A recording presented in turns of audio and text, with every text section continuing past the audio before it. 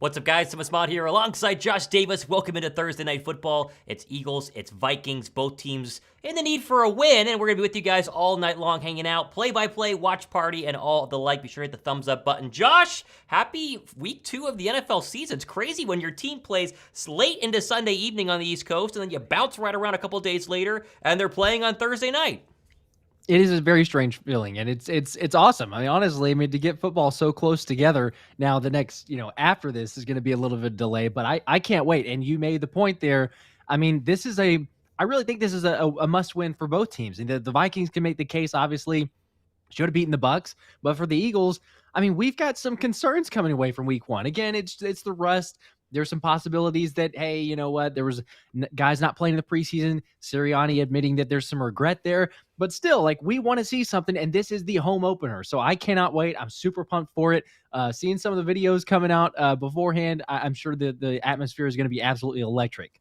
Atmosphere looks absolutely crazy right now. I think it's going to be one of the more lit Eagle games that we've had, not in a long time, because the playoff games were a lot of fun. You and I were at the final 2, but I think this will be a really, really exciting and electric overall atmosphere. Let's go through some of the news here with our inactives that are officially out. No Gainwell, McKee, Bradbury, Blankenship, Tyler Steen, Moro Jomo, and Albert O for Philadelphia. For the Vikings, Jaron Hall, Nick Muse, Andre Carter. There's the center, Garrett Bradbury, and then Jocelyn Roy. The big questions, though, of course, we're going to be on the left tackle spot for the Minnesota Vikings. It looks like Christian Darrisaw is going to be questionable. He's going to be a game-time decision based on what I was watching. The CBS Live HQ guys were talking about how he's suited up. Will he actually play a lot? There's a great opportunity for Philadelphia to get out there and get out there early to get after Kirk Cousins and hopefully disrupt this Viking passing attack that has most of Philadelphia very worried tonight. Ask anybody, and they think Justin Jefferson, with time from Kirk Cousins in the middle of this football field against what is a banged-up Eagles secondary, could make some serious moves. For sure. And I mean, I wouldn't doubt it, or I guess I wouldn't, be totally against it, obviously, with the lack of not having James Bradbury, like you mentioned. But I mean, this is a vaunted pass offense, even though they lost to the Bucks. I mean, look at the stats. Like Justin Jefferson, he had over 150 yards. And if you're saying, okay, well, he's going to go up against Slay, that's true. But there's still Jordan Addison, and the fact of, I mean, can the pass rush get there? I think that they can. I think that'll be the great equalizer. But like we talked about earlier today and on several different shows, the question is, can the back end of the secondary hold up with the safety concerns or the possibilities of what are you going to see? It looks like from who was it? I think it was it John? I'm drawing a blank now. John for NBC. I think he was saying that the safeties are going to be John Clark. That's it. Justin Evans and Terrell Edmonds are going to be the starters, most likely. That's where he's leaning towards. So maybe not. He did say or mention that there could be 3 safeties on the field as far as getting Sidney Brown in there. That would be interesting if you're going to go with that look. But either way, there's some question marks for sure, especially on the back end. And if a Kendrick Bourne was able to put up some numbers like we've talked about, I mean, Justin Jefferson is different, and we all know that. So there's some concerns. I can understand that, but I do think the pass rush can equalize it. Jeff McLean has the tweet on your screen right now. He says safeties will be Justin Evans and Terrell Edmonds. Linebackers will be Nicholas Morrow and Zach Cunningham. No Christian Ellis starting tonight. Morrow has the green dot, signifying he will be the play caller tonight, which is a little bit of a twist for most of us believing that it would have been Christian Ellis, at least based on the snaps and the positions that they were playing during training camp. Not so. Morrow gets the call up tonight, and he has an opportunity to, hopefully solidify maybe a spot on that linebacker.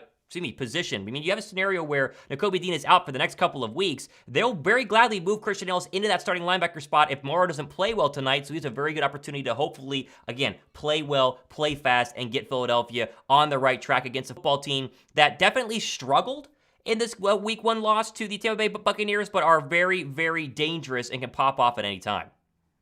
Yes, no doubt. And it's kind of on audition, quite honestly. I mean, you've got Morrow. That's surprising, not going to lie. I mean, we've both talked about it. The fact that it seemed like Ellis, like you were mentioning there, getting some plays, getting some snaps, you felt like he might be able to, especially because Nicholas Morrow was signed to the practice squad and then obviously elevated. But hey, you know what? You say, here's your chance. You go out and show it. Maybe you end up earning a spot, at least, for the next 4 or 5 weeks while Dean is out.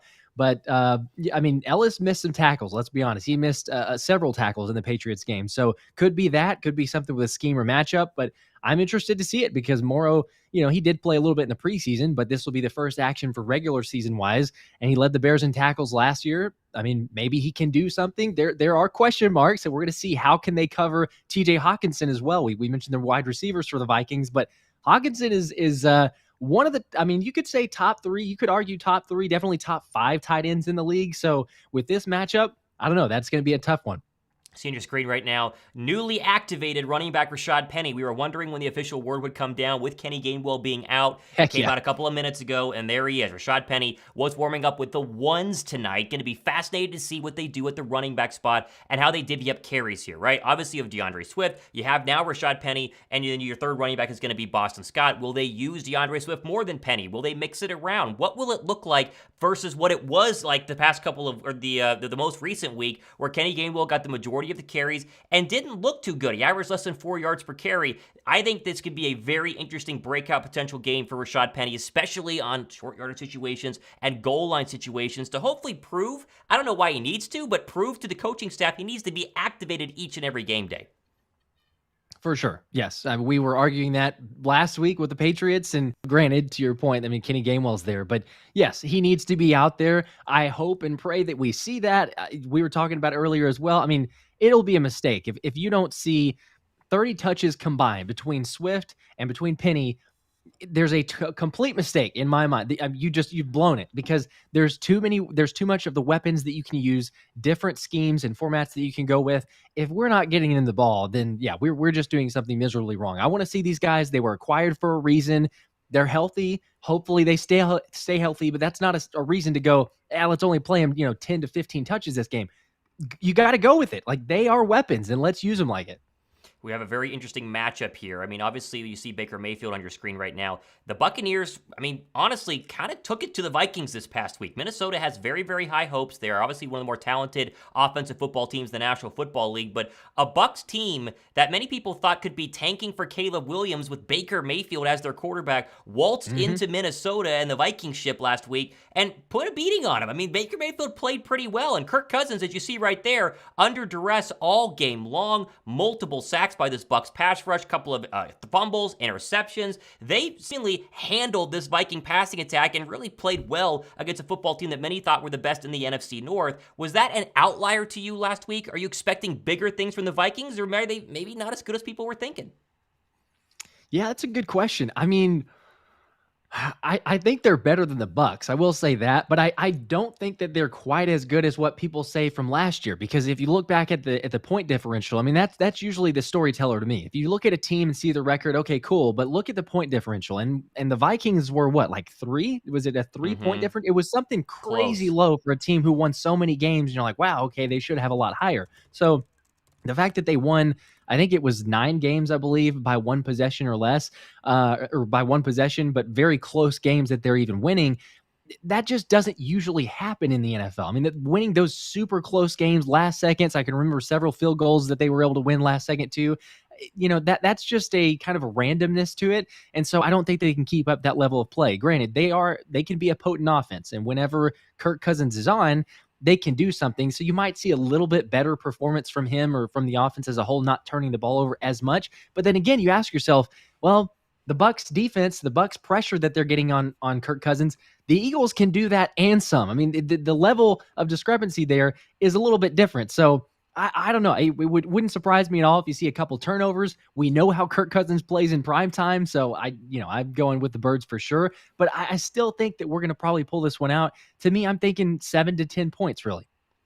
You see on your screen there, Hassan Reddick obviously had a big game last year when the same exact Viking team came into Philadelphia in week 2, that time on a Monday night, and got beat around. Philadelphia's offense moved the ball up and down the field, and it was a feasting of Kirk Cousins in this offensive line. With the Vikings being banged up tonight, maybe this is the breakout game for, is it Jalen Carter? Is it Nolan Smith? Is it Hassan Reddick? Is it somebody else? The Eagle defensive line got pressure at times on Sunday at Foxborough in New England, but they weren't consistent. I think Eagle fans are wondering, hey, you had 70 sacks last year, 2 off of the NFL record that's set by the Bears way back in the day. You're on pace to get like what, 34 sacks this year? I mean, they only had 2. Can they get a couple more tonight and kind of kickstart this defense and hopefully slow down, again, the passing attack by not giving Kirk Cousins a lot of time? Mac Jones was very, very effective last week by getting rid of the football quickly. We saw that average, time to throw of 2.3, 2.4 seconds, which is extremely fast. He dumped it off as quickly as possible to neutralize his pass rush. That's not Minnesota's game plan. They don't normally do that. They like to sit back in the pocket, build off of play action,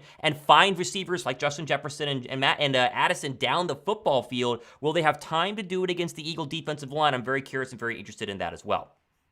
I am too, as we're seeing, for those maybe that might be watching on Amazon Prime, the light show in the background there. That's pretty sweet. I can't imagine what that's like right now. The environment, being electric, as the birds are probably about to come on the field here. I mean, look at that. You got the phones, you got the light ups. If for anybody that can't see, I mean, they had it on the app, so they're kind of syncing it up to the music that's getting played. I'm just telling you, I can't imagine what that's like. But hey, it's not going to go well for Kirk, I don't think, because of that. The team is amped up. Yes, there's some concerns, there's some issues, but like you mentioned there, I think that it's going to end up being you have 4 or 5 sacks this game. I don't think it's going to be 2. And you get the crowd behind you, as we know and have seen many times against the Vikings. I think that this thing not really going to be as ugly, I don't think, as last year or even in past times with Minnesota visiting the link.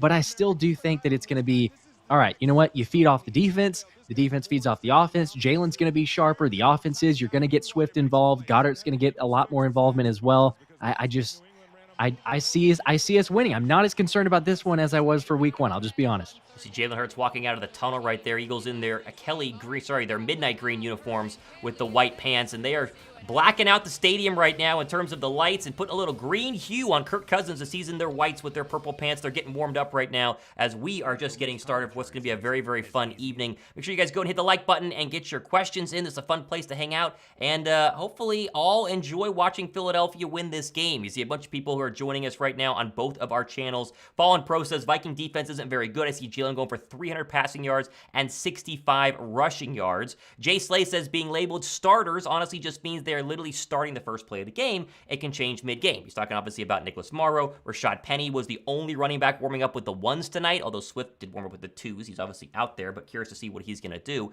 Cranky says, I hope Swift and Penny both look good. Offense did not impress last week, and for the love of God, can we throw it to Goddard?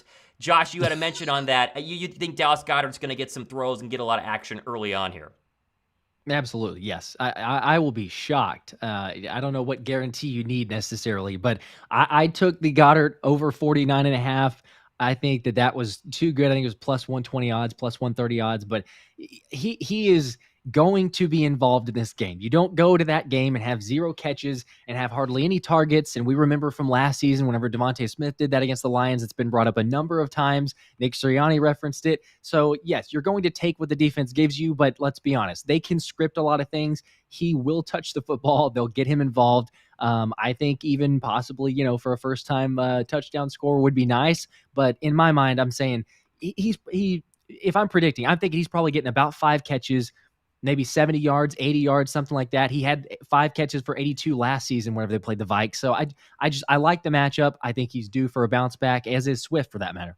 I hope that you are exactly right. They are seemingly due to at least have a bounce back game here. A.J. Brown, he was targeted often in that game against the Patriots, but they didn't really, I would say, establish him. And I know that, of course, Bill Belichick's job is to go ahead and kind of take away your best player. And I think they did a pretty darn good job of that. I know Devontae Smith cut the touchdown pass, but this feels like a night where A.J. Brown needs to have a massive impact, roll those coverages to his side, and open up the Dallas Goederts of the world, open up the Devontae Smiths of the world, and hopefully open up an Eagle rushing attack that did not rush for 100 yards last week and averaged less than 4 yards per carry. I mean, it was very unlike Philadelphia. Normally, if they don't run the ball well, that means they're throwing it great, they're throwing it poorly, they run the football well. I think back to the Green Bay Packer game in primetime last year. It was not the case in week 1. No excuse for rust tonight, though, Josh. No excuse for weather. It's a beautiful 60, 65 degrees in Philadelphia. It is an evening meant to play football, and an evening meant to showcase to the world and a national TV audience that you are still as good as the best team in the NFC.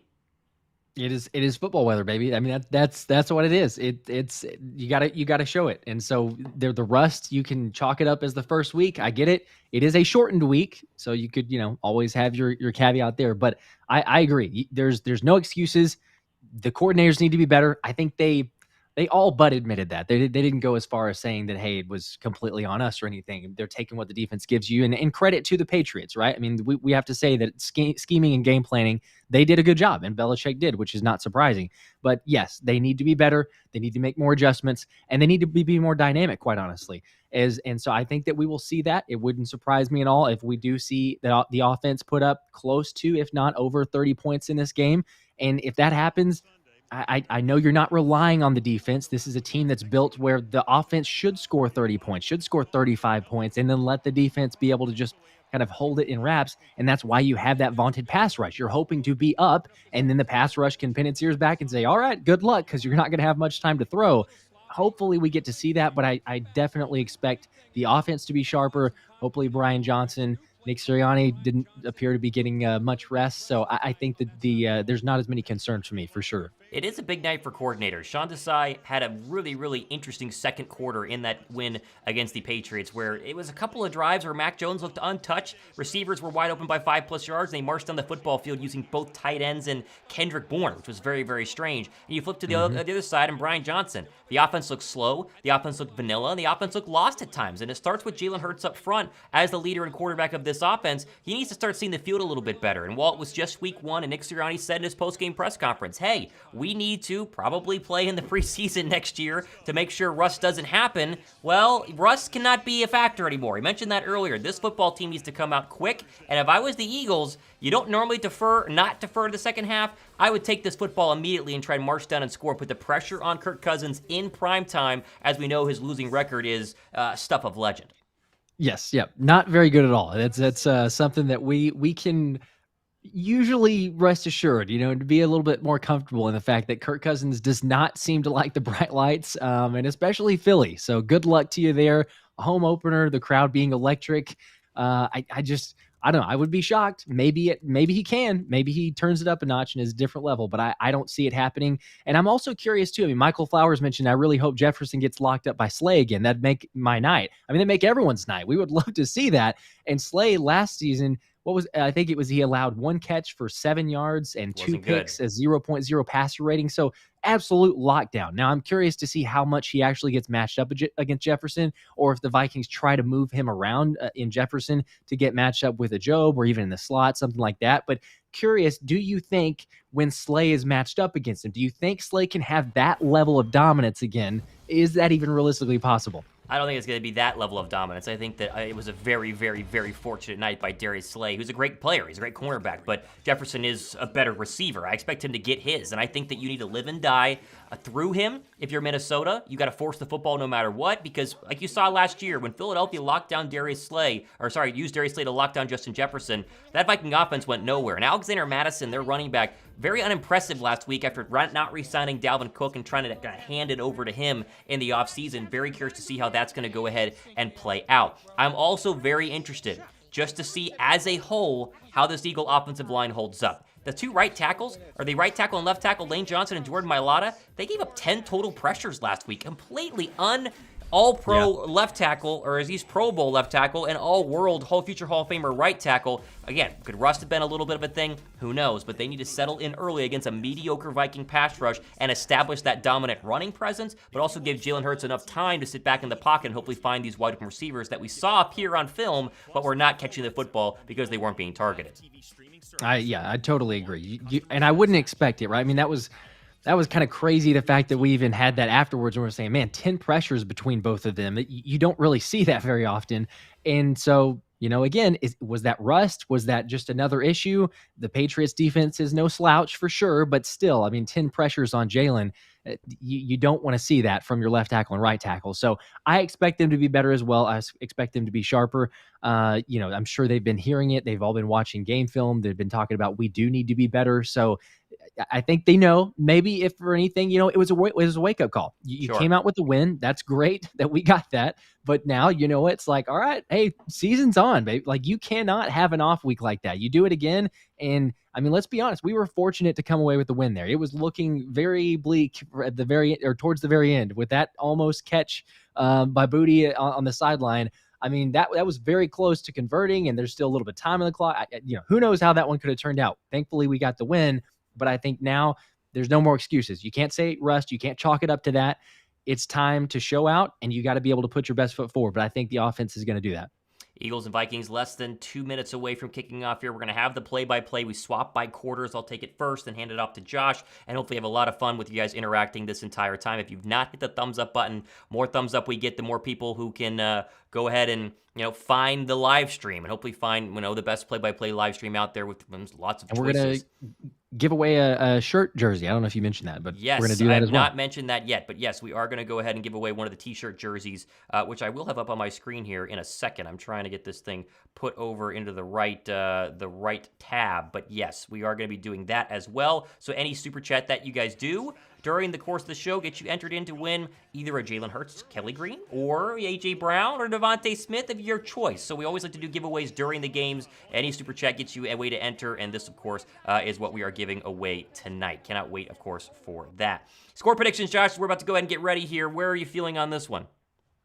Yeah, I'm going to go, I'm going to stick with what I've been going with here. I'm going to say 34-24 Eagles, and the Eagles offense is going to get the ball, by the way. They won the coin toss. And they want the football, which is very, very good. I say 27-24. I'm sorry, Vikings won the coin toss, but Eagles will get the ball first. Okay, there you go. They will defer it. DeAndre Swift was announced as the Eagles starting running back whenever they were running out of the tunnel. And also interesting, his very first game active in the National Football League, cornerback preseason hero Eli Ricks. He won't be starting. That'll be Josh Jobe. But if Jobe were to struggle, this could be a very, very, very interesting evening for a guy in Eli Ricks who was the talk of the town in Philadelphia, almost a lock to make the roster whenever he had that interception, of course, in the second preseason game and a very good time in the third preseason game as well. As we get ready to kick off here is Michael Buffer. He's giving us you're not allowed to actually say what he says on air because he has it copyrighted. So we cannot say what he's saying.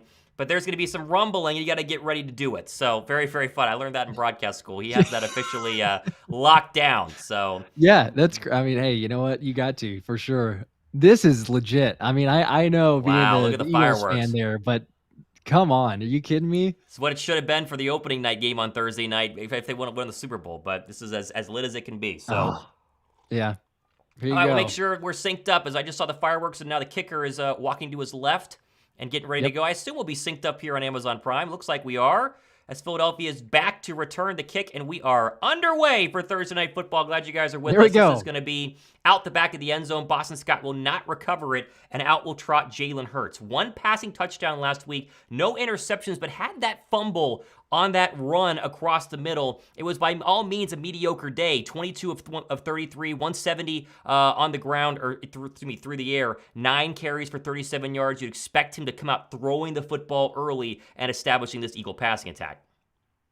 No doubt. Yep. And honestly, I mean, it wouldn't surprise me here if it's going to be either Swift or Goddard. I'm just going to say that. I'm going to predict it right now. Swift is your running back in the shotgun. He's going to be standing to the left of Jalen Hurts. Goddard is the tight end tight to the near side. Your two receivers, A.J. Brown, Devontae Smith. Here we go. Opening play. 5 to go in the play clock. Hurts takes a snap. Here comes a blitz. Looks right. Throws right. That's going to be caught by Devontae Smith. He gets across the 30-yard line. There's a quick pitch and catch for a gain of 7. Philadelphia starts off with a positive play. It'll be 2nd down and 3. All right, some positive yards. I was wrong. I thought they'd telegraph it, but maybe they thought the Vikings would know that. But there you go. You get some positive yards. I think this is what you have to do because too many times they got down behind the chains on Sunday. So there you go.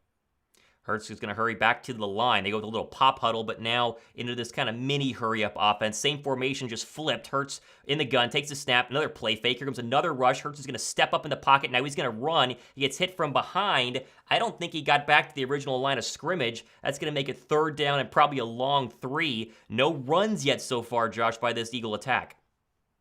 No runs yet, and it's not super surprising. The Vikings sent a blitz there. They sent a lot of blitzes against the Bucs last week, so it's something you probably will expect from this Vikings defense quite a bit. It was picked up okay, but immediately Jalen's trying to kind of take something and do with it, or take the ball and run with it, but didn't work out. Loss of 2. Now 3rd down and 5.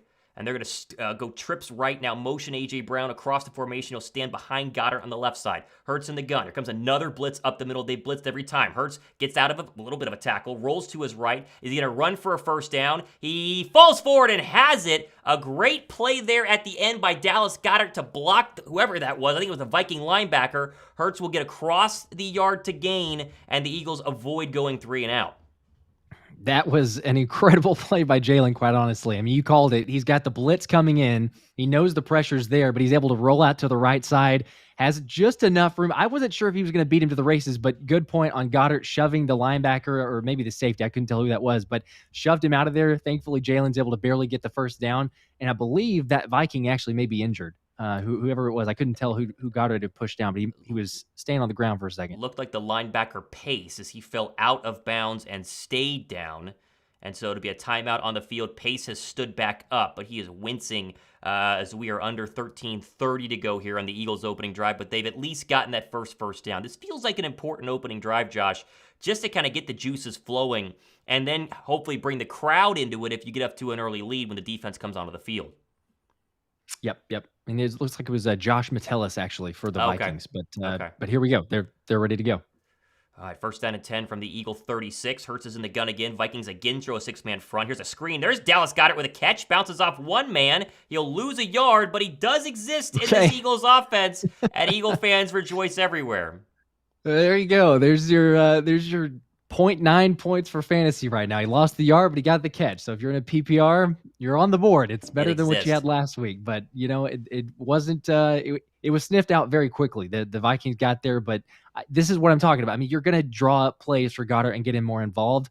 I think that'll make the offense more dynamic. Hopefully, we get to see a little bit more there. But so far, I mean, Vikings defense hasn't looked terrible. You haven't given up a whole lot right now. Hurts in the pistol. They've not done a design run to a running back yet on this drive. 2nd down and 11. Here is another play fake. That's to Swift. Hurts is going to step up. He's taking a deep shot. He's got a man open. It's Smitty coming back to it. He's got it at the 10. There it is. Oh, there's Devontae Smith.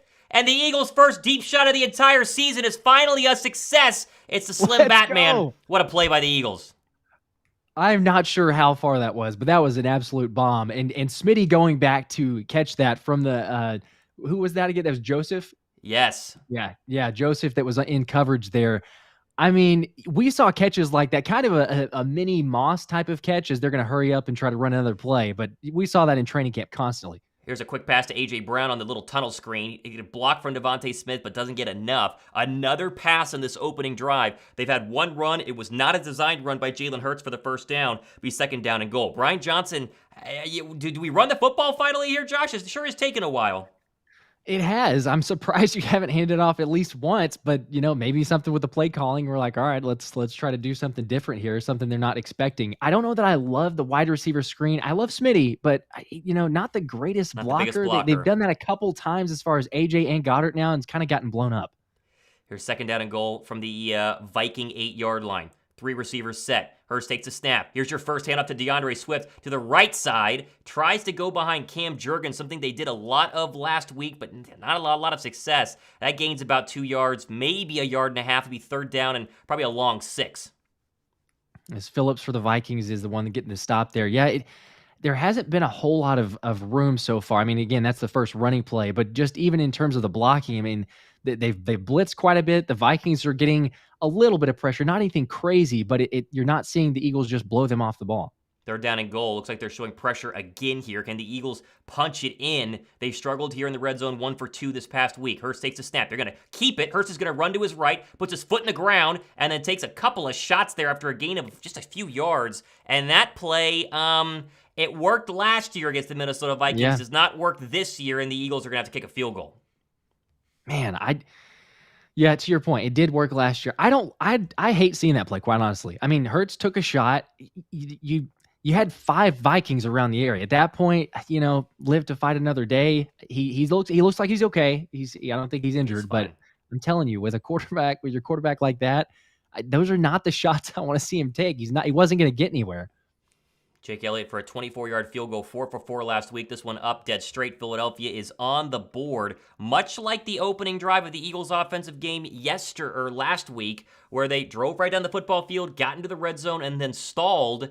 Interesting they only do one design run to a running back there, Josh. They hit the big play to Devontae Smith. Love that. We can't complain about that at all. But it seems, again, similar to what they were doing in Nick Sirianni's first year in Philadelphia, the first couple of games before they gave over play calling to Shane Steichen, and they would just throw the ball at will. Now, Hurts is a better passer of the football now in year 3 of the offense versus year 1, but still, it wasn't the most intriguing, I'd say, first series of play calls that were most likely scripted. You see that right now in the comment section. Yep. I mean, a little underwhelming there. Eric Petro says underthrow to Smith and they lose 4 points.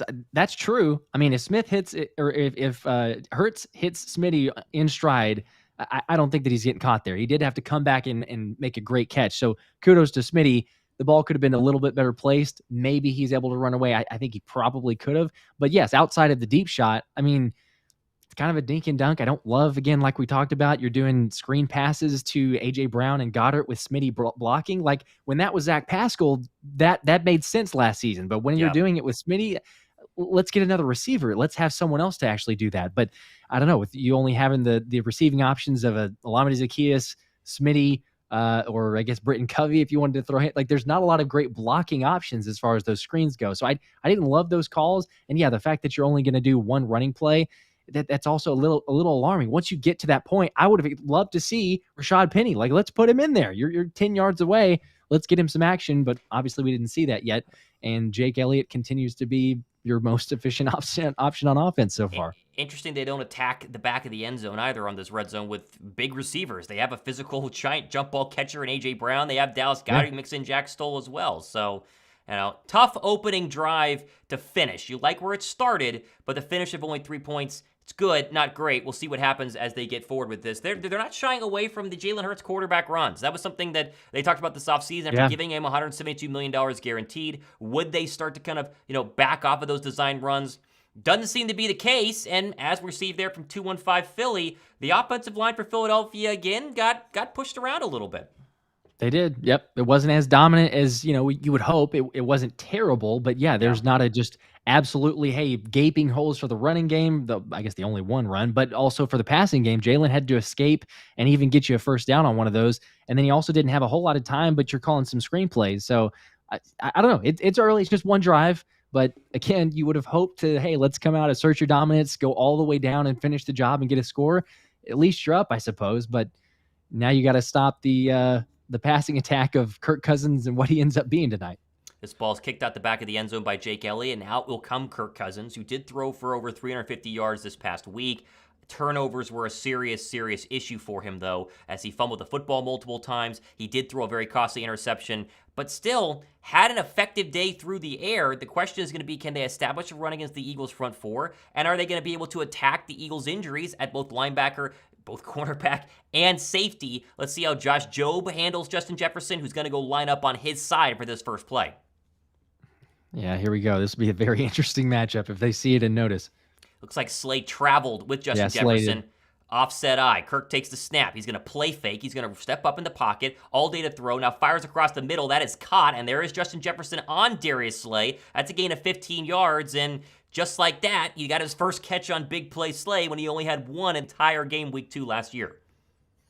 Already the better outcome there. He's just running a crosser over the middle as a play action. I mean, he just distanced quite a bit from Slay. There's not really much you could say from that. There wasn't a whole lot of trickery in that route. He just kind of ran away from him. So it looks like it's going to be first down and 10 as the Vikings get their first down of the game at their 40-yard line. Madison the back and an offset eye. Kirk takes a snap, comes a quick screen to Jefferson. Good tackle there by Darius Slay. Only a gain of 1, and just like that, Slay will be following Justin Jefferson. That's been proven, and so far, that's been the matchup to watch so far tonight. All right, there you go. Okay, so we're seeing, I think, already even the Vikings going, hey, you know what? We know what happened last year. We're going to get Justin Jefferson involved. You're going to go another play call for a screen, but great job by Slay and actually being able to come up and make the tackle, recognized it quickly and bringing him down. Couple of quick passes to start this game off early. A max protect first and then a quick screen, trying to slow down this Eagle defensive front that's got 5 guys walked up on the offensive line. Second down and 9, 8:30 to go first quarter. Back goes Cousins, steps up, he's hit, and that ball is going to be incomplete as he tried to find Madison, and guess who? Fletcher Cox there, injured ribs and all. He's playing tonight, and a good tackle and a good breakup there by the Eagle defensive line. No doubt. And credit Josh Sweat, quite honestly. He was the first one there, and the get off in this play, he was phenomenal. They're going to show it on the replay here, too. It was like simultaneous. At first, I thought it might be a flag because how quickly, but the get off was insane. for his timing and immediately goes through the double team, getting there along with Fletcher Cox. You love to see that from the pass rush. Rookie center in for the, or backup center in for the Vikings. You saw it there. Here's a 3rd down and 9. 5 receivers set. Kirk in an empty gun formation from the Viking 39. Takes a snap. More pressure by Jordan Davis, and that is incomplete off the hands of their, I can't tell exactly who that is, KJ Osborne, and that will be a 5 and out for the Eagle defense, and the Vikings are going to have to punt, and that was Jordan Davis all over Kirk Cousins. Big old Jordan Davis right there. They're doubling Fletcher Cox on the left side. Jordan Davis, just a little swim move, and here you go, right into the face. Little helmet-to-helmet contact. Oh, hands to the face. That probably, I mean, today's NFL should have been called. I wouldn't have liked to see it. I'm glad it didn't get called, but a little iffy there. Britton Covey elevated from the practice squad yet again. He is punting or returning this punt. That is a deep, high end-over-end, received to the 10. Covey with some room, splits one tackle, fumbles the football. It's on the ground, and it looks like it's recovered. Is that Trey Sermon? It is. And the Eagles dodge a bullet. The ball's going to be back at the 10-yard line, and Covey's night might be over after that. Oh, my gosh. Yeah, that was terrifying. And Ringo, actually. Keely Ringo is the one recovering it. In the new 22. He changed numbers. That's right. I'm used to seeing 37, so I like the 22 better, but at first I was like, wait, who is that? They go to commercial break here. That was fortunate. Almost a nightmare start for the defense in terms of special teams. But the defense, what a great opening drive. I mean, truly, the pressure was there. Multiple hits on Kirk Cousins. Looked like Slay is going to be, blanketing Justin Jefferson the entire night. That kind of frees up Josh Jobe, hopefully, and what could be a little bit of an overwhelming first start for him. And Philadelphia is going to get the football back with 90 yards to go, but a chance to drive it down the football field and kind of blow this game open with a touchdown.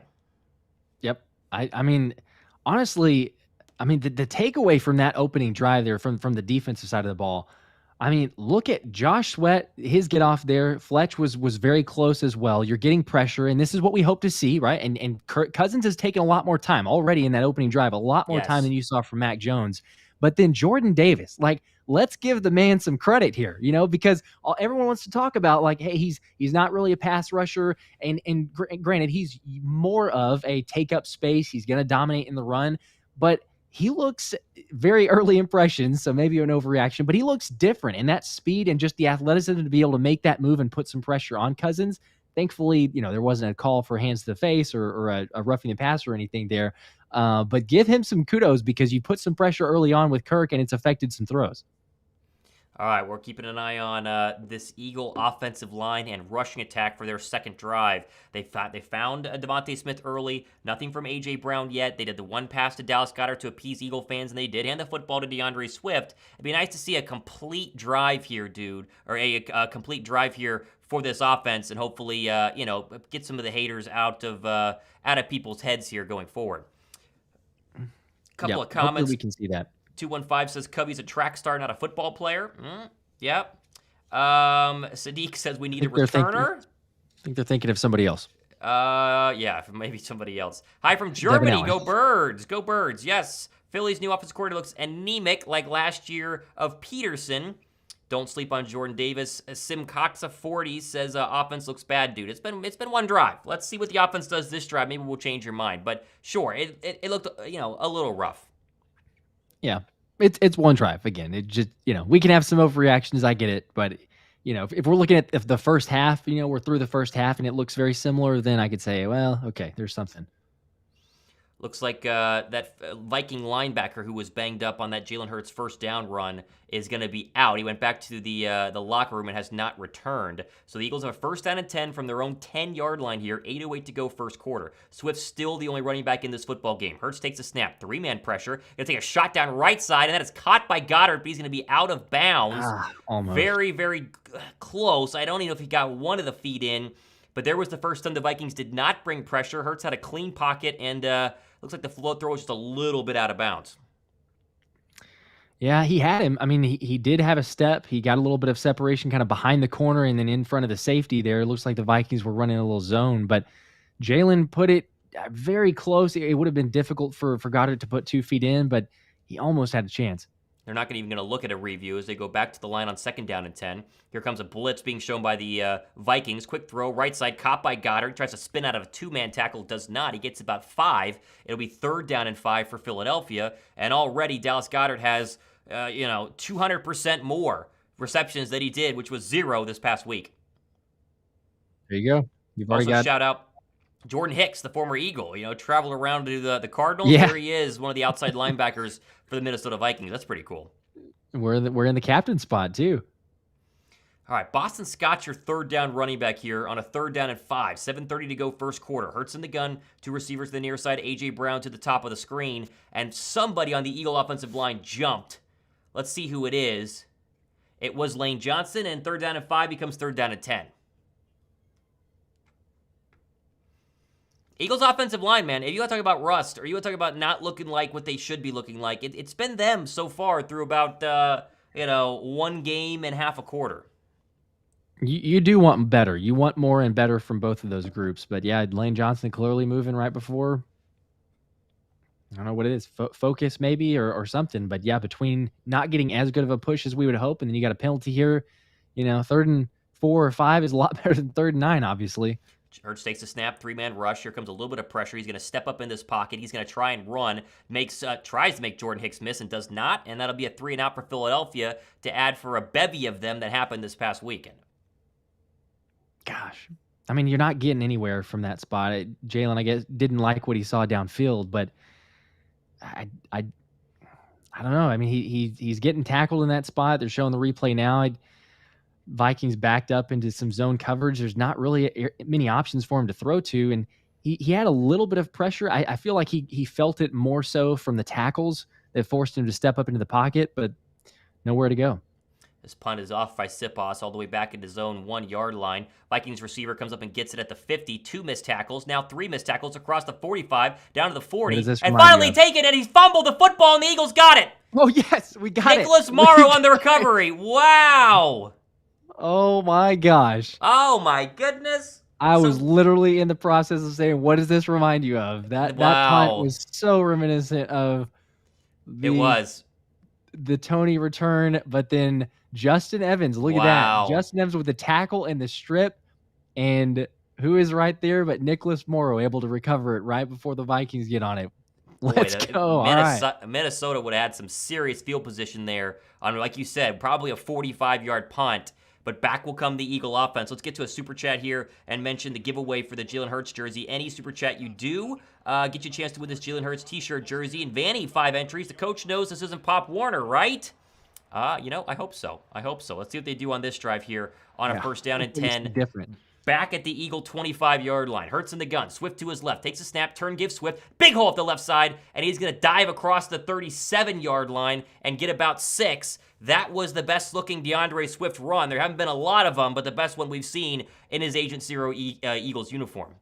And I would say the best that we've seen from the blocking so far. I mean, the left side, you've got Mailata and Dickerson, who cleared out a gaping hole from that side. We hadn't seen that much so far in the game, but really great move by Swift. Hurried the line. Big hole for Swift off the right side. He lowers his shoulder and gets across the 1st down yardage and signals a little 1st down at the end. And finally, the Eagles want to run the football after basically running it once. Why not? The first 2 drives, they're getting this drive rolling, and they're going to hurry back to the line. Thank you. Let's wake up and do that. That's basically the same play this time to the right side, but another great hole blocked out by Juergens and Lane Johnson there, but a great run. 1st down and 10 from the Eagle 38. Here's another give to DeAndre Swift. He's going to try to bounce it out right side. He's got some room. DeAndre Swift across the, 50-yard line. A nice block from Devontae Smith and a gain of 13. And DeAndre Swift is running hard and showing why all Eagle fans have wanted him to run this entire time. Thank you. This is what we wanted to see. Again, you're seeing these exact same plays, basically. Jalen's in the gun. He's got the RPO option, or at least the option to take it and run with it, but he's handing it off to Swift, some really good holes. And Swift's making some great runs as well. I mean, he's making the decisions as far as the cutbacks. He made one with the counter. This is what we wanted, right? I mean, why did it take so long? I don't know, but thank you. We're going to it. 4 runs for 24 yards. 1st down and 10 from the 50-yard line. Swift's still in the game. Here's a play fake to him. Here comes some pressure. Hurts steps up in the pocket, and he's going to be hit, and he's going to be sacked. There's 3 Vikings that got to Jalen Hurts, and this offensive line, when they're getting a little bit of pressure, they have not held up too well. It's a big loss. Yeah, that was I couldn't tell again. The Vikings love blitzing, as we talked about. They sent another blitz, and it looked like okay, Jurgens kind of got mismatched there as Goddard was on a delayed route and took off, but he's eventually brought down. So I don't know. The blitz definitely got there in time. Something that the Patriots did a lot last week. Minnesota obviously saw something that they liked in that film. Their second sack already of the night. Bad for 7 yards on the loss. Second down and 17 now. Scott back in the game. Here comes a play fake to him. Hurts steps up, throws left side. There's a screen to Goddard. No blockers in front of him. And he got maybe a yard before he's banged down by the combination of Jackson and I think it was another Viking safety. Here comes third down at 16 on a drive that started out very promising and is starting to kind of slow down a little bit here. Yeah, as they're showing, it looks like Metellus for the Vikings over on the sidelines, who was one of their captains, maybe coming back in. But again, as far as just the play calling here, you got the screen to Goddard, but it looks like they're reading that really well. You've had a couple wide receiver screen, a tight end screen to Goddard. That's not really been the opening. So hopefully you can dial up something deeper range here because you need 16 yards. Third down at 16, 3 to go in the play clock, 3:05 to go on the game clock. Hurts takes the snap, a normal four-man rush. Nice clean pocket all day, steps up, fires. That's going to be intercepted as Jalen Hurts threw it into double coverage there, and returning it back across the 45-yard line is, I believe that was Jackson, and Jalen Hurts has his first big mistake of the 2023 season, a really ugly throw into double coverage. Yeah, that was the totally wrong decision, obviously, with it being a pick there, but I'm not sure what he's seeing, quite honestly. Like, that's in double coverage, and it's in his zone, but both guys were converging on Smitty. Like that, there was no chance there. That was either getting picked off or just fortunate that a DB drops it. There's no chance that Smitty makes that catch. I don't know. Again, it's there's still time. There's, I wouldn't say it's just let's overreact and go crazy with it, but the reads that Hurts made so far, I don't know. There's a little bit of concern. Are you concerned with that throw? That's not a great read. I don't like seeing it. And we saw some things in the Patriots game, so not the best look. We all thought he was going to be better than he was last year, and while it's still early, so far he's been worse. He has been worse than 2022. This looks like 2021 Jalen Hurts, and Meat 812 just said Jalen Hurts is not himself, man, and it seems that way. He's just not. He's not seeing the field, and that was a throw that looked pretty obvious. You don't want to fit in there, and he decided to throw it, and it's going to be very interesting to see what he does during his next possession because so far Philadelphia been able to move the football, but Hurts is missing some people. Very interesting. Yeah, it definitely is. We got several comments, obviously, there of Jalen Hurts, no confidence, not sure what he's seeing. Yeah, he's forcing things here. So yeah, he doesn't look like himself. You wonder, again, was it some rust in the first game? But there's no excuses, I don't think, for now that we're in the second game of the season. Is there something with the play calling, which is a little bit different? Is there something with the scheme? Or it just really looks like he's not seeing the field that great. Certainly with that throw and obviously, too, one of the other times that he kind of took the ball down and ran with it. So I don't know. It is early. I wouldn't say it's sound the alarms, but the early instant impressions are this is not the best reads. Have defenses been able to get a full season of tape and see, hey, this is what Jalen does well, this is what he doesn't, and also take a look at what the Pats did to him last week and try to adjust off of that. I don't know. It's early, but there's a little bit of concern from what we've seen right now. It was they're showing us this interception right here, and Jackson was stepped up in the A-gap like he was going to blitz. He backed out of it and kind of sat right on the middle of this route, and what's confusing is Jalen's looking right at him the entire time. He telegraphed this throw. It was going to go to Devontae Smith the entire time, and, you're just wondering what he's looking at there, and you hope this is not going to be the standard for Jalen Hurts. This is going to be the exception. And now back out comes the defense after back-to-back turnovers from both football teams. And now we get to see Kirk Cousins' Viking offense for drive number 2. Yeah, we need to see better for sure. Mason McRae says could have just thrown it to Brown. Yeah, at that point, you're taking a look at it. Just take a shot. If Brown catches it, they don't have the ball in near as good a position. But I don't know what he was seeing. Here's a first down run to Madison. He's tripped up by Josh Jobe. The ball came out at the end again. Is that a fumble? Justin Evans recovered it. No it way. Might be. And they do. It might be. Maddox was reacting like it was a fumble. No way. Did that ball just come out at the end there? Oh, he was signaling. Yes, it No did. way. Oh my gosh. Oh my Are you goodness. kidding me? We got to see a replay here. Job put the hit on. Justin Evans recovered. We're getting the replay right now. Is it coming out? Yes, it is. That's a fumble Oh, by heck yeah. Avonte Vontae Maddox. Maddox Poked it out. Wow. and Justin Evans with the recovery. So Justin Evans, a forced fumble on the last kick on the punt return, and now a fumble recovery, and then Maddox gets that one out there. Wow. I love it, but I mean, did we really expect as much as say, hey, Jalen's going to struggle, but the defense right now is carrying? We're a lot of people saying that here. Defense is literally carrying. Yeah. Defense wins championships with Brian Biting as the Vikings have fumbled the last 2 times they've touched the football. 11 turnovers in the first quarter of the last 2 seasons, worst in the National Football League. And Jalen Hurts gets a gift here at the 40-yard line, basically where he threw the interception. Here's a carry by Jalen Hurts, and he just hurt himself. Did you see that? Is he okay? Oh my gosh, I thought he blew his knee out. Great, but I think he's okay. He planted his knee into the ground He off didn't this like read that option, and he didn't like what it felt, but I think he's going to be okay. Oh my gosh, my heart just stopped. It's a read option where he should have given it to DeAndre Swift. Gosh, he did pull up there in that left knee, did he not? I don't know. Yeah, I mean, he looks like he's in the maybe game. Okay, but He stays in the game. It was a weird plant. I'll say that. I was concerned. Second down and 10. Hurts going to throw left side. That's going to be caught. There's A.J. Brown for the first time tonight. Gain of 7. Third down and 3. And I cannot believe that looked like Jalen Hurts really favored his left leg, but he seems okay. And so, no harm, no foul, I guess. Here comes the third down. Another third down here, but quite honestly, the fact that you got the fumble and you have the ball in the position here, I mean, this is a complete failure. To me, if you don't go get 7, I mean, you got to make something happen. So you have to get this third down. You got to convert, show that you could do it, and then keep the ball rolling because the defense is gifting it to you. Third down and 5, play clock under 5. 5 wide receivers for Philadelphia. Vikings showing pressure again. Hurst takes the snap. He's going to design quarterback keep, and it goes absolutely nowhere. There's Jordan Hicks, the ex-Eagle. What in the world? And this play calling is rough, and the Eagle fans are letting him hear it. Here come the Boo Birds. Jeez. I don't understand that at all. I mean, the Vikings are blitzing, and they've been blitzing all game. And you're going to call, I mean, I know it's 3rd and 5, so it's doable, but it's Hicks going through there, like you mentioned. Juergens not able to get there in time. I mean, it didn't really look like it was as much of a Juergens fault.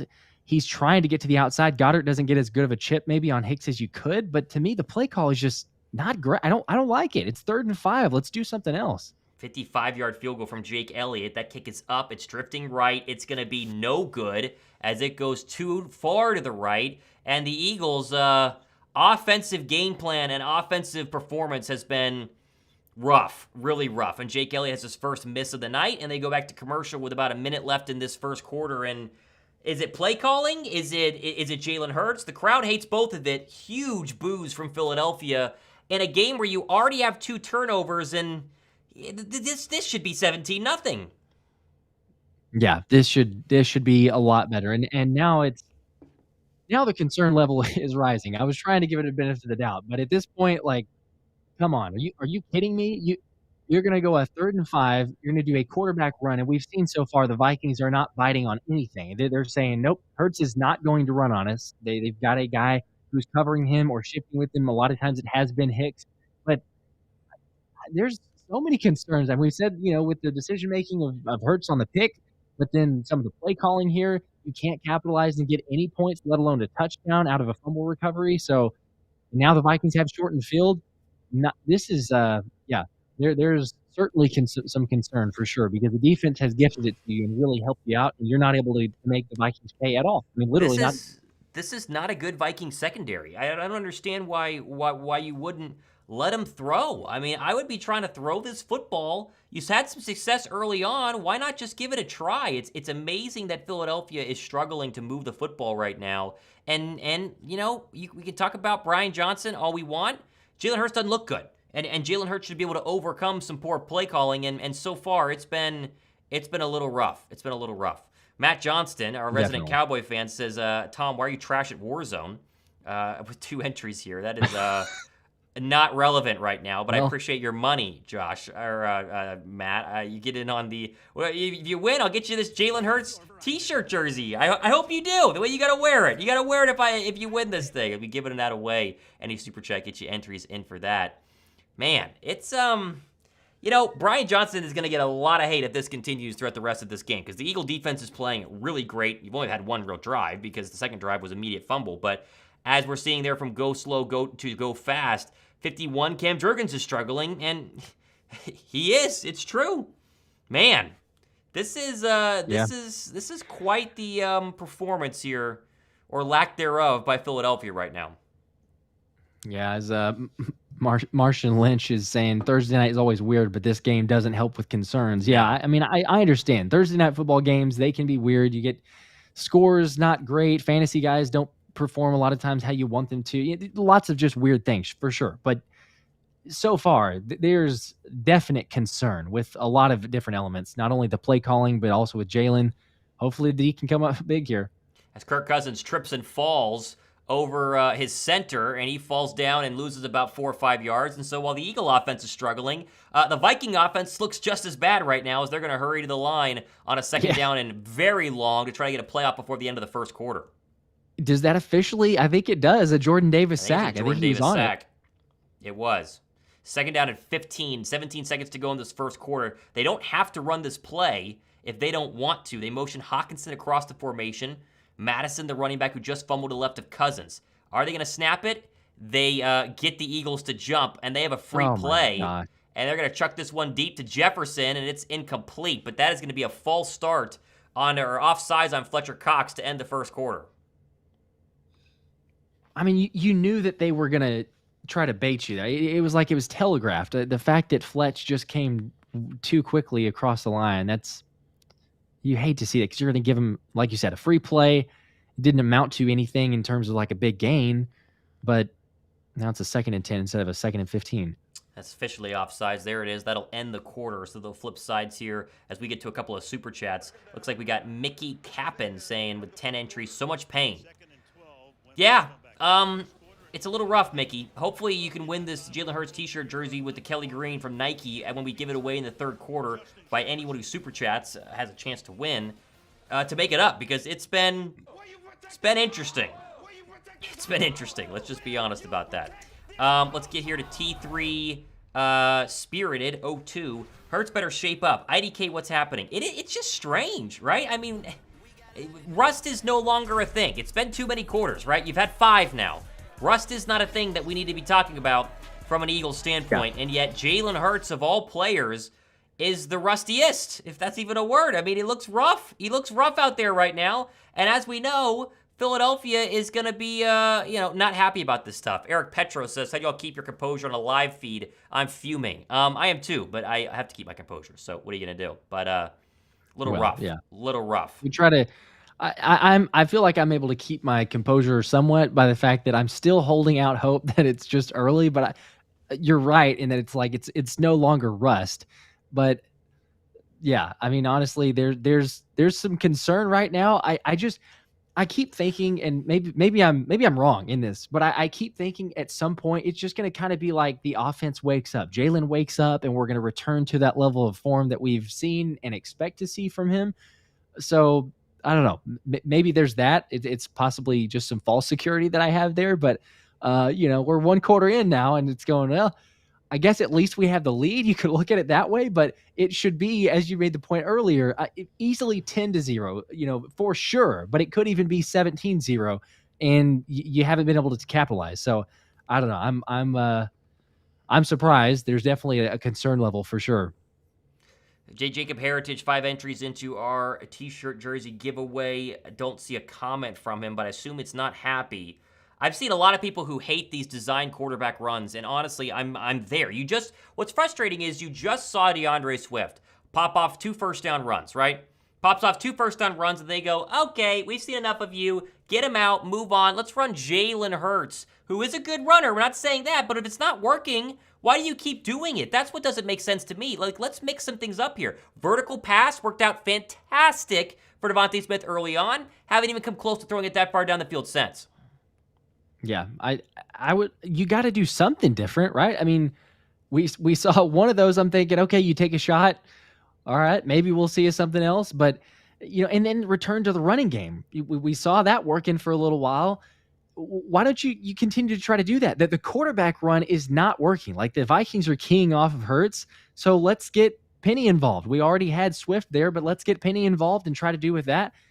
I mean, until they can stop it, until they could prove that they could stop it, I say you keep going. But for some reason, we backed out of it and decided, hey, let's do some quarterback runs in these situations. So I don't like it. There's lots of different areas. It's not just Jalen. Jalen certainly doesn't look like himself, but there's lots of areas. Eagles have dominated the time of possession, and yet it's 3-0 to start the second quarter.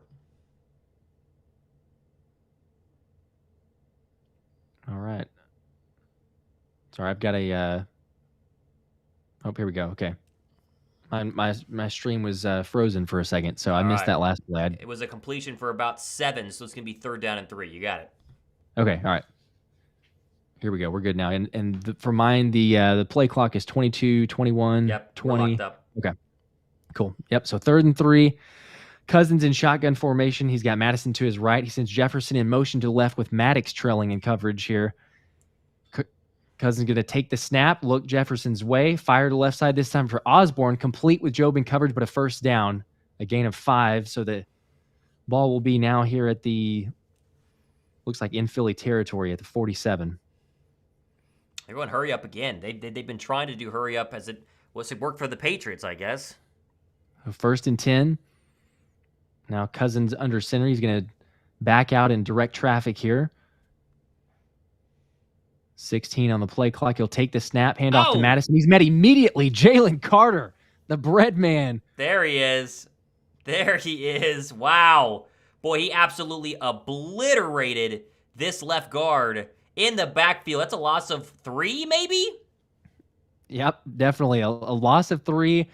I think Schlottman is how you pronounce the name of the center there, but he's the backup center who's playing for Garrett Christian, who's been out with the back injury. So Jalen Carter knew for sure coming to this game, you got to back up on me. Well, let's see if they can take it. But 2nd and 13 now. So Cousins in shotgun formation. He'll take the snap. He's going to fire to the right side for Hockenson, complete for a short gain before he's run out of bounds or tackled by Cunningham, a gain of about 2 or 3. So it'll bring up 3rd and 9. Chance to get off the football field here. That's your first look at TJ Hockenson. Nicholas Morrow's been good so far for someone who was cut, signed back to the practice squad, and then elevated only due to injury. When it comes to Nakobe Dean, here's a chance to get off the field again on 3rd down and 9. This could be huge. I mean, defense carrying the offense so far, which is crazy. I didn't expect it. I don't think a lot of people expected it, but the fact that it may be possible. 3rd and 9, 10 on the play clock here. Cousins has Hockenson moving in motion now.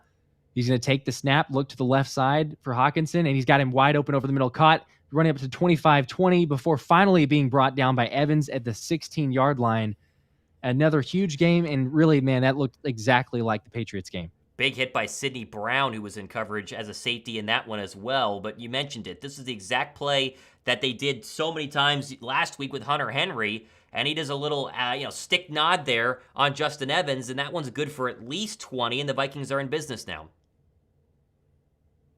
That was the question coming in, right? I mean, we talked about it. You're trying to shore up the middle of the field, and that was wide open. They could have told you from last week, but interesting if we'll see more of Sidney Brown. 1st and 10 here, though, a toss to Madison to the left side. Maddox is going to get there in coverage and brings him down about a game of 3 or 4. I don't know if Maddox may be hurt, though. He's staying down. See if he came back up here. They're showing us Madison. That would be that would be not good if he is already hurt. Vital in a secondary that's already very banged up without James Bradbury today. Gosh, come on. It feels like he's just always in. I hope he's okay. He's holding his chest, but he's off the field right now. They got him off the field. Yeah, I don't know that. 2nd and 5, though.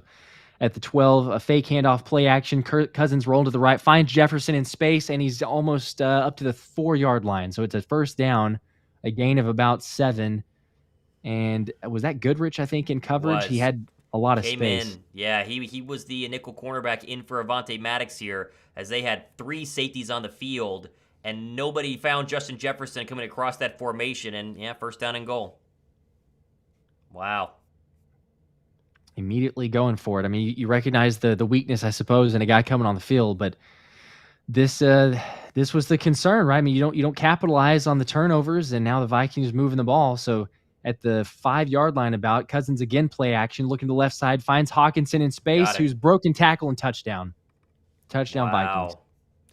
Well, you were saying the defense was carrying us, and then there goes a horrific drive, and Hawkinson's in, and boy, this has been rough. I would have told you Philadelphia dominates the time of possession. They dominate yardage. 2 turnovers to the Eagles 1, and you're losing, about to be 7-3. This would be a Boo Bird-filled night, as Derek Barnett had no clue what was going on that left side. He had a chance to hit Hawkinson and didn't even see him. Totally missed it. And then a missed tackle by Goodrich, but I mean, I think it's asking a lot to try to bring down Hawkinson in that space, but not great. As well, did he did. He made that. I was gonna say the PAT looked like he shanked it to the right, but Joseph was able to barely sneak that one in. So 7-3 Vikings, and man, this is not good.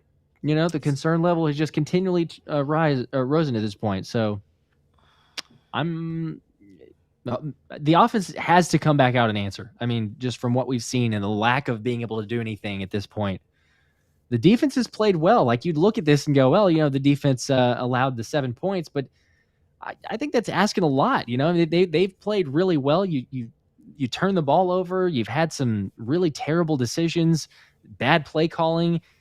You missed a field goal, but you know, 50-yarders aren't a sure thing. As great as Jake Elliott is, you just don't really need to or want to put your special teams unit in that position. But the fact that you couldn't go and do anything is like, that is definitely not a good sign. Get a quick super chat in here from T3 Spirited 02, $2 into our t-shirt jersey giveaway in the third quarter, as he says, hangover like the first games the Bengals had. Hangover cannot be an excuse anymore, right? You can make that excuse in week 1. You can't make it in week 2. This isn't a hangover. This is poor execution. It's poor play calling, whatever you want to say. But this is a football team that does not look anywhere near where they were.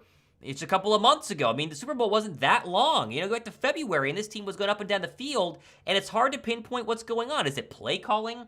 Is it the offensive line play? Is it the injuries in the secondary? Like, there seem to be a lot of things happening right now, and following that ugly interception, Jalen Hurts is going to have to come out on the field and really show us a drive here, or Eagle fans are going to really bring out the boos as we get closer to halftime.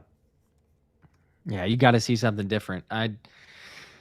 I don't know. I mean, you wonder, and it's always the question, right? I mean, you always talk about the Super Bowl hangover and how often can teams come back, and you know, just what that does, the taxing, whether it's the mental, the physical, or just the fact that all of a sudden you have a target on your back. You know, I mean, you can go through a season and you're getting everyone's, you know, really good shot, but at the time when you say, hey, this is a Super Bowl contender or someone that made the Super Bowl, sometimes you got teams that are like, all right, hey, you know, we're prepared, we're amped up for this game, and I don't know. It's hard to say, because as much as the play calling has certainly looked suspect, definitely on the offensive side.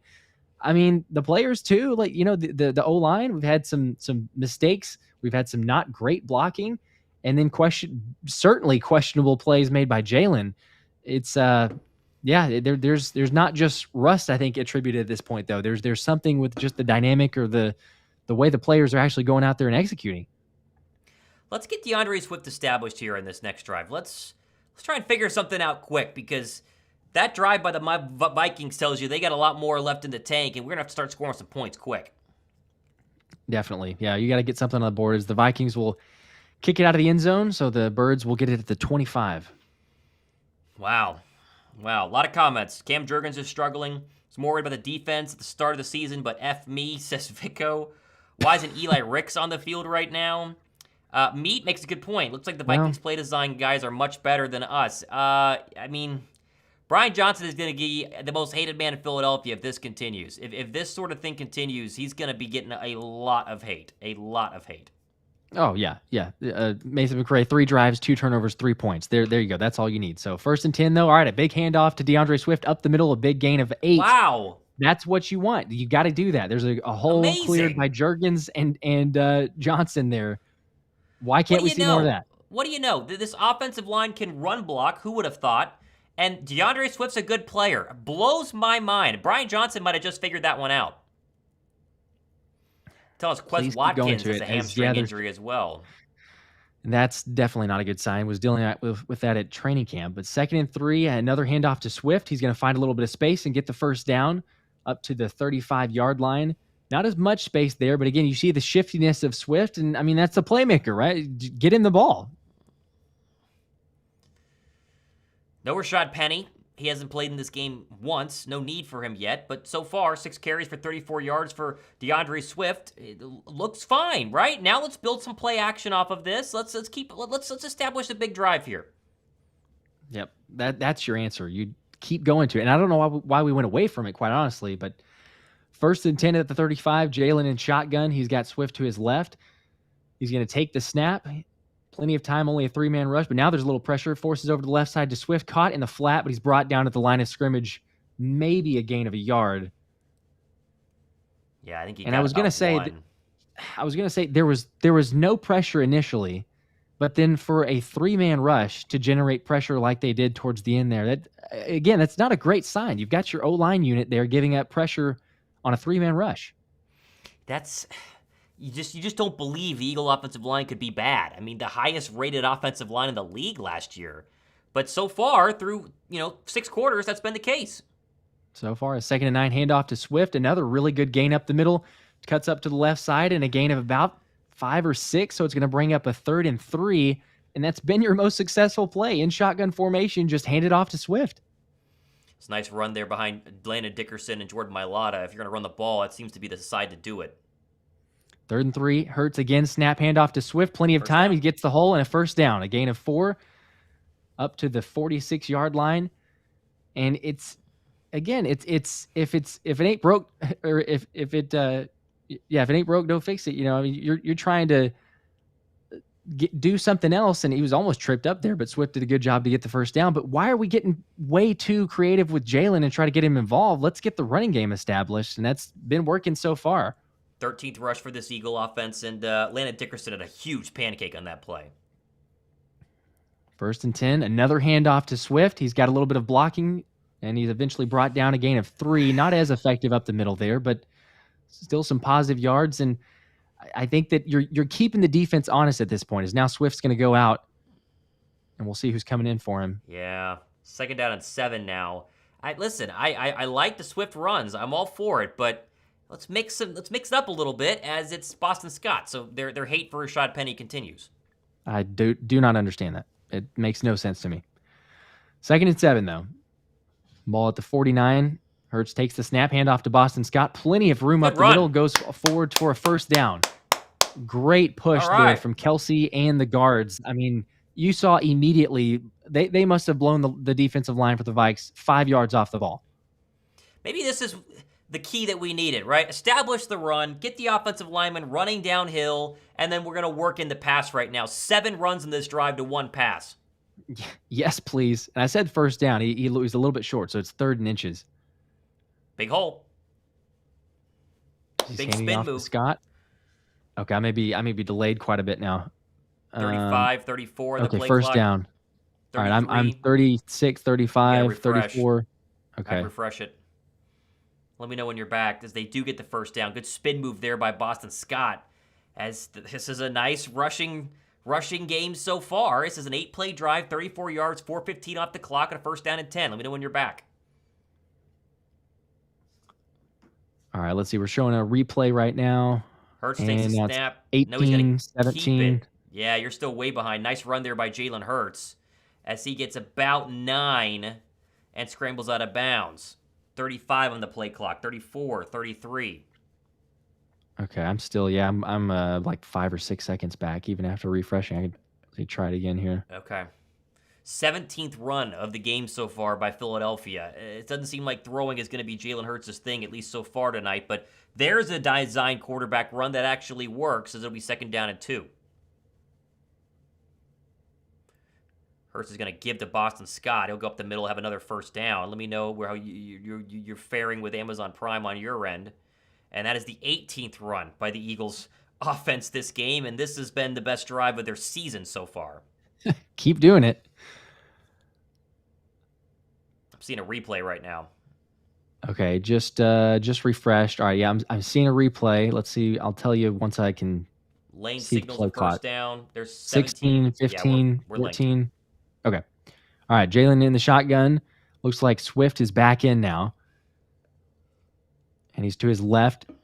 Jalen's got A.J. Brown on the near side, and he's got Devontae and Olamide Zaccheaus to his left. He's going to take the snap, fake handoff to Swift. He's being pressured and forces it or throws it out of bounds wisely. Thankfully, no bad decision there. It was pressure pressure from the blitz again from the Vikings, but just thrown out of bounds. So there was another little wide receiver screen. Getting a little tired of these wide receiver screens that haven't worked so far. Where's the the creativity in the passing attack? It's been non-existent so far. I don't know, quite honestly. And again, I just feel like you don't have the personnel to do these wide receiver screens. Like, besides A.J. Brown, unless you want to have A.J. block. But Hurts now takes the snap, 2nd and 10, over the middle. Wide open A.J. Brown, caught towards the middle. What do you know? Makes a man miss, going to the left side, and a first down up to the 17-yard line. Shocker. A gain of about 11. The A.J. Brown slant play works, Josh. Could you believe that? It blows my mind. I don't know. Yeah. The best slant receiver in the National Football League gets soft zone coverage, gets wide open across the middle, and takes it for a gain of 10. Now this is starting to look like Philadelphia Eagle football. Let's punch it in for 6. Run it. Because again, the Vikes blitz, they sent 6 and even had a guy. I think Hicks has continually just shadowed Jalen. It's almost just a quarterback spy. So I love it. Let's change it up. Don't go with the quarterback runs for sure. But yes, let's have please more of the A.J. Brown slants. 1st and 10, handoff to Swift up the right side, finds a hole, cuts back to the left of the middle, and a gain of 6 yards. It'll be 2nd and 4. Good run. Okay, so this is what we expect. Really good. The fact that they ran him twice last week is atrocious. It's embarrassing with how good the offensive line is playing right now and with how good DeAndre Swift is running. Keep going to it. I mean, this is what we expected. 2nd and 3 now, ball on the 10. Hurts the handoff to Swift, cuts up to the right side, has a little hole, pushes up to the 4-yard line, another first down. It'll be 1st and goal. And Swift is, he is amped. You could tell. But let's keep feeding it at this point, right? He is definitely the best weapon. Dylan says in the comment, OMG, the offense feels kind of normal. It does. It does. This feels normal. Hey. Swift looks great, man. He looks like exactly like we thought. Exactly like we thought. Completely.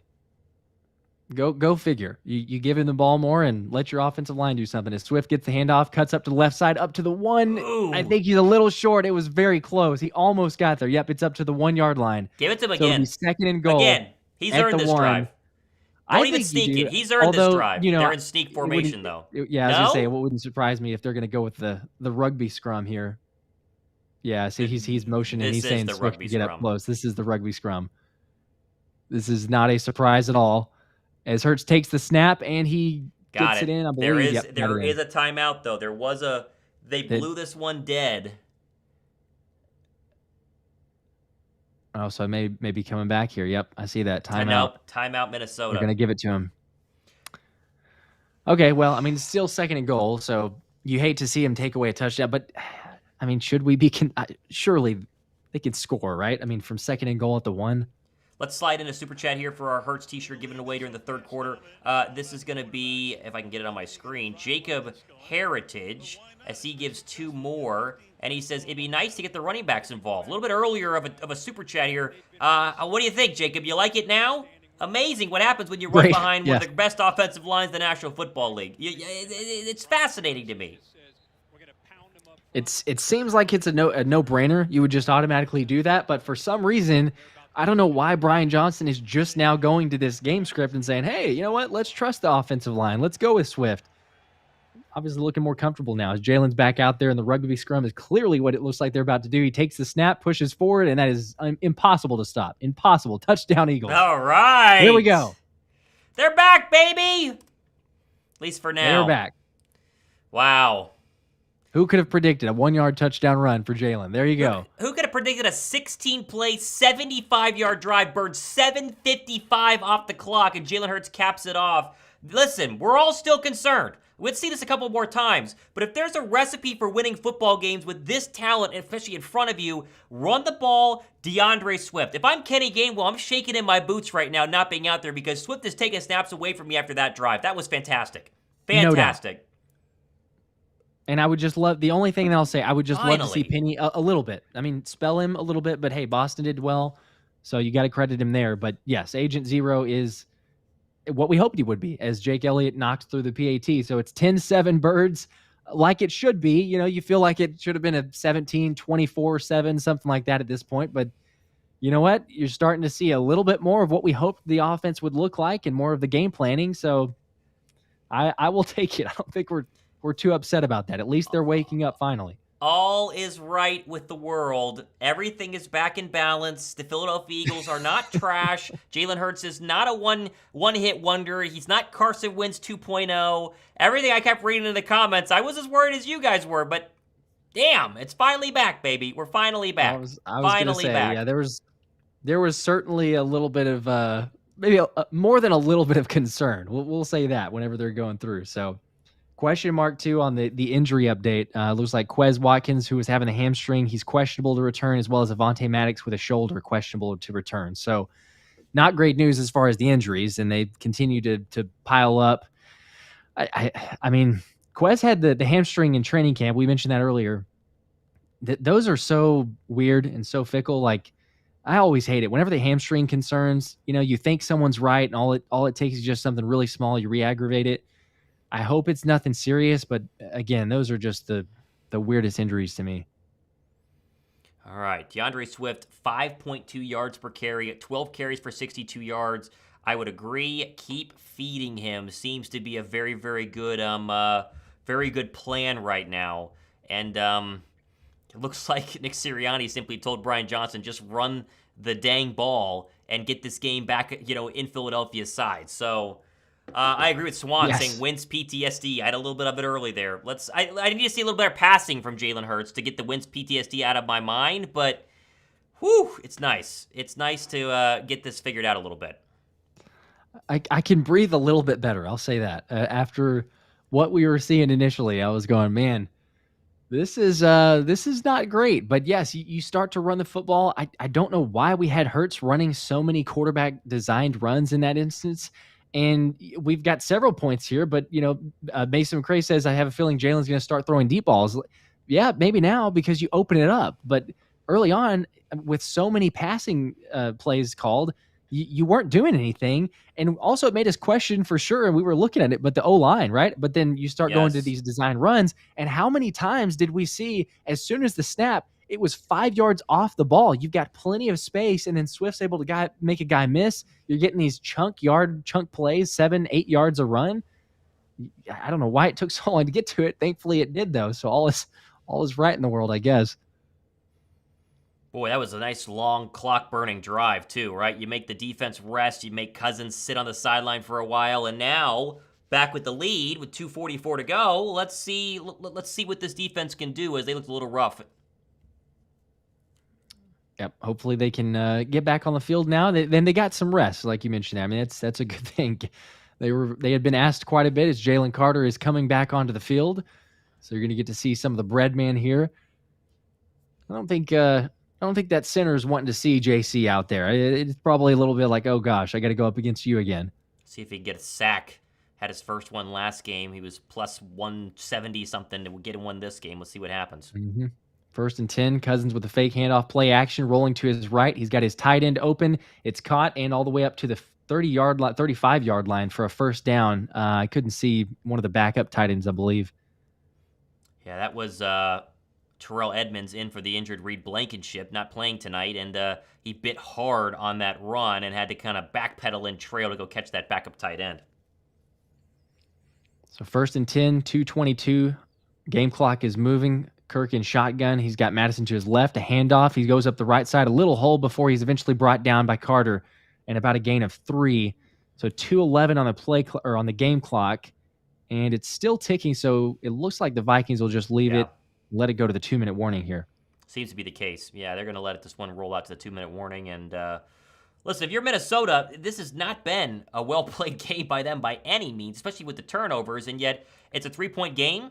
They're going to get the ball at halftime, and you go score on this drive, and it's going to change things around. And so what could have been truly a 3-score game at this point for Philadelphia, due to the fact the Eagle offense has struggled mightily, is settled down in the favor of Kirk Cousins and the Vikings, much to our chagrin. Yeah, that was. I mean, they've got to be happy about it, right? I mean, you talk about it, but if you're the Vikings, you're saying, "Hey, we're still in this thing, and we shouldn't be with the way that we played in the turnovers." But kind of both sides. Really, I mean, you have offense mistakes, turnovers, uh, defenses kind of keeping both teams in it, really, and then finally a wake up, and hopefully that can continue with the Eagles as we go into even the second half. I don't know, maybe the Eagles D can get a stop here and give Jalen the ball back, but I don't know. It's closer than you would hope for, I guess, at this point from what we'd seen earlier. But the offense just took a while to wake up. Green Wingman. He had 5 entries into our Jalen Hurts Nike Telly Green t-shirt jersey. He says, looking forward to the Eagles abandoning the run on their next drive. Yeah, that's a potential. Brian Johnson has not been our favorite new offensive coordinator hire in recent Eagle history, and we'll see what he does this next drive. But the Eagles defense needs to get up the football field and preserve this lead going into halftime. That's where I'm at right now. Of course, if you guys want to get in on our giveaway, happens during the third quarter, towards the end, and so get your entries in right now. Any dollar amount is the same as an entry on the Super Chats for a chance to win. We gave away a signed DeAndre Swift mini helmet last week, and now giving away the Jalen Hurts t-shirt jersey a little bit later on today. Yeah, I hope. I mean, I hope they don't abandon. I guess if you got the 2-minute offense, you probably won't run the football. But if we're talking about a legit drive, yes, I would hope you don't abandon it the rest of the game. I feel like surely Brian Johnson's looking at that and saying, "Huh, okay, that worked. That's actually been successful. So maybe let's stick with that." If he for some reason goes away with Swift and says, "No, we're not going to get him involved anymore," then I mean, I don't know. That's just idiotic at that point. It would be crazy if you just seen this drive be so successful and then say, "Nah, let's just start throwing again." Yeah, this is gonna I be would like very, to see very Penny though. I mean, I'm surprised we haven't seen him out there. I really am. I know that he was inactive last week, and for all intents and purposes, and certainly now, you could say he's definitely 4th on the depth chart. But the fact that we have not seen him again, it's like, man, the dude's a weapon when he's healthy, and we'd like to see something there. All right, they're We'll back. Let's see see as what we're they back do. here. Have 2nd and 6. Cousins in shotgun. He takes the snap, fires over the middle. Hawkinson caught right short of the sticks. Looks like it'll be a 3rd and inches. Edmonds with the tackle. Good play there by both Edmonds and Zach Cunningham. They were sitting back in that soft zone. They read this quickly as Kirk tried to get the ball out even quicker. And you're right, be 3rd down and probably 1. And, I mean, listen, this is kind of a big snap here. You can somehow get a stop. You're going to get a call timeout and maybe get a drive going. 1:33 on the game clock. Cousins back in shotgun formation. He's going to direct traffic to the near side. He's got Justin Jefferson along with Osborne there stacked. Time still ticking here. He's got 8 seconds left on the play clock. Asking for the ball. He takes the snap. A 4-man rush. Fires to the left side. Jefferson complete. Slay has him, but it's a 1st down. And it'll be complete for a gain of 4. Ball inbounds as the time will keep ticking at 1:09 on the game clock. There's every Eagle is up in press man except for Darius Slay, who's about 10 yards off his receiver on 3rd down and 1, and it's an easy 5-yard stop route and pitch and catch. It kills me to watch that kind of play. It does. 1st and 10 now. Cousins takes the snap, fires left side, incomplete for Madison with Cunningham right there in good coverage, and Jalen Carter getting more pressure on that last play.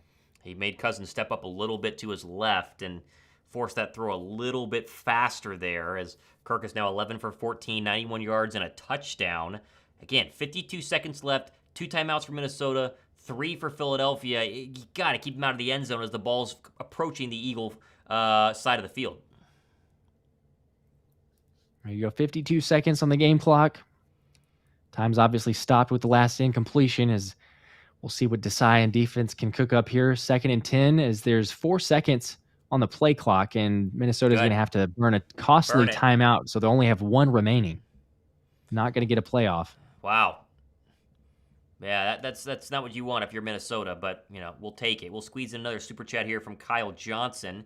2 entries into our t-shirt giveaway saying, "Where's Nolan Smith been? No D, only special teams." Yeah, no, he's gotten 0 snaps tonight, only a couple of snaps last week against the Patriots. They clearly don't trust him to be on the football field. I mean, they would much rather roll with Barnett and Sweat and obviously with Hassan Reddick, and so, he's got to earn it, and clearly he hasn't earned it yet. And in a close game like this, it seems like they don't want to give him a chance yet. Yeah, just rolling with him on special teams, and I agree. I mean, there's something with either a trust factor, or you're just saying like we're trying to get him acclimated. Again, it's early. Obviously, with Jalen Carter, that's different. You say get him on the field as much as you possibly can, but whether it was he's still Nolan Smith coming back slowly from the shoulder injury that he suffered, who knows how serious it is because everyone's been very quiet about it. But it obviously hurt him at the time whenever he had injured it in the Browns game. But yeah, I mean, so far you say, hey, he's an athlete, so at least you got him on special teams. But in terms of the depth, he's towards the bottom in terms of the pass rushing right now. 50-something seconds left, so, you're basically out of time to get the ball back. It's just more kind of survive and hold on to this lead. Vikings defer to the second half. They'll get the football to start the second half. Hopefully we've seen the worst of Philadelphia in that first quarter and into the second quarter. Hopefully the next time they touch the football, sometime in the middle of the third offensively, they can start to kind of slow things down a bit, get some better passes from Jalen Hurts, and, continue to punch this ball in the end zone. Yeah, you would hope. I do think that it woke them up, but again, we'll see what adjustments are made in the second half, and if you overthink things or just kind of go away from what worked there towards the end. But I do feel like that woke them up. You're going to get a better form, and also, I mean, I think everyone realizes this, but sometimes, coordinators just go with what they figure would work, or maybe just, hey, you know what? I love the passing game. We're going to get him involved early. But if you get the running game established, I mean, how many times do we see it's not only play action, but you also have everything else established for taking deep shots. You've got the safeties creeping down, maybe linebackers, or even within blitzes there. You're calling off some blitzes because you're saying, hey, they're running against the blitz to the opposite side whenever they notice it. So it's obviously created a lot of other holes, not only for the rushing attack, but for the passing game that we saw. So hopefully they stick with it. I would be amazed if they decided like, let's not go with it. Jacob Heritage, 2 more here quickly, says Nolan Smith was just on the field. So I guess he did. I didn't see him, but he must have gotten the field for a second there. Okay. I missed it as well, yeah. I like to see it at least, but here we go. 2nd and 10. Cousins in shotgun, looking to the right, wide open. He's got Osborne caught. He's going to go all the way up to the 30-yard line before he's pushed out of bounds by Goodrich, and that is a big gain, blown coverage by someone. Still no Avonte Maddox. Seems like his night is done. Someone in the comment section said he's built of paper mache a little bit earlier, and seems to be the case there. And yeah, Goodrich is in, and he's completely lost. And another big gain there on 2nd down. Yeah, you hate to see that really, but I mean, plenty of time. You're allowing someone also, I mean, to not only make the completion, but get out of bounds and stop the clock, because the Vikings, only have 1 timeout left, but there's 46 seconds left on the game clock, so plenty of time. 1st down at the 31 of Philly. Cousins in shotgun, takes the snap, 4-man rush, feels a little pressure, fires it up to the left side, and incomplete, overthrows, looks like, is it Addison? Mm-hmm. Okay, yep, Addison with Job in coverage. Incomplete, 2nd and 10. There was man coverage by Philadelphia. You don't see that often, but that was officially man coverage. And little bit of pressure by Josh Sweat on Cousins' left side, coming off the blind side. Didn't quite get there, but, there was a 4-man pressure by Philadelphia, something we didn't see a lot in the first game. Yeah, we'll take it. I mean, you take a little bit more of a deep drop, or you know that he's going to be in a passing situation, so you want that from the pass rush. But 2nd and 10, Cousins takes the snap and shotgun. Reddick coming over the side. Cousins gets it away. He's got Jefferson caught at the 5 all the way up, and did he fumble it? He was at the 1. Did he fumble it, or is he out at the 1? Yes, it's going to be a touchback. Are they marking it? No, they marked it at the 1. Ooh, where did this ball go? If this bounces into the end zone, this is a touchback. I was going to say, this was very close to either like right out at the 1 or it's a touchback. But I thought it was a touchback here, but he was trying to reach to the pylon. Refs are saying they're catch, fumble out of bounds. But if this ball goes through the pylon... No, that's got it. That's got to be. Like I mean, first look, that looks like a touchback. That looks like a fumble touchback. He was reaching for the pylon there. It's coming out of his hands clearly, but I was going to say it was either going to be out at the 1 or a touchback, but I don't see how this is not a touchback. Jeez.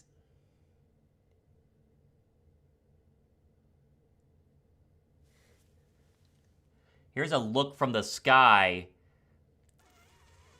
Yeah, you got to know if it goes outside the pylon or inside the pylon. The challenge will come from the from upstairs. To This me, is going to be hard. This is going to be hard to overturn. yeah, the fact that Hard to they ruled it, overturn. the fact that they ruled it at the 1, I mean, I hate that because you're gonna need inconclusive evidence there. But I mean, I'm sorry, I just from the angle where they show him straight on. This is one of those weird rules in the National Football League where if you fumble it out of the end zone, it doesn't go to the 1, it's a turnover. I've always thought that it was Yeah. strange, but the question is it going to benefit Philadelphia in the end on what is at least a ball at the 1-yard line, right? I mean, the ball is at the 1-yard line if Philadelphia loses this challenge, and boy, that would definitely stink. That would definitely stink. I hope that it's obviously a touchback here. I mean, I don't know. Sure, there's maybe some, being biased, but at the same time, like, I get that it's hard to overturn it, but if I'm looking at it there, I mean, Jefferson's going to reach for the pylon. I thought he was clearly in the field of play where at first I was like, oh, this is going to be a touchdown. Like, he's about to score. And then whenever he loses it, I feel like that was a touchback. Boy, this is going to be very hard to overturn. I'm looking at what Twitter says. I'm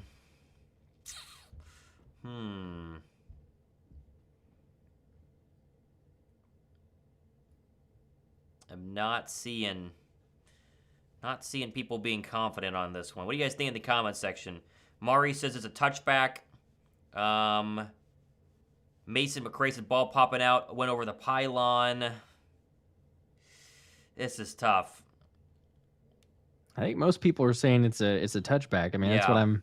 I'm agreeing with, but Yeah, a lot of people are saying touchback on Twitter, so we'll see if that remains the case.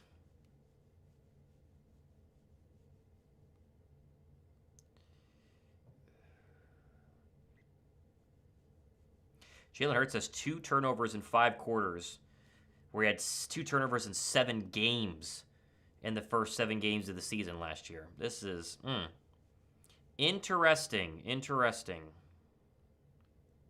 that's crazy. Yeah, Brian says it's an easy call. There's a top view. Here comes the ruling. Let's see. It is a touchback. Let's Wow. go. Wow. Let's go. Come on. Are you kidding me? Wow. Let's We are go. fortunate. Jefferson's patting his chest, saying that one's on me. I mean, I don't necessarily love the rule, but obviously it benefits us here. So come on. Are you? We are so lucky. There has Holy been some cow. luck in this game. Let me just say that. But The third I'll take Viking it. I'm all turnover. for it. Goodness gracious. That should have been at the worst case for them at the 1-yard line. So to get that is a huge swing here. Let's see. And there's not a whole lot of time, but you wonder, Right. what are they going to do? What are they going to do? They have 3 timeouts, 34 seconds. The ball will be, I believe, at the 25. That's the third turnover by the Vikings tonight. And, what do you do? You let Hurts throw it here? You trust him? See, that's the question. Like, normally I would say for sure, you got 3 timeouts. That's plenty of time. I think they're going to trust him. I think you still go out there. He's been rusty, but yeah, I think you do. So 1st and 10 in shotgun. Hurts takes the snap, hands off to Boston Scott. Got to lane up the left side, cuts it up, and gets about a gain of 7 to the 27-yard line. And the time is stopped. So they use a timeout. Okay, I was wondering what they might do there. So first timeout being burned. Yeah, it looked like that was going to be a test play where you you run it. If you get positive yardage, you burn the timeout because you have 3 of them. You don't get positive yardage. You just let the clock run out and go to halftime happy with the lead. Philadelphia, barring some sort of crazy turnover, knock on wood, is going to have a lead in a game where this should be a blowout at one point for Philadelphia. The Vikings should have been leading now 14-10 minimum. I mean, this is going back and forth and been an ugly first Thursday night game of the year. Yeah. They're very fortunate. It's weird. It's like on one hand you could say they're very fortunate, and on the other hand it's like it should be a massive lead. So I don't know, but here you go. Maybe a chance to get some points. 29 seconds remaining, 2nd and 3. Handoff to Boston Scott. Plenty of room up the middle. Cuts up the side. Right side got some blocks up to the 40, up to the 45, and finally brought down 21 on the game clock, and a timeout is used. So 1 timeout. The ball is at the 45. There's still plenty of time here, and a great run from Boston Scott. Now we throw. Goodness gracious. Okay, so another testing play. All right, listen, everyone's thinking pass. You run it up the middle with a bunch of nickel quarterbacks in there. But you're at the 45 now with a timeout. They should be able to get a first down, at least a couple more of them, kick a field goal, and you feel a lot better if it's being 13-7 than 10-7 at halftime. No doubt, yeah. And you know what? Hey, you're thinking the defense is figuring you're going to throw there, so you call the delay draw, and Boston Scott making some guys miss. Some great blocking up the field. I mean, A.J. Brown had a really good block. You had Dallas Goedert out there, and the O-line too. I mean, just getting a good push. But yeah, 21 seconds. You're at the 45. I mean, there's plenty of time. You could make a completion and still probably run up and spike it, but then you're maybe not at enough time. But if you could get a short, quick completion and out of bounds, then you might have time for one more play, but at least you've got a timeout so you keep the middle of the field open. The 21 seconds on the game clock, snap from Hurts and shotgun. He's going to drop back. He's finding time, looking around. He's going to take off to run to his left side, a little pressure, and he's going to run out of bounds, a gain of about 4 yards. 12 seconds left on the game clock. You don't love that a lot of time went down there, but at the ball at the 49-yard line. Boy, Landon Dickerson just shoved some poor Viking linebacker. Did somersaults. It was such a great pancake block there, but that took a lot of time. You know, that was a 7-second play, and a 9-second play, and it's running out of time right now. Yeah, at least you've got one timeout, but I feel like this is probably your last play, right? I mean, 12 seconds, 2nd and 6, ball at the 49, Hurts in shotgun. He's got Swift to his left, takes the snap, draws back, fires over to the left side for Swift, complete, but a gain of 1 yard out at the 50, doing nothing. So 7 seconds left now. They're trying to get too vertical down the field. You only need about 10 yards to at least give Elliott a 60-yarder, which we've seen in previous games he can hit that. I don't know why we need such a vertical route right now. You got 7 seconds. You got 4 seconds to get 10 yards down the field, hit it, timeout, and then kick this field goal. They're playing a soft zone. You can't tell me you can't find 10 yards here. They need to get points here. They need to capitalize off of a turnover. Yeah, they definitely have to here. So probably your last chance, hopefully a quick completion and a timeout. 3rd and 6. Hurts with a quarterback run to the left side, cuts upfield, gets a first down at the 44, and a timeout with 3 seconds left. So, okay, well, I mean, you got some yardage and unorthodox way to get it, I guess. But if you've got the timeout, so you'll be looking at a 61-yard field goal, probably. It's long. It is long. Remember, he missed from 56 earlier. Well, it's Jake Elliott, though, so. Yeah. What's the official number here? 60. We're waiting here. The quick math, I was thinking 61. So it is 61. Good, yeah. Nice math there. That's good. 16%, according to Next Gen, 16% make probability. I don't know what that's based off of, but it's Jake Elliott. So, long field goals. He's due. He missed the last one, like you mentioned, the 55-yarder. Looks like a timeout will be called by the Vikings, trying to ice Jake or just make him uncomfortable. I don't know. This would be a huge swing. This would be a huge swing to be up 6 instead of 3, especially when it should be 14-10 at halftime Minnesota because Jefferson was at the 1-yard line. So, come on, Jake. You got to bang this one in there. We need this field goal right here. Need this field goal. Especially because Minnesota's getting the ball to start the second half, too. So, I mean, it's all ready, but if you can capitalize, not only you got fortunate that Jefferson fumbled the ball out of the end zone for the touchback, so you kind of save 7 there, but then you also get it in terms of getting 3 points possibly. So 61-yard attempt, high snap, good hold by Siposs, got it down, and the kick is up, and it is good. He got it. He did. All right. Man, I was wondering if he got enough on it, but 61. That is our guy, Jake Elliott. Wow. Come on. That was good from 65. It was a knuckleball, though. It was kind of lame duck up there. All right. I mean, come on, halftime. That's what you wanted to see by Philadelphia to close that half, at least being able to move the football. Concerns still exist. We'll get into those, but at least Philadelphia is, alive right now in what has been an ugly, ugly, ugly game by both sides. Look at Elliott smiling at Jordan Mailata. That's good. Dude. That's good. Barely. I mean, it wouldn't have been good from like another yard or two. It barely squeaked over the bar, but hey, he got it. We will take it. Wow. Let's go. That's huge.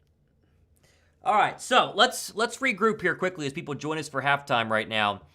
there's still serious issues with the Eagle passing game, and it's not good. I mean, the Eagle passing game looks light years behind what it was in 2022. Now, listen, the rushing attack, guess what? It works. Shocking. I mean, I'm blown away that the Eagles are able to run the football well. Who would have thought? It's wake up, Brian Johnson.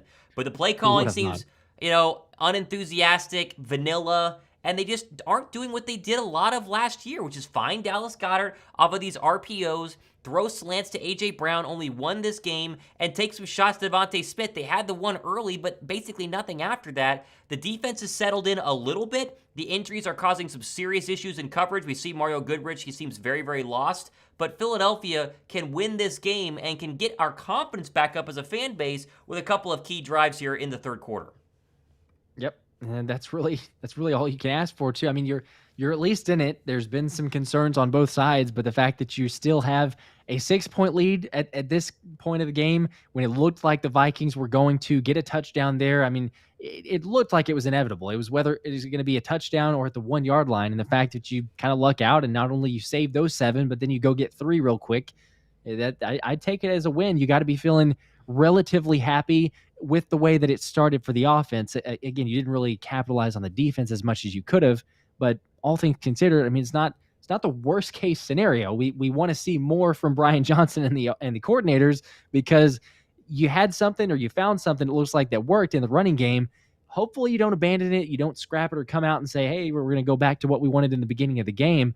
But this rushing attack, it looks like you can't really stop it. Eagles' defensive line has played well. They haven't played terribly, but that secondary, especially with Devontae Maddox being out and seemingly being out for good, it's gonna be very interesting. Very interesting to see how they guard Jefferson and this Viking passing attack, who must feel like they're right in this game. I mean, this is a very different feel from Philadelphia having a halftime lead a year ago when they played at the Link on Monday Night Football. This is a Vikings team that has played better. Take away 3 turnovers, and this could be a different game. Maddox is probably out. If we have not seen Maddox for that entire second quarter, he's probably out the remainder of the game, and so Goodrich needs to hang in there. So a couple of snaps from Sidney Brown. Philadelphia is going to have to hold on to win this game and get some better play all around. Yeah, it'll be you hate to see the injuries, and I agree, though. I mean, the fact that you didn't see him, you're thinking he's probably out, as well as Quez Watkins with the hamstring injury. So the defense continues as far as just the depletion. I mean, we've had it on both sides of the ball, but defense, what is that going to look like? Goodrich got burned a couple times, or at least looked kind of lost in coverage, whether it was man or even zone coverage they had there. So I don't know. There's question marks because, as people are saying, Mason saying Maddox is literally glass. I mean, he's literally injured every single time, it feels like, and I feel bad for him. But coming into the season, I think we're asking that as well. Like, okay, well, who's going to be the extra slot corner? Who's going to be the guy to come in for him? It looks like it'll be Goodrich. Can he live up to the expectation?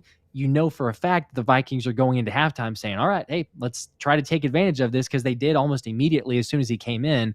So hopefully he can hold up, and Desire is able to make adjustments on that spot as well. What did you see from Jalen Hurts in that first quarter? The stats would tell you 10 of 13, accuracy's there, but the pick was awful. He's taken 2 sacks already, and he just doesn't look comfortable. He doesn't look confident, and that's the biggest concern for me, because this offense, and really this entire football team, I mean, it goes through them. You can have the best pass rush in the National Football League, one of the best offensive lines in the National Football League, 2 of the best receivers in the National Football League. But if Jalen Hurts isn't Jalen Hurts, this team is 9 wins at best, right? I mean, it's just not going to do well against the 49ers of the world and the Chiefs of the world and some of these other very, very good football teams and good defenses. And they're showing the fact that a lot of teams are playing the zero coverage, and it blows my mind that Philadelphia can't capitalize it. Where are your man beaters? Where are these plays that you are supposed to call when you see zero coverage? Brian Johnson, whether it's his fault or Jalen Hurts' fault, I think as fans we truly cannot know, because we're not in the play caller's ear, we're not at practices, we're not inside the quarterback rooms, but they got to have some man beaters, because they have man beating receivers out there, but the plays are not helping Jalen Hurts out at all. No, they're definitely not. So it's kind of a combination effect there. So you can't, I guess, totally put it on all Jalen, but you can put some of it for sure. I mean, there's the decision, obviously, with the interception where he's forcing it to Devontae Smith. I mean, that had no chance. The best option there in that scenario is, if he's going to throw a deep ball to A.J. Brown. It's one-on-one. If see if he can catch it possibly. I've like my chances better with that than just to loft something over the middle that, was immediately going to get picked. So yeah, from the first quarter, I don't know. It's hard to say because you can't chalk it up to the rust like we were talking about earlier. I feel like it's just he's not seeing the field as good as he maybe had previously, or possibly there's some looks that defenses are keying off of now that maybe he does struggle with. Maybe it's a little bit of an adjustment that he can hopefully get better over time, but I don't know what it is. But he's missed some guys. He's not looking in the right direction, and then obviously with a pick, it wasn't the right spot. So it could be just comfortability. You would hope or think that it hasn't been too much of a change from what he did with Steichen and the offensive court or the offensive design there. Brian Johnson is familiar with him. They both have a good camaraderie and being able to work together, but something is off and something's causing Jalen to not see the play field or to see the field as correctly as he could. But also with the play calling, like you mentioned, it is suspect. Thankfully, you got into the rushing attack eventually. And my hope would be, maybe that wakes up Jalen. That gets him to seeing the field better because the defenses are having to adjust to the rushing attack. It's not working so far, though, right now, as far as just get Jalen the ball and trying to make some plays with his eyes and what he's seeing on the field. Because when you went to a pass-heavy, first look on the first drive or two, we saw what happened, and you're not really set up to do that.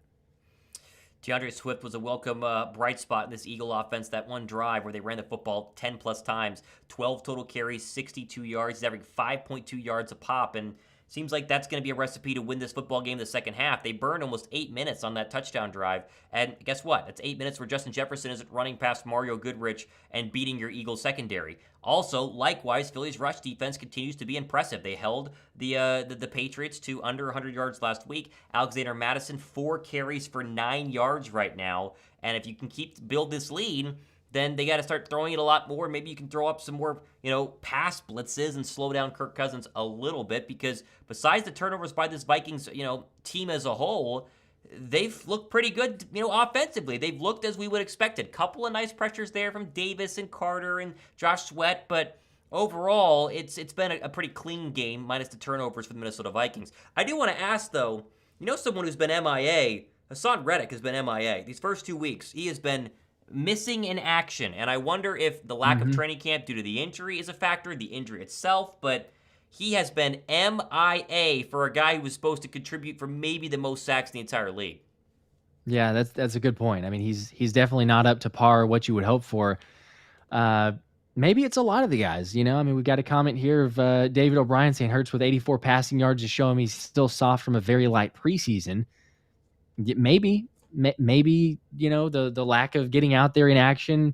Hurts, didn't miss practices, but he didn't play in the preseason. But then to your point with Hassan, he didn't play within the preseason games, but he also missed a lot of practices. So perhaps that's the fact there. And then also with his thumb injury, having to probably change a few things. I would, imagine being a pass rush and the way that as dominant as Hassan is, to not be able to use that thumb, it certainly would affect a lot of people. But yeah, he's not been as dominant, not as many pressures. I think he got maybe one with Cousins, and he did make a play on Sunday against Mac Jones. But yeah, it's kind of been a little more few and far between, and not as much as we would expect from him. Thankfully, we got to give some credit too. Jordan Davis has looked pretty good so far. He's made several plays in the game. Jalen Carter, in the instances that he's come in as well, has looked pretty good. And Josh Sweat also. I mean, the get off from him, he's made some plays, putting some pressure on Cousins. Still probably not quite the level of pressure you would hope or need from the D-line. So hopefully that kind of turns up or cranks up in the second half. And especially, if you can keep the lead or maybe even extend it and force the Vikings to for sure pass, then, I think you got a few more sacks coming. Eagles are a couple minutes away from getting back out there defensively. We'll see how that's going to go overall. Say second half here. You surely, do you think that we see Rashad Penny? I mean, he's active, but are we going to see him? Say that again. You broke up there for me. I was going to say, do you think that we see Rashad Penny in the second half? I mean, I know he's active, but we didn't see him at all in the first half. Doesn't seem that way. In this type of game? Does not seem that way. For whatever reason, Philadelphia, they like to use 2 running backs, right? They use 2 running backs, and that's basically it. And last week it was all Kenny Gainwell, and then they went ahead and, threw in a little bit of DeAndre Swift. Tonight's DeAndre Swift and Boston Scott. I don't think you're going to see Rashad Penny. He's dressed. I mean, you think they gave him a couple of runs? I mean, come on. They hardly used DeAndre Swift last week to where we all started thinking maybe they don't think he's that good. Clearly he's good. Why can't they do the same thing with Rashad Penny? It doesn't make any sense. No, it doesn't. I agree with you. I would like to see him. Again, I'm not a knock on Boston Scott because he had some good runs. He's made some good plays for sure, but I just don't know why you wouldn't throw him in there a couple times, keep everyone fresh. This, as much as we say, Jalen has certainly looked off, and hopefully he can get it sharper and more focused in the second half. But this so far, from what I've seen, and maybe hopefully a lot of us, let me know if you disagree, I guess, in the comments or what your thoughts are on it. But to me, this doesn't look like a game that you really have to have Jalen Hurts win the game for you so far. The offensive line has blown the Vikings back whenever you run the football, and you've got three backs here that you could just rotate and go from Swift, Penny, and Boston. That's what I would love to see. I want to see more of it. Regardless, definitely keep Swift out there and Boston, but I'd love to get a rotation and get Penny in. My hope and thought is maybe you get up in the fourth quarter and you could put fresh legs in of getting Rashad Penny on the field then. But I don't know. I'm still surprised that we haven't seen him. By the way, that was a 61-yard field goal at the end of the first half. The Eagles have only had one kicker in their history hit a 60-yarder, and it is Jake Elliott. David Akers never was able to do that. And so Jake continues to be the MVP of the entire Eagles team. There you go. 4 field goals last week. He's got 2 tonight, 2 for 3. And, yeah, it'd be nice if this high-powered offense could start doing stuff, not just for all of our fantasy teams, because everyone in here has got some sort of Eagle offensive player, but just in general, man. It'd just be nice in general to see a vintage Jalen Hurts drive, because it was close with that touchdown drive tonight with the sneak at the end, from 1 yard out, but a lot of runs, not a lot of passes. Let's see some vertical passing game that we really came to know and love last year. I mean, they threw the ball so well at times. Sure, you don't get away from the run. I'm not saying that you do, but Jalen Hurts is going to have doubters, especially on all of our shows tomorrow in the comments section. WIP is going to have a bunch of comments in the comments section on their radio show. They need to wake up a little bit here as we get ready to start the third quarter. Yeah, no doubt. You got to see more. The game flow and what we've seen from Jalen so far, it can't keep up. And even if you win the game, if the level of production and efficiency right now is about the same, and if we end and Jalen has somewhere around 170 yards, he's about 60%, 65% completion percentage, and no touchdowns, 1 pick, or heck, even 1 touchdown and 1 interception, I would say you're talking about like, okay, there's some concerns on him with this side. So hopefully it's a different story in the second half. But at the same time, I mean, if you don't really need him in that instance, as they're showing him and Brian Johnson talking on the sideline, hopefully they get something figured out. But you want to see him more comfortable, and so far he just does not look as comfortable as you'd hope. Give the show a thumbs up. You guys are appreciating it. You guys are enjoying it. We try to get over, nice to get over 200 likes total. We're at 151 right now. If you're watching, over 500 of you guys, give the show a thumbs up. We would greatly appreciate that as we are underway here in the third quarter, as this ball is going to be not returnable, as Jake Elliott normally does it. And here comes Kirk Cousins in an offense that should have scored their last drive, but were unable to because of that crazy touchback that happened with Justin Jefferson. And so let's see what happens with not only the Eagles' injuries from a Avonte Maddox standpoint, but this defense as well. They had a couple of good drives and a couple of bad drives so far. Here we go. I think you got to come out right now and show that you can stop the Vikings offense, who was moving and, quite frankly, could have, should have, maybe had a touchdown there with that Justin Jefferson. So this will be a big drive. Here we go. Start of the third quarter. Cousins under center.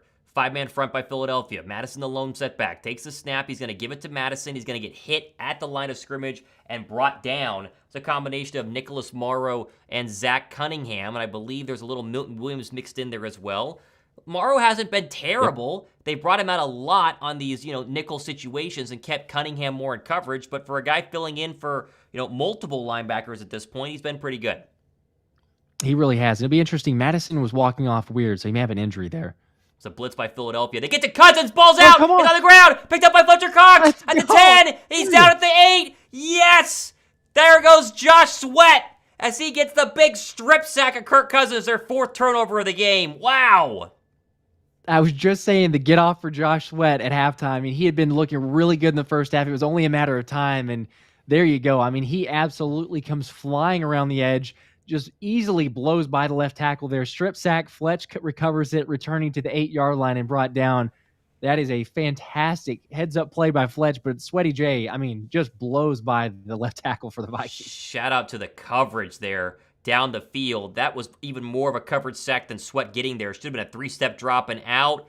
Great play. And boy, the turnovers by the Vikings continue to just eat them up. Their 4th of the night. Here we go. 23 seconds on the play clock. 22, 21, 20. Make sure people can sync their TVs. Hurts in the gun on 1st and goal. Takes a snap. Turn, give. Swift running left side. Makes one man miss. Goes into the end zone. Is he in? Are you serious? No, they say down at the 1. Mark him down? No. Down at the 1. And Swift is furious he didn't get in.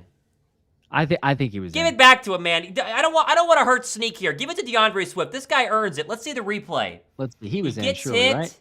No, he's at the 1. He is down. Yeah. He's down. That elbow hit. Man, yep, he's like he is this close. This close. Line. Here goes your scrum play again. Hurts takes the snap, and he's Okay. in. Touchdown, Philadelphia. All right. Just like that.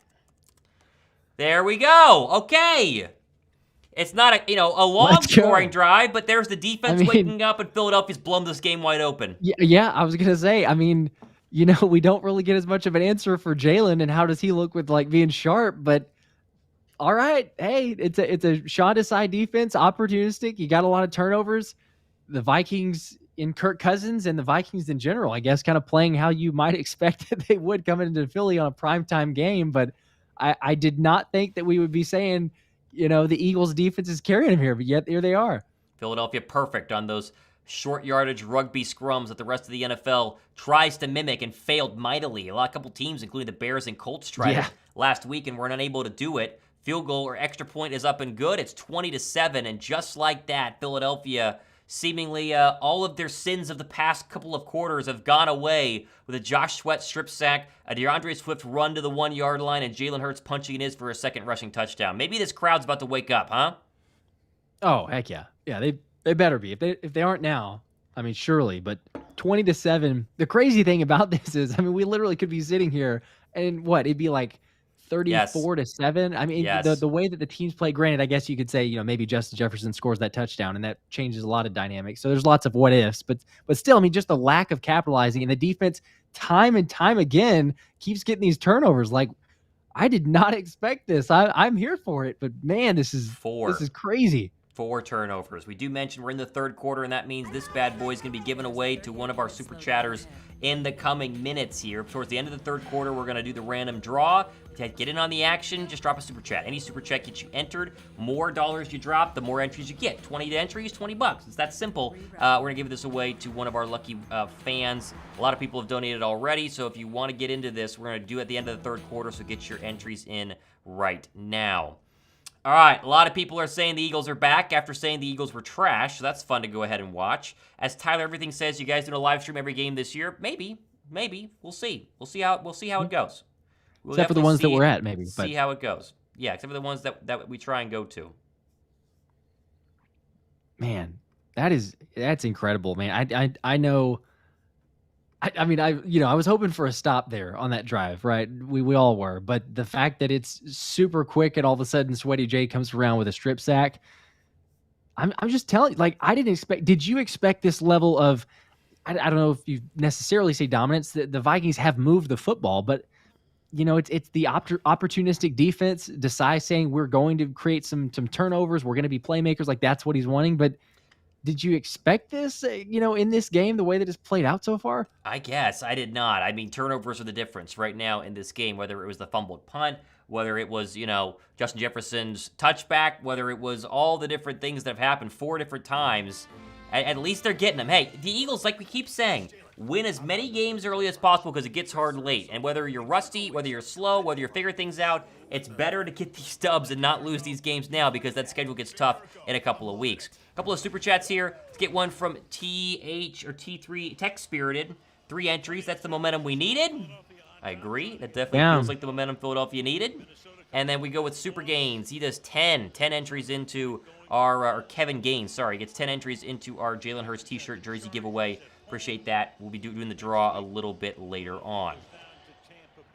Snowtoad says, loving the live stream, BT Dub super chill. That's the plan. We want to be chill. We want to be professional. We want you guys to be able to enjoy it, not be hounded the entire time. So hopefully you guys are enjoying this. I appreciate that. All right, Kevin Gaines got you down. Yep, we got him down. He had 10 there. So almost 200 likes, by the way. We're at 176. I think with Philadelphia getting a big turnover and a score there, we get to 200. If you guys are watching, hit that thumbs up button just below the subscribe button. We'd appreciate that. So far, Justin Jefferson, 3 targets, 3 catches for 19 yards. Terry Slay's done a good job. It's your first play. Here's a screen set up by Cousins and a big blow up in the backfield by Zach Cunningham. Wow. All right, Philadelphia's, they're alive and well right now. That's a loss of 4. Cunningham read that immediately. I mean, you'd love to see it, but recognized the screen almost instantly. And the fact that the D-line, I mean, getting a little bit of pressure, of course, you're kind of looking that for a screen to trap them and let them get out. But Zach Cunningham coming around the blocks and making a great play. That was backup defensive tackles who are still in right now making some serious plays. 2nd down to 15. Cousins takes the snap. Here comes Reddick. Steps up, looks left, throws. That's a little dump off to Madison. And a good tackle there by Mario Goodrich. And he might have gotten back the original line of gain, maybe lost a yard. That defense looks fun, as Cranky Claus just said it down below. They're starting to kind of come alive right now as Cousins tries to cover his ears, and here's this play call on 3rd down and 15. Here we go, yes. Did not expect that as much, but you got the starting D-line back out there. Kentavious Street and Marlon Tuipulotu were the guys. You mentioned the backups back on the previous play, but you got the starters in now. Carter, Cox, Graham, and Reddick, the 4, about to come after Kirk Cousins on 3rd down and 5. They go with 4. Cousins in back. He steps up. He looks right. He's going to throw right, and that is going to be incomplete. Trying to go to Jordan Addison. Josh Jobe had really, really good coverage. Kind of almost forced him out of bounds, and that is the exact defensive possession you wanted following the fumble, the score, a 3-and-out, and the Eagles are rolling right now up 13. Let's go. These are incredible to watch here. And you know, not only just with the defense making plays with a turnover on the previous one, but coming right back out. You know, sometimes you expect, okay, you're going to give up some yards here, but they didn't. They did not break at all and making some really good plays. Here comes the punt, standing back into zone 9. This one is up in the air. Let's see who's going to return it. It is Covey, even though he fumbled earlier. Clean, fair catch, though. It's what he does best. He gets it at the 31-yard line, and back out comes Jalen Hurts and the Philadelphia Eagle offense. They probably just said, you know, hey, fair catch, rest of the game. Let's not do the returns. Seems smart. It seems smart. Okay, so this is a chance right here where the defense is starting to figure things out. You get your lead back. Let's see what Jalen Hurts can do. Give us 2022 Jalen Hurts, because you could take away all of the angry calls on the radio stations tomorrow if this drive right here and the rest of the game looks like 2022 Jalen Hurts. Let's see what he does. Hurts in the gun, 13 on the play clock, takes the snap, play fake, here comes a 5-man rush, clean pocket, steps up in the pocket, now he's going to run, tries to get away from Jordan Hicks, and then falls for maybe a gain of 1 there. Jordan Hicks has been spying him all game, as you mentioned. The ex-Eagle has done a great job. Be 2nd down and 9. Yeah, very well blocked there. You talked about the rush not really getting through. Jalen had enough time, but obviously didn't like what he saw down the field. And again, I mean, kudos to Hicks, because he has been perfect in terms of a quarterback spy. Jalen's been able to do very little to nothing. And when he takes it, whether it's a designed run or whenever he's running after getting some pressure. They had that big running touchdown drive a couple of drives ago. We'll see what they do on the 2nd down and 9. Here's a run to Swift. Kind of shudders his feet. Gets a good gain, though. He might have gotten 5, and that 5-yard per gain average continues as Swift is approaching 100 yards rushing. That's what I would keep doing, honestly. I mean, again, you see that the middle of the field, or the middle in terms of the O-line, is dominating. When they call a run play, they're getting 3, 4, 5 yards off the ball. So all Swift has to do is make one guy miss, and it's an immediate 5-yard carry. I just don't know why you'd go away from it. Let's get Pepe de Legends 2 entries in here. He says, commentary is insane by you guys. We appreciate that. Let's see what happens here on a 3rd down and 4. Thank you. Hurts in the gun. Swift to his left. Devontae Smith alone to the far side. Takes the snap. Here comes another 5-man rush. Now they're going to blitz. Hurts steps up. He's going to go deep. Oh, come on. Wide open. Devontae Smith. 20, 10, 5. Yes. Touchdown. Yes, yes, yes. There it is. Oh, are you serious? That's the shot you wanted right there. You open it up with the running game. Wide open. in stride. What did we talk about? Where's the vertical passing game? You hit it early on that first drive. This is man coverage on the left side. They bring 6 men of pressure, and Hurts has to go one look to the left, and he sees a wide open Devontae Smith by at least 5 or 6 yards. He ran right by him. Come on. You set that up with the running game. He's looking inside. Yeah, you called it. I mean, he's beat immediately off the snap. He's keying off of Hurts way too much, and Smitty's gone. I have Devontae Smith, my fantasy football team, and nothing can make me happier as an 0-1 player. Extra point up and good. Philadelphia, they've blown this wide open. It's 27-7. 27-7. Yeah.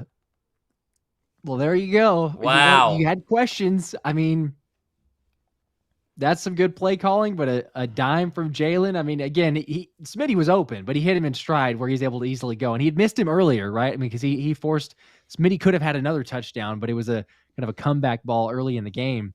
He hit him in stride on that time. What a great turnaround by the Philadelphia Eagles. You knew that they needed to. This could have been an ugly game. We mentioned it last week. Eagle teams of the past lose to the Patriots, and Eagle teams of the past are probably down 17-7 right now, maybe 17-10. Eagles of the future, Eagles of Jalen Hurts and Nick Sirianni, they're scrappy, they're gutsy, and there's finally a really, really good play call there. Love it to Devontae Smith, and listen, this game is about to get even uglier if this defense can play better and get to Kirk Cousins again. Yeah. I'm pumped about that. That's just so awesome. I feel like I've got so many leagues though, in terms of if I'm rooting for specific players, I'm like, man, that's good in one, and I'm playing another guy who that, but I don't care. 63 yards.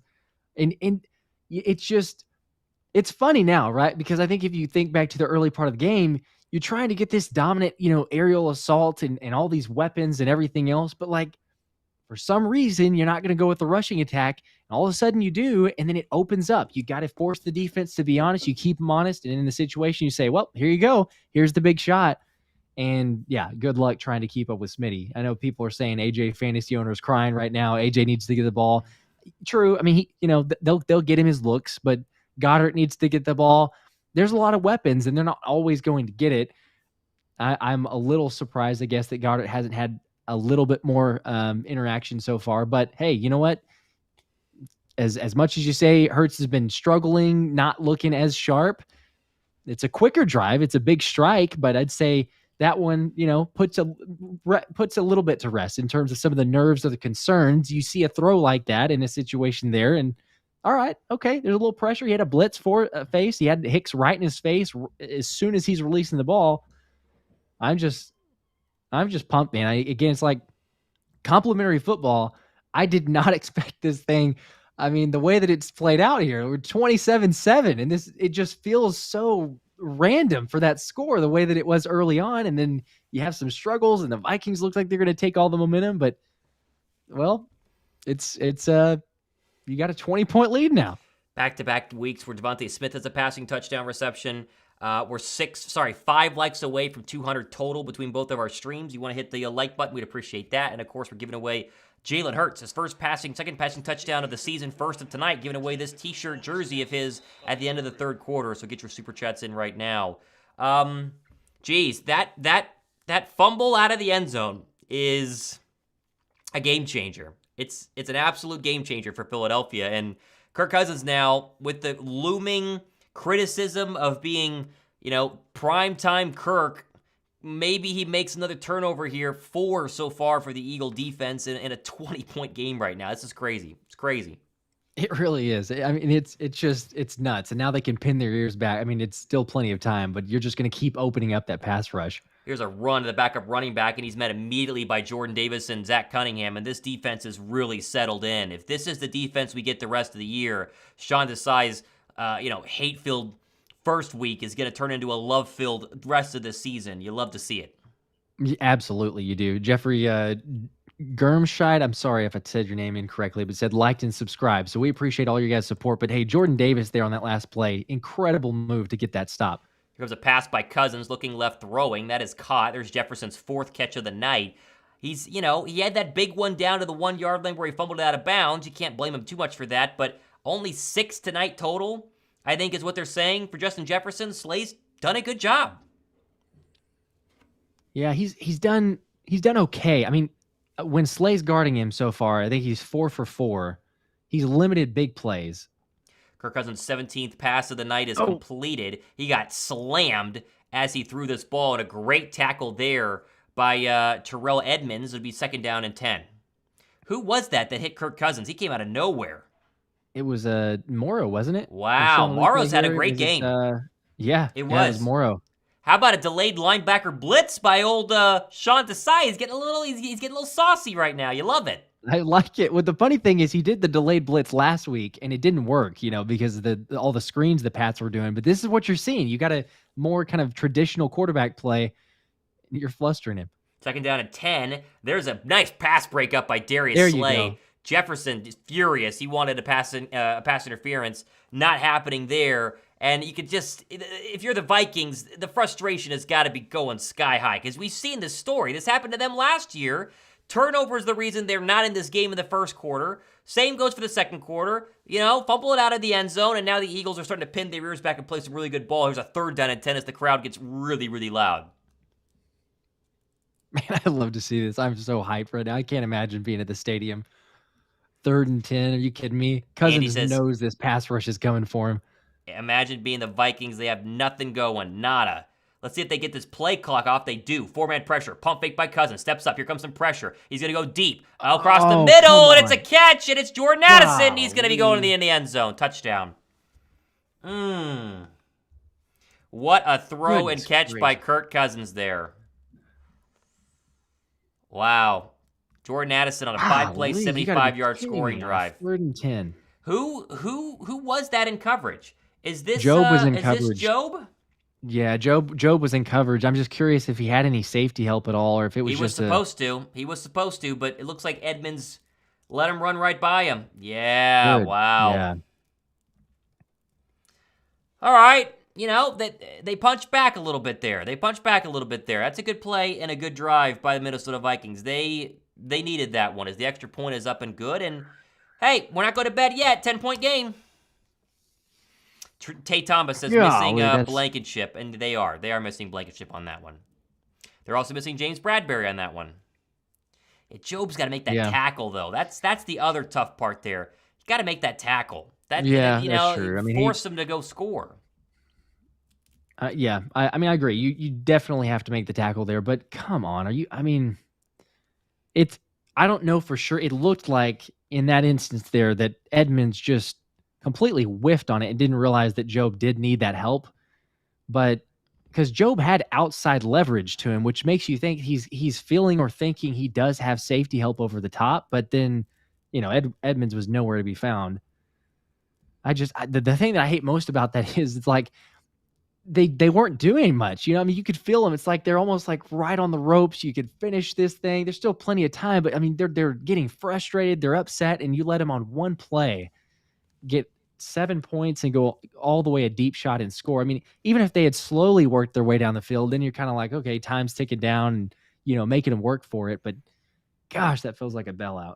Let's not rip Job too much here in the comments section. He's been good tonight. He's had a good night. That's one he'd like to have back. It happens. For someone filling in who's not supposed to be a starter, he has done a good job. Yeah,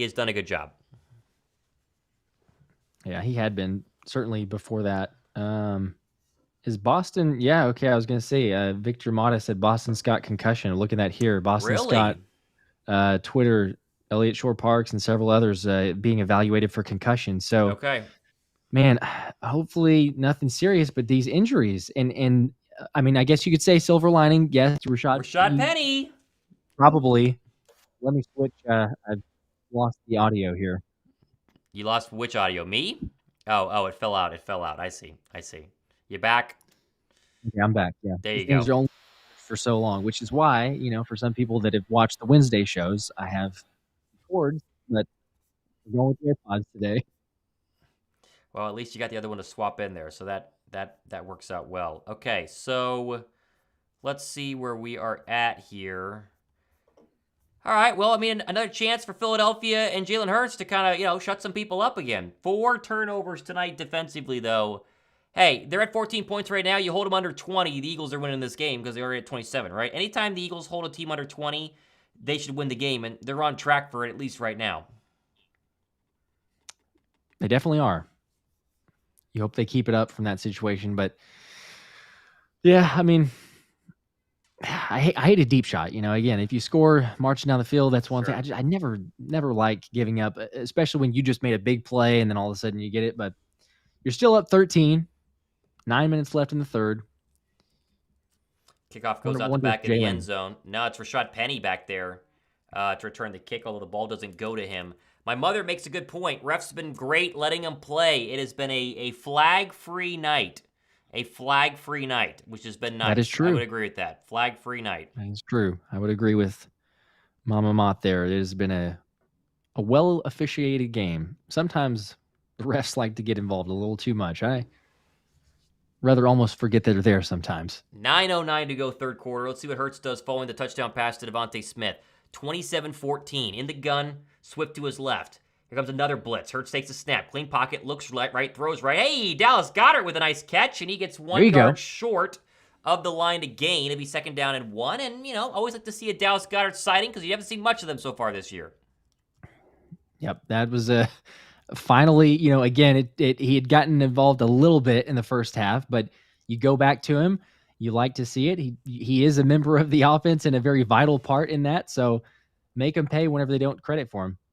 2nd down and 1. Quez Watkins officially ruled out with a hamstring injury. It'd be Zacchaeus the rest of the way as their number 3. Here's a give Swift. Nice cut at the left side. No. He's a big gain there to the 40. Oh, my goodness. There is a flag. That's probably going to come back. What a jump cut. Story of the night is DeAndre Swift looks elite right now. Elite. And it is a hold. Yep. And they're going to get Landon Dickerson on a hold there. Yeah, I was going to say that it looked like left side as they were going through that there was a potential for hold. And as we say, just as we call it, maybe it's the announcer's jinx, I guess, because we bring up the referees. But I don't know that if they're showing the replay now. That call. Was weak. Oh from the my initial from the angle of the TV angle initially, I was like, oh, that looked weird because the Vikings guy kind of held up his arm. I was thinking, well, maybe, but the second look there. What are we doing? It looks like it was just completely exaggerated by the Vikings. I don't know what that call is. Good run blocking. 2nd down and 11. All right, ball to 23. Hurts in the gun, takes the snap. Here comes a 3-man rush. He's going to throw, dump off to Swift. Makes 1 man miss and then falls across the 27-yard line. So it'll be 3rd down and we'll call it a long 7. Boy, you hate that hold to kill this drive because there's still a lot of time left in this game. I mean, there's 8 minutes left in the third quarter. You punt the ball back to, Kirk, who's a little hot right now. Could be a little rough. Let's see what they do here. 3rd down and 6. As Kevin Wheezy Southward says, the Vikings came back from down 33 last year. Yes, I think we do recall that. It's possible. 3rd down and 6. Hurts in the gun. And they're going to get a flag. And Philadelphia jumped. So your 3rd and 6 becomes 3rd down and 11. Dang it. And it was DeAndre Swift, too. How often do running backs false start?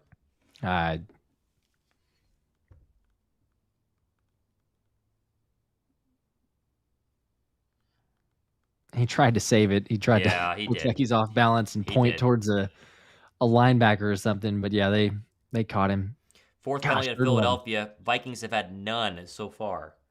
All right, here we go. 3rd and 11. This is kind of a big 3rd down here. 3 receivers to the far side, Smitty alone to the near side. Hurts in the gun, takes the snap, another 3-man pressure. Clean pocket, steps up, now he's going to dump it underneath. That's not going to be enough. Goddard gets hit and maybe gets a yard. And so after an exciting couple of drives, Philadelphia goes 3 and out there following that penalty, and they will punt. Yeah, that one was dead to rights in terms of that option. I think that was the hot route, quite honestly, but Vikings are sending blitz frequently, very, very often. So not a whole lot of time. Either you take a deep shot there or you just go to your hot route and live to fight another day, which is what they did. See what Sipos does here. He had a nice first punt, rough second punt. Got a little pressure there. This one looks good. This is going to be caught at the 30. Did that hit a... No, I guess it didn't. Boy, Sidney Brown was the gunner there. All right, so they get the ball back to Kirky and company, and the Vikings are in business now, down 9. Let's go to Canik Shep's super chat here, as he says, 5 entries. Rough football first half, but so nice to see Swift get involved. Pump going into this quarter. What I see from the defense, too. Yes, minus that last play by Addison, but I would agree, Canik, and I got you down for 5 more entries into our T-shirt giveaway happening in about 6 minutes of football time. Got you down. There you go. All right, sweet, sweet, sweet. Good stuff there. Injuries. Yeah, My fiance texted me. He's mentioning the Boston Scott concussion. Mentioned that a little bit earlier. Quez Watkin is now out. The Eagles are banged up right now, and honestly, it comes at the best time if you're gonna have injuries because it's a Thursday game, meaning you have normally a week and a half, but now you play Monday night, next week, and so extra day there. You would like to think this little mini bye can come at a very, very good time, albeit early in the year. Yeah, it'll definitely be coming at a good time, certainly with the injuries. But and Avonte Maddox being officially ruled out as well, so there's a lot. Both sides of the ball, you view it almost like a bye in that sense. Hopefully, it's nothing too serious for most of the guys. It's maybe a week to get back, and that would be great. But yeah, I mean, we talked about it.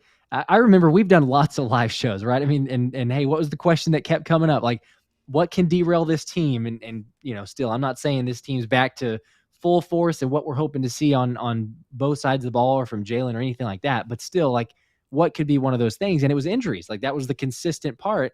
And the Eagles being one of the healthiest teams over the last couple of years, and sometimes injuries being cyclical, and you just can't help it, being the wrong place, the wrong time, or just something that happens because it's football. And man, I mean, through the first, game and a half, it a lot more injuries than I think anyone would have hoped or wanted to see.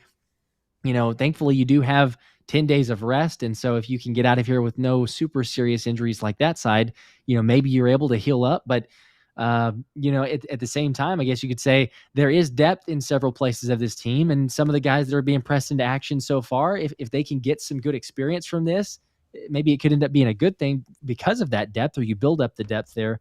But yeah, I mean, the fact that you're already, losing a guy like an Avonte Maddox who is out, hopefully it's not a major shoulder injury, but we've seen, and probably I would expect planned on, as sadly as that sounds, I mean, he's had some injury issues, so you kind of go into it thinking, yeah, maybe he might be out there, but we'll see. Here's a 1st down and 10 run for Madison. Nice run, maybe his best of the night, as Cox drug him down and finished off there by Goodrich. I think it was a gain of about 5. They showed our Thursday night game next week, Giants and 49ers. Yikes, if you're the Giants. The 49ers look good week 1. Yeah, they do. Here's a play fake on 2nd down and 5. Cousins rolling to his right, still rolling. Now he's going to throw. That's caught by Addison. Good coverage there by Job. Gained maybe a yard. Here comes a very quick 3rd down and 4 for the Vikings. Continue with the hurry up here. Yes. They tried it kind of in the first half, but then you go for it, try to get the defense off guard. Here we go, 3rd down and 4. From the Viking 34-yard line. Cousins, 5:38 to go in the 3rd quarter. Takes the snap, 4-man pressure. Clean pocket, steps up. He's going to throw. Incomplete! He wanted Jefferson. That was great zone coverage there by Zach Cunningham, of all people. And there you go. Quick 3 and out, and this Desai defense looks great. Yep, in a really good spot, reading that well, and also got to give credit too, because the pass rush was able to get there fairly well. It wasn't incredible, but you had Fletcher Cox and Derek Barnett converging kind of at the same time, making Cousins get the ball away, and really not a great throw, even if it was caught by Jefferson. I mean, to your point, Cunningham was right there to make the stop. We saw Braden say they might not punt, but they are. 4th and 4 was a little bit too much, I think, as yes, they do officially punt. Wright gets this one to the left side. Covey is going to let it bounce, and that's a poor decision, as that's going to go all the way down to the 6-yard line. And, yeah, so back out will come Jalen Hurts with a long field, but he gets the ball back. That was awful. That gave up about 15, 20 yards by letting it bounce there. They're showing some Devontae Smith highlights here. He's your Eagle fantasy player of the night. He's got 19 points for me in one of my fantasy leagues, which I'm very excited for. I can't complain about that. Let's see what they do on this drive. Got him in one as well. Let's get A.J. Brown involved a little bit, huh? Let's feed everybody here. Let's see what A.J. Brown can do in this drive. I'd say so. Let's do 5:19 to it. go. Third quarter. 1st and 10 from the Eagle 8. Swift still the back to the left. He's going to take this handoff by Jalen Hurts and kind of churn forward. He gets pushed maybe 4 yards there. Another good run, as I think he's really close to the 100-yard mark, which would be pretty fun for Swift. If I double check it right now, he's got 15 carries for 77 yards. How about this stat, though? 14 rushing yards for the Minnesota Vikings all night tonight. What a win for the Philadelphia Eagle defense. The Sides had a good night. Good night. Such a good night, yes. And time of possession, the Eagles are doubled, 26 minutes to 13 for the Vikings. 2nd down and 6, 4:43 to go as the clock dips below 9 seconds on the play clock. Takes the snap. There's another run by Swift. Big hole left side. He's going to turn forward, still going across the 20. Oh my, he is RB1. I like Kenny Gainwell. I've seen enough. I've seen enough tonight. This is your RB1 and should be the rest of the season until things change. This is a great run for a first down. Completely, yes. I totally agree with that. Love Kenny Gainwell, but the moves that Swift has made, making guys miss, you got him for a reason, but yeah, he had at least 2 would-be tackles, broke those, and cut to the left side. I thought he might have been gone or at least picking up more yards than he had. Barely gets tripped up and falls down there, but great run. 14 yards away from 100. 1st down and 10 from the 20. Hurts the throw. Soft coverage, right side. That's going to be caught by, looks like Goddard, so he gets about 4.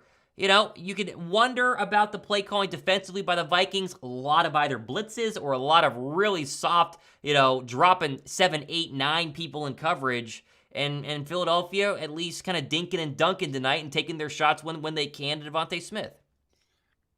Yep.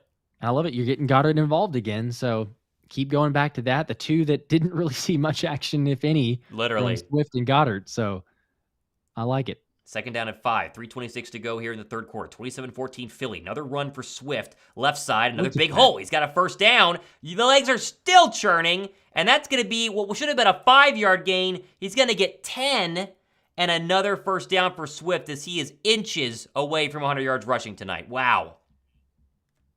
His vision, I mean, you talked about it earlier, RB1, but I'm just, yes, totally agree with that because his vision following the blocks, he got some great blocks there from Mailata as well as I think that Dickerson had is cut up a hole on the left side. But even with the lane that he had, being able to read those blocks, then make a guy miss in a really small space, he has been phenomenal and just keeps going. Here comes their 34th run of the night. Another hole for Swift, and he's got 9 more yards. That left side. Don't stop it. How do you not run left side every single time? Listen, Dickerson, Kelsey, Mailata, they can't stop him as finally Swift will check out of this game, but this offensive line is eaten right now. Yes, as Barney Rubble says, Gainwell not getting his job back. I don't think so. I don't know how you could look at this as the Eagles staff and at least say, you know what? This guy needs to be the main carrier. Kenny G can get his carries and his touches, but come on. This dude, if he's healthy, you got to have Swift out there. We got a Rashad Penny sighting. Let's see if he gets a run on 2nd down and 1. Play clock winding down 5, 4, down to 3. It will be a Penny run, and it will be a Penny first down across the 50. And Rashad Penny's first carry in a Kelly Green or a Midnight Green uniform goes for a solid 6. By the way, looks like Swift getting a little breather there on the sideline. They're checking out his leg. He has 106 yards rushing tonight for DeAndre Swift. Shout out to Swifty right now, man. This is fun stuff. I think he's okay. I think there was like a cut or something. I think that was what I was seeing there. But yeah, he's back up and on the sidelines, ready to go in. Swift averaged 38 yards per carry last year with the Lions. He's at 106 tonight. Penny will stay in there, though, on a 1st down and 10 with $1:20 to go in this third quarter. Ball at the 50. Hurts takes the snap. Play fake. Here comes a nice rush. Very clean pocket. He's going to dump it off to Penny. Catches at the 50. 2 men to beat. Lowers his shoulder. He gets about 6 there. That was a designed shot play by Philadelphia. Hurts didn't like what he saw down the field. Dumps it off to Penny. Solid gain of 4, and he'll check out of this football game. And here will back come DeAndre Swift with a minute to go in the third quarter. I like it. You're setting it up. You did some run plays. You're hoping the defense bites. If you don't like it, you dump it off to Rashad Penny. And I mean, a little bit of a surprise. We wouldn't view him as much of a pass catcher, but sometimes it being an outlet. Did a good job there, and he's still in. Okay, they did keep him in. I thought he was running off the field. 2nd down and 5, 40 seconds to go inside Viking territory for a 9-point game. Takes a snap. Here's another give Penny. Right side. That was well picked up by the Viking front four. He'll fall forward for a gain of 2. And the clock will probably run down to end the fourth quarter in what is a pretty good-looking game for Philadelphia. I mean, they have really had a nice third quarter. That's the third quarter you come to expect from this football team. Third down and 3. They got him to jump. They did No way. They did. No way. Why? It looked like Jason Kelce moved. I mean, I'm not going to lie. I love this if it goes on the Vikings, but at first I thought Kelce actually moved and was going to get called for the false start. Look at the replay here. He's on the ball. Nope. Neutral zone infraction. Yep, yeah, they got him. Zone. Okay. What a boneheaded play by the Vikings. There's no need. They weren't going to run that play. Yeah, I don't know what they were expecting them to do because it's not like he's going to quarterback sneak from that side. Third down and 3 becomes first down and 10. Yeah, that was that. We'll take that was it. Done. That was done. So now they will run the clock out as they stop it for the penalty, play it for the once it's over, and we are 3 quarters down in South Philadelphia, 27-24. Put your 4s up, folks, because it's looking like one more drive might seal this one here. There we go.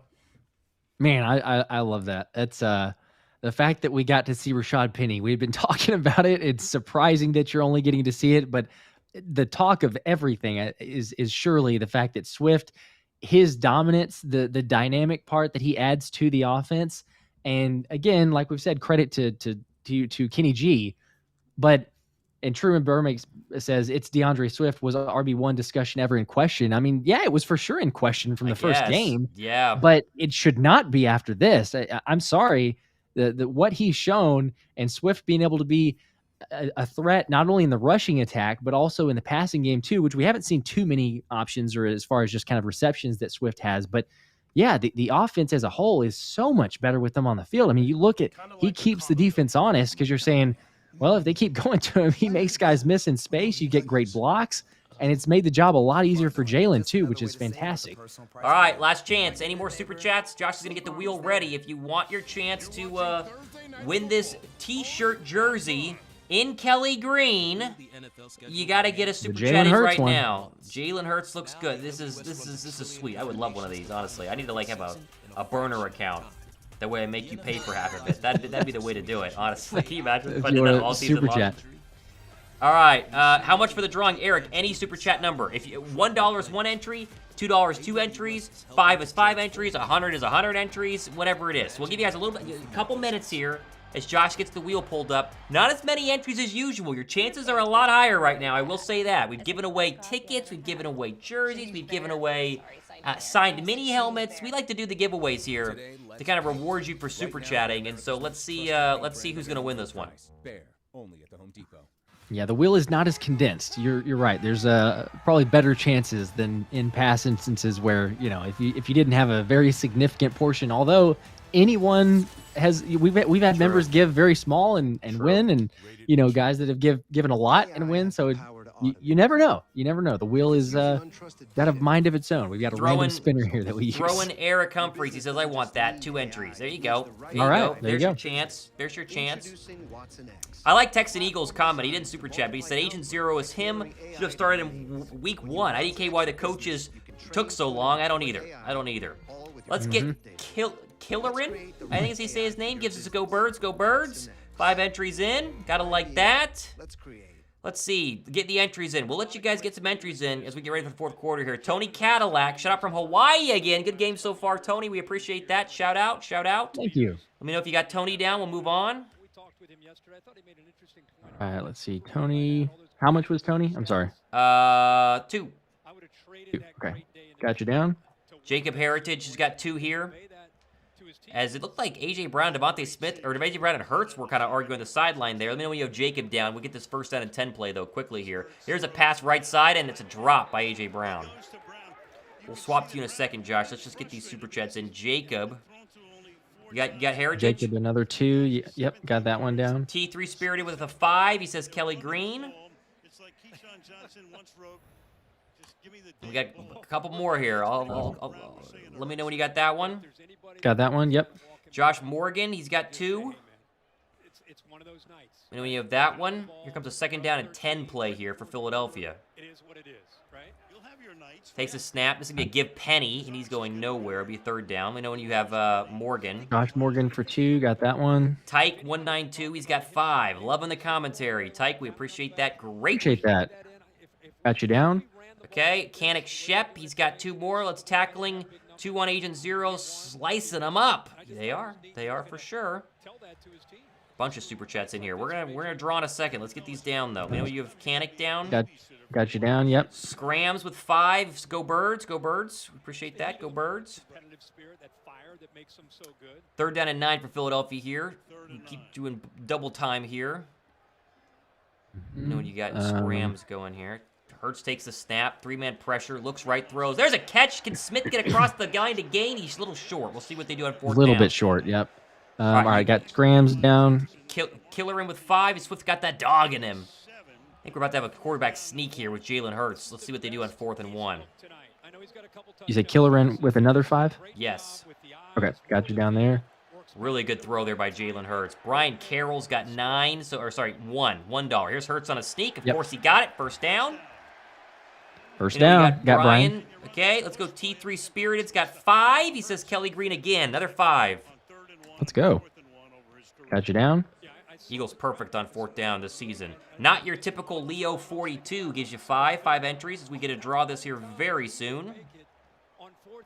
Need the super chats to calm down a little bit to do that though, but keep them coming. Let me know when you have that one. All right, let's see. Got the typical Leo with 5. Okay, got that one. Okay, Philly fan 61 with 10. He says Wolverine. Hurst takes the snap. There's all out pressure. Not a very good blocking. Now he's going to throw it down into the end zone. Caught! Hey! A.J. Brown, but there's a flag. There's a flag, so I don't know, but... Oh, it's going to come back. It's going to come Dang it. back. Rashad Penny. They're going to do some sort of Penny clip. It's a hold on Penny. Dang it. Gosh. You got Philly fan? Yes. Yep, got Philly fan. Haquan Mixon, 5. Haquan, we appreciate it, man. We appreciate it. We're going to draw this in a second. Gosh, that's a dumb hold. You hate that. That is. Kills the drive. Oh, that's Kills so the bad. touchdown. I mean... I guess he might have had to hold there. Yeah, I guess that's true. Jalen is he's rolling out, but if he doesn't grab him, you know, what are the odds that Jalen's able to get out there? That's true. He might not have been able to. You it's got not the Haquan worst. there? You hate it, but all right, Haquan. Mixon. 5. Okay, got that one. City family checking in 8. Does Brian know what he does have in running backs now? Let's hope so. I hope he does. He should. I hope so too. Yeah. Eagles 33 minutes time of possession. 1st down and 20 from the Viking 35. Hurst takes a snap. Pump fake. Steps up. He wants to take a shot. Going deep. This one going deep. He's got Brown. Throw a flag. Throw a flag. No. That was Nothing. inches from being a touchdown. Slant and That go. looked inches. like it was going to be a touchdown, and it looked like a little bit of early contact. Just from the initial reaction, they're going to show the replay here, but Sluggo, one-on-one coverage. Gosh, he had it. And he did get there early, big time. Yep, and that stopped him from catching him, too. Wow, Sirianni's pissed. Did you get that City family one here? yes, yep, got Sydney family. Waddy, 5. Going to the Eagles-Washington game. I'm out of state. You guys going to any games? We're trying to. We're going to get those tickets booked soon, hopefully. We're going to try to. Yep. Trying to go to the Dolphins one. Yes. And then should be, hopefully, you know, the one in Dallas. Is an easy one as well. So. All right, when you got him, and then one more, and then we're going to draw. Red zone 120. I'm good at football. I'm a good football All analyst. right, And I let's open the lane better than see. anybody. I go block. I block him here. I block him there. All right, we're drawing this once we get the last one in. Ready for Arthur Rowe? Got that one? Arthur Rowe, 5, and then we're drawing it. We're drawing it. All right, we'll see who gets this. Yep, got Arthur in now, so we should All be right, pull that spinner up. Let me know when you got it. We're gonna spin it. Let's see who wins it, huh? Make sure you sub to Okay. both channels. Sub to both channels. We're about to spin this thing. Let's go. All right, we got it pulled up. There it and is. I just shared the screen. If you Got it. Oh, we got a little try box here. All right, let's try it like that, huh? Let's go like this. Can we see us? Oh, we can see you. That's fine. Spin it. Okay, you ready? Here we go. Here we go. Spinning the wheel. Who's it gonna be? It's the best part of the For the night. Jalen Hurts t-shirt jersey, the Kelly Green one, and it is Tech Spirited. Hey! You are the winner. That was loud, but boom, got it. All right, hey, Tex, Take it. DM me on Twitter, @RealThomasMott, or email me, ThomasMott Show. We need your information to get that shipped out and sent to you tomorrow. Congratulations. We do it every single time we do a live show during games. So we do a bunch of giveaways. Sometimes it'll be jerseys, sometimes it'll be t-shirts, hats, stuff, whatever it is. Got to go ahead and message me on Twitter or message me on email. Either one works. Congratulations. Congrats. Boy, that, You are the winner. can you believe that they didn't call that a penalty? I mean, A.J. Brown, back-to-back plays. He should have a touchdown. They call the penalty on Philadelphia. Then they don't call the penalty on the Vikings, who only have one play, or one penalty tonight, and it's ridiculous. Yep, that one. Look at that. Seems So too early. obvious. Like, So that's early. very early. So early. Obviously, you look at it in replay, it's easier to see, but still, just from watching it in real live action, I was the first initial thought was, yeah, that's clearly a flag. So I don't know why. All right, T3 Spirited, I just sent it in the chat. It's in the link of my description as well. You can email me there. All right, Josh, all you now. Fourth quarter. Let's finish it up. Here we go. 2nd and 20, 12:51. Jalen takes the snap in the gun. Plenty of time. Buying time. Still has time. Great pass protection. Now he's getting pressure. He's going to take off and run, and he's sacked. And Danielle Hunter gets the sack, a loss of 3. That was clearly a coverage sack because he had all day to throw. And finally, the D's able to get there.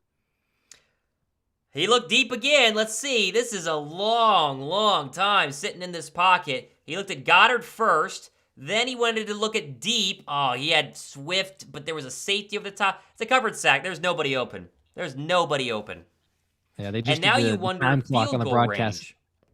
I know, as we say, they did the time clock on the broadcast, and he had 9 seconds from time to getting sacked there, so plenty of time. But 3rd and 23, Hurts takes the snap, 3-man rush, has a lot of time, but then he runs into pressure and he's sacked. Danielle Hunter again at the 50-yard line. That is a massive loss, and now you're clearly out of field goal range. So that one there, honestly, to me, that one's on Hurts. He had enough time. If he had stayed in the pocket, he tried to roll outside, and then he gets sacked. Yeah, listen, you wonder if a run there might have been the smarter thing to guarantee you're getting points here. And Mailata held on for a little bit, but in the end, I mean, Dickerson didn't stinks. help. I know he didn't realize because I don't think he could see, but he ends up pushing Hunter into Hurts. But yeah, if Hurts stays in the pocket, he still has more time. He rolls out to the outside and has the man shoved into him. There's a fair catch now on the punt. Decent punt. Fair caught at the 14 by Powell. So the Vikings will get the ball back. And yeah, that's if it's an incomplete pass there, you're still in probably field goal. It's a deep or a long field goal, but to get sacked there, to take that, you just hate to see it because that's clearly losing or missing out on opportunity for points. Oh man, should have had an opportunity to score there. That was a bummer. Yeah, still up. You're up 13. It's 27-14, 11-19 to go in the fourth, and you still have pressure on the Vikings here. I mean, they've got to get something going. There's not a ton of time. So hopefully the pass rush is able to do something here. Boy, A.J. Brown was really upset on the sideline. He clearly wants more targets here. Going to be an interesting storyline as we get into the end of this game is his being upset. Yep. As 1st and 10, a toss to the left side to Madison, has some blocks, cuts up, finds a hole before finally brought down by Morrow, gain of 7. Morrow, man, he's been good. Amazing they cut him, right? And they cut him. They keep Christian Ellis. Then they re-sign to the practice squad. Ellis seemingly is going to get the start tonight. He hasn't played a single snap that I've seen on the defense, and it's been Morrow playing good ball. Yep, he has. as they show they pull up the time of possession, and the Eagles almost Unbelievable. 3 times as much Unbelievable. time of possession, 35 minutes compared to almost 14 for Minnesota. That is incredible. As the 2nd and 3 now from the 21. Cousins play action, drops back, fires way over the middle, and it's complete. No, it's dropped. KJ Osborne, he Oh, had a guy, he wow. had him wide open, would have been a massive gain for probably 20, 25 yards, and just flat out dropped. I got a T3 Spirited just sent me an email. Looks like you're good to go. We just need your address. Yeah, he had Edmonds beat. KJ Osborne over the middle. Edmonds was about 3-4 yards behind him, and Osborne has it, hit him right in the hands and just drops it. So fortunate, but 3rd and 3 now. 6 on the play clock, takes a snap. Cousins being pressured, fires over the middle, just gets it complete to Jefferson, up my for the 30, the goodness. 35, cuts up to the middle, has a block, and finally brought down at the 45-yard line by Edmonds. And that was almost, you thought would be maybe a sack, because I believe it was Derek Barnett, but Cousins just able to float it over and complete it to Jefferson for a big gain. Injured Viking offensive lineman on the field. You got to tip your hat to Kirk Cousins there, because he had 3 Eagles ready to just obliterate him, and he dumped it off, and he hit a Jefferson in stride. And you know, Kirk's a fascinating player, man. You watch him during the quarterback show with Netflix for the past season. Very likable guy, family, faith, plays hard. You know, everything about him is fantastic, but he just doesn't seem to have. Is it the it factor? Like, is that the right word to say? Like, you just wonder what he would look like on another team. But then again, this team is really good, albeit they can't run the ball. I think that the Viking issue right now is Dalvin Cook was a difference maker. Alexander Mattison is not. No, yeah, it's we've seen it so far tonight. Madison is not getting the job done, and he hasn't had incredible blocking, but still, I mean, 7 carries, 22 yards. He has a fumble as well. It's just a lot to be desired there. But I don't know. I mean, you know, we've had the question, and everyone likes to bring it up. It's very easy to talk about Kirk Cousins this way, but it's especially the primetime games, because I think you could make the case that there's games, and there's a lot of games where Kirk Cousins goes out there and you say, man, this guy's a top 5 quarterback in the league. Yeah. He makes a lot of plays, but then there's other games like you have on primetime usually where all of a sudden you're like, I don't know what it is. It may be the moment he can't rise to the occasion, or there's just some instances where he just doesn't play to the level that you've seen in other games. And so I don't know. It would certainly help, I'm sure, yes, to have a rushing attack, or, you know, someone's going to take some pressure off of him. But still, it's kind of hit or miss with him. So I don't know. It's kind of suspect. Jordan Davis has gone to the medical tent. We're going to keep an eye on that. But That's not good. It's something to keep an eye on. That would be a huge loss for, you know, more games this season if that were to be the case. So let's see how that goes. Gosh, we just cannot get fortunate with these injuries. There's just tough. Hopefully it's nothing major, but yeah, that's not great news. Left leg. Is that what you said there? Yeah. Yeah, the cart comes out for the Viking offensive lineman. That's rough to see too. Oh, hopefully that's Eli Udo, I believe. Yeah, they're looking at that leg. You hate to see that. So you definitely do hate to see that, and that's, you know, I mean, that's a big storyline as well, because that's going to mean the Vikings are down to their third string left tackle because of Darisaw, who was banged up and not going to play. He was active, but he obviously didn't start. You wouldn't think that he's going to come in if he didn't start. Maybe he's okay to go in that situation, but otherwise you're down to a third string left tackle. How about this stat? Justin Jefferson is 24 years old, now has more career receiving yards than any Chicago Bears receiver in the team's entire history. All 1,000 or 100 years of it. That is crazy. Wow. Crazy. Boy, Kirk got blown up by Josh Sweat on that one. And like you said, here comes a backup left tackle. And let's see if this pass rush can eat a little bit more. You almost feel bad for Kirk Cousins. He's just getting left to the wolves out there. Mm-hmm. As Quisenberry, I believe, is the unlucky member on the Vikings O-line. So he's out there now as Cousins under center, will take the snap, hand off to Madison. Left side, he cuts up to the tries to cut up to the inside before finally brought down, a gain of about 5. We got to give credit to Sean Desai tonight. He's dealing with injuries up and down this defense. I mean, he's down to his, fourth cornerback with Mario Goodrich playing a little bit out there right now. Sure, there's been some good plays by Justin Jefferson, but overall, this has been a solid outing by Desai in game 2. Yep. And right as Cousins finds Jefferson over the middle, a big completion, a gain of 15 yards. And I couldn't tell if was that Slay in coverage or did they go zone? He was right on him. He was right on him. Yep. Yeah, that's just Jefferson's good, man. He's good. He is. I mean, again, we were talking about it. Can Slay shut him down like he did last year? The answer is no. But he's been in good coverage at times. But he's also sure. giving up some big gains for being out of space. So 8 for a first and 10. Yeah, 1st and 10. Cousins takes the snap, getting pressure, has to throw it really quickly, incomplete. And that was a play action that Sweat did not bite on at all. He immediately read it and was coming after Cousins, forced the incompletion. Yeah, he read that very well. Got his hands up. That was reminiscent of the Dak pick and the Mac Jones, tip drill. Sweat gets his big paws up there and does a really good job getting in the throwing lane of that pass. And what would have been a positive gain, here comes another, long play for the Vikings. Brings up 2nd and 10. Cousins in the shotgun.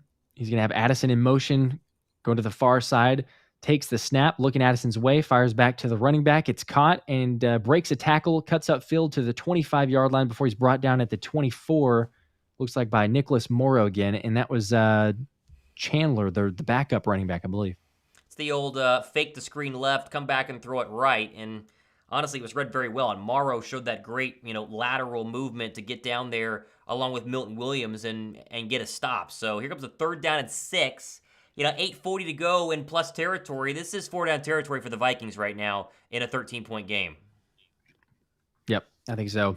Field goal doesn't really do so much for you, especially like you say, time taking down Jefferson in motion, coming up to the far side is Cousins in shotgun, takes a snap, 4-man rush, has a little time, fires up left side, intended for Jefferson, caught at the 10 and pushed out of bounds by Goodrich. And that's just an unfair matchup, quite honestly. Mario Goodrich was not lined up there. He was in man coverage and for whatever reason didn't go out into the slot until the last second to get on Jefferson. So, Kirk saw it and basically said, hey, this is going to be a one-on-one matchup. And sure enough, just a simple out and up there. And good throw there. And as Kirk Herbstreit just said in the broadcast, that's stealing for Jefferson. And into the red zone come the Vikings. Mm-hmm. Ball at the 10. 1st and goal. Fake handoff to Madison. Cousins dropping back. Tries to fire over the middle. And wide open touchdown. KJ Osborne. No one within 20 yards. Osborne wide open. Touchdown. Josh Sweat almost got there, by the way. What's going on? Slay's pointing at himself. They're all looking at each other. That's a huge drive by the Vikings. And Job we have a game. Talking. Yeah, Slay and Job were talking there. I don't know whose man it was. Job looks like he thought it was supposed to be a pass off with Slay, and you're right. Slay did kind of tap his chest, maybe saying that was my bad. But Osborne, he had literally like a third of the end zone there wide open all to himself. That is the Justin Jefferson factor there, as all 3 cornerbacks, when these 2 receivers, crisscrossed, they all ran to Justin Jefferson and they all forgot about KJ Osborne. So Kirk Cousins' 3rd passing touchdown of the night. If you have him in fantasy, good for you, like I do. Okay, I will, positive somewhere. At least we got to take it what the defense gives us. It was a 6-point game. This is not a game you can lose right now. It's a 6-point game. We need to wake up a little bit here. Yeah, because this game definitely not over. You talk about the game we were sitting here 27-7, so let's remember that. And I know we had comments of, hey, the Vikings, they were down 33 points and came back last year, so it's not over. As David O'Brien even points out, with 4 turnovers, this is a 6-point game, and that's crazy. That just doesn't work. Yeah, I don't know. That was a concern, obviously, with that last play, but you mentioned it. When you have a guy like a Justin Jefferson, you're giving him a lot of attention, and the defense should, but that is inexcusable for how open KJ Osborne got. If Sweat had, I mean, half a second on that play, that was going to be another strip sack. A lot of people mentioning that he might have been held there. It felt like he got a little bit of a hold on Sweat. What are you going to do? What are you going to do? Josh, I have got to go to the bathroom so badly, so you are now in command. Go I will for be it. right back. Right back. I feel you. I feel you. Totally understand that.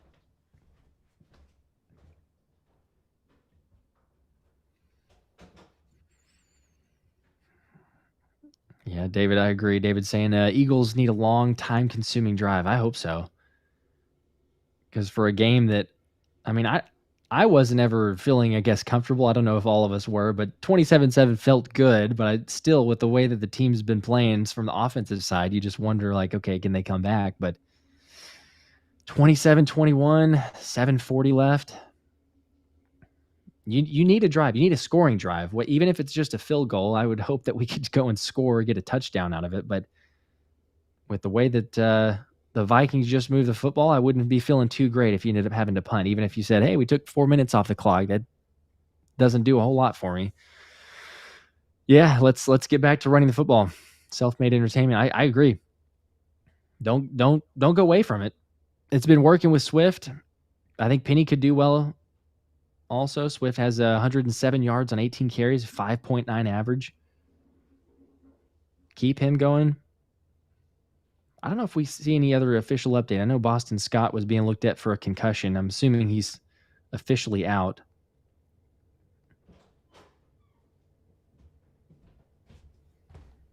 Yeah, not seeing anything for sure. But yeah, I mean, I'd say combo of if Swift is good, if he's fresh, let's keep him out there. If you have to spell him with Rashad Penny, go with that. But again, no reason to change it up. They can't stop it. So I assume, here we go. I just joined back in. You were talking about Swift. I assume you mean let's get Swift back involved, huh?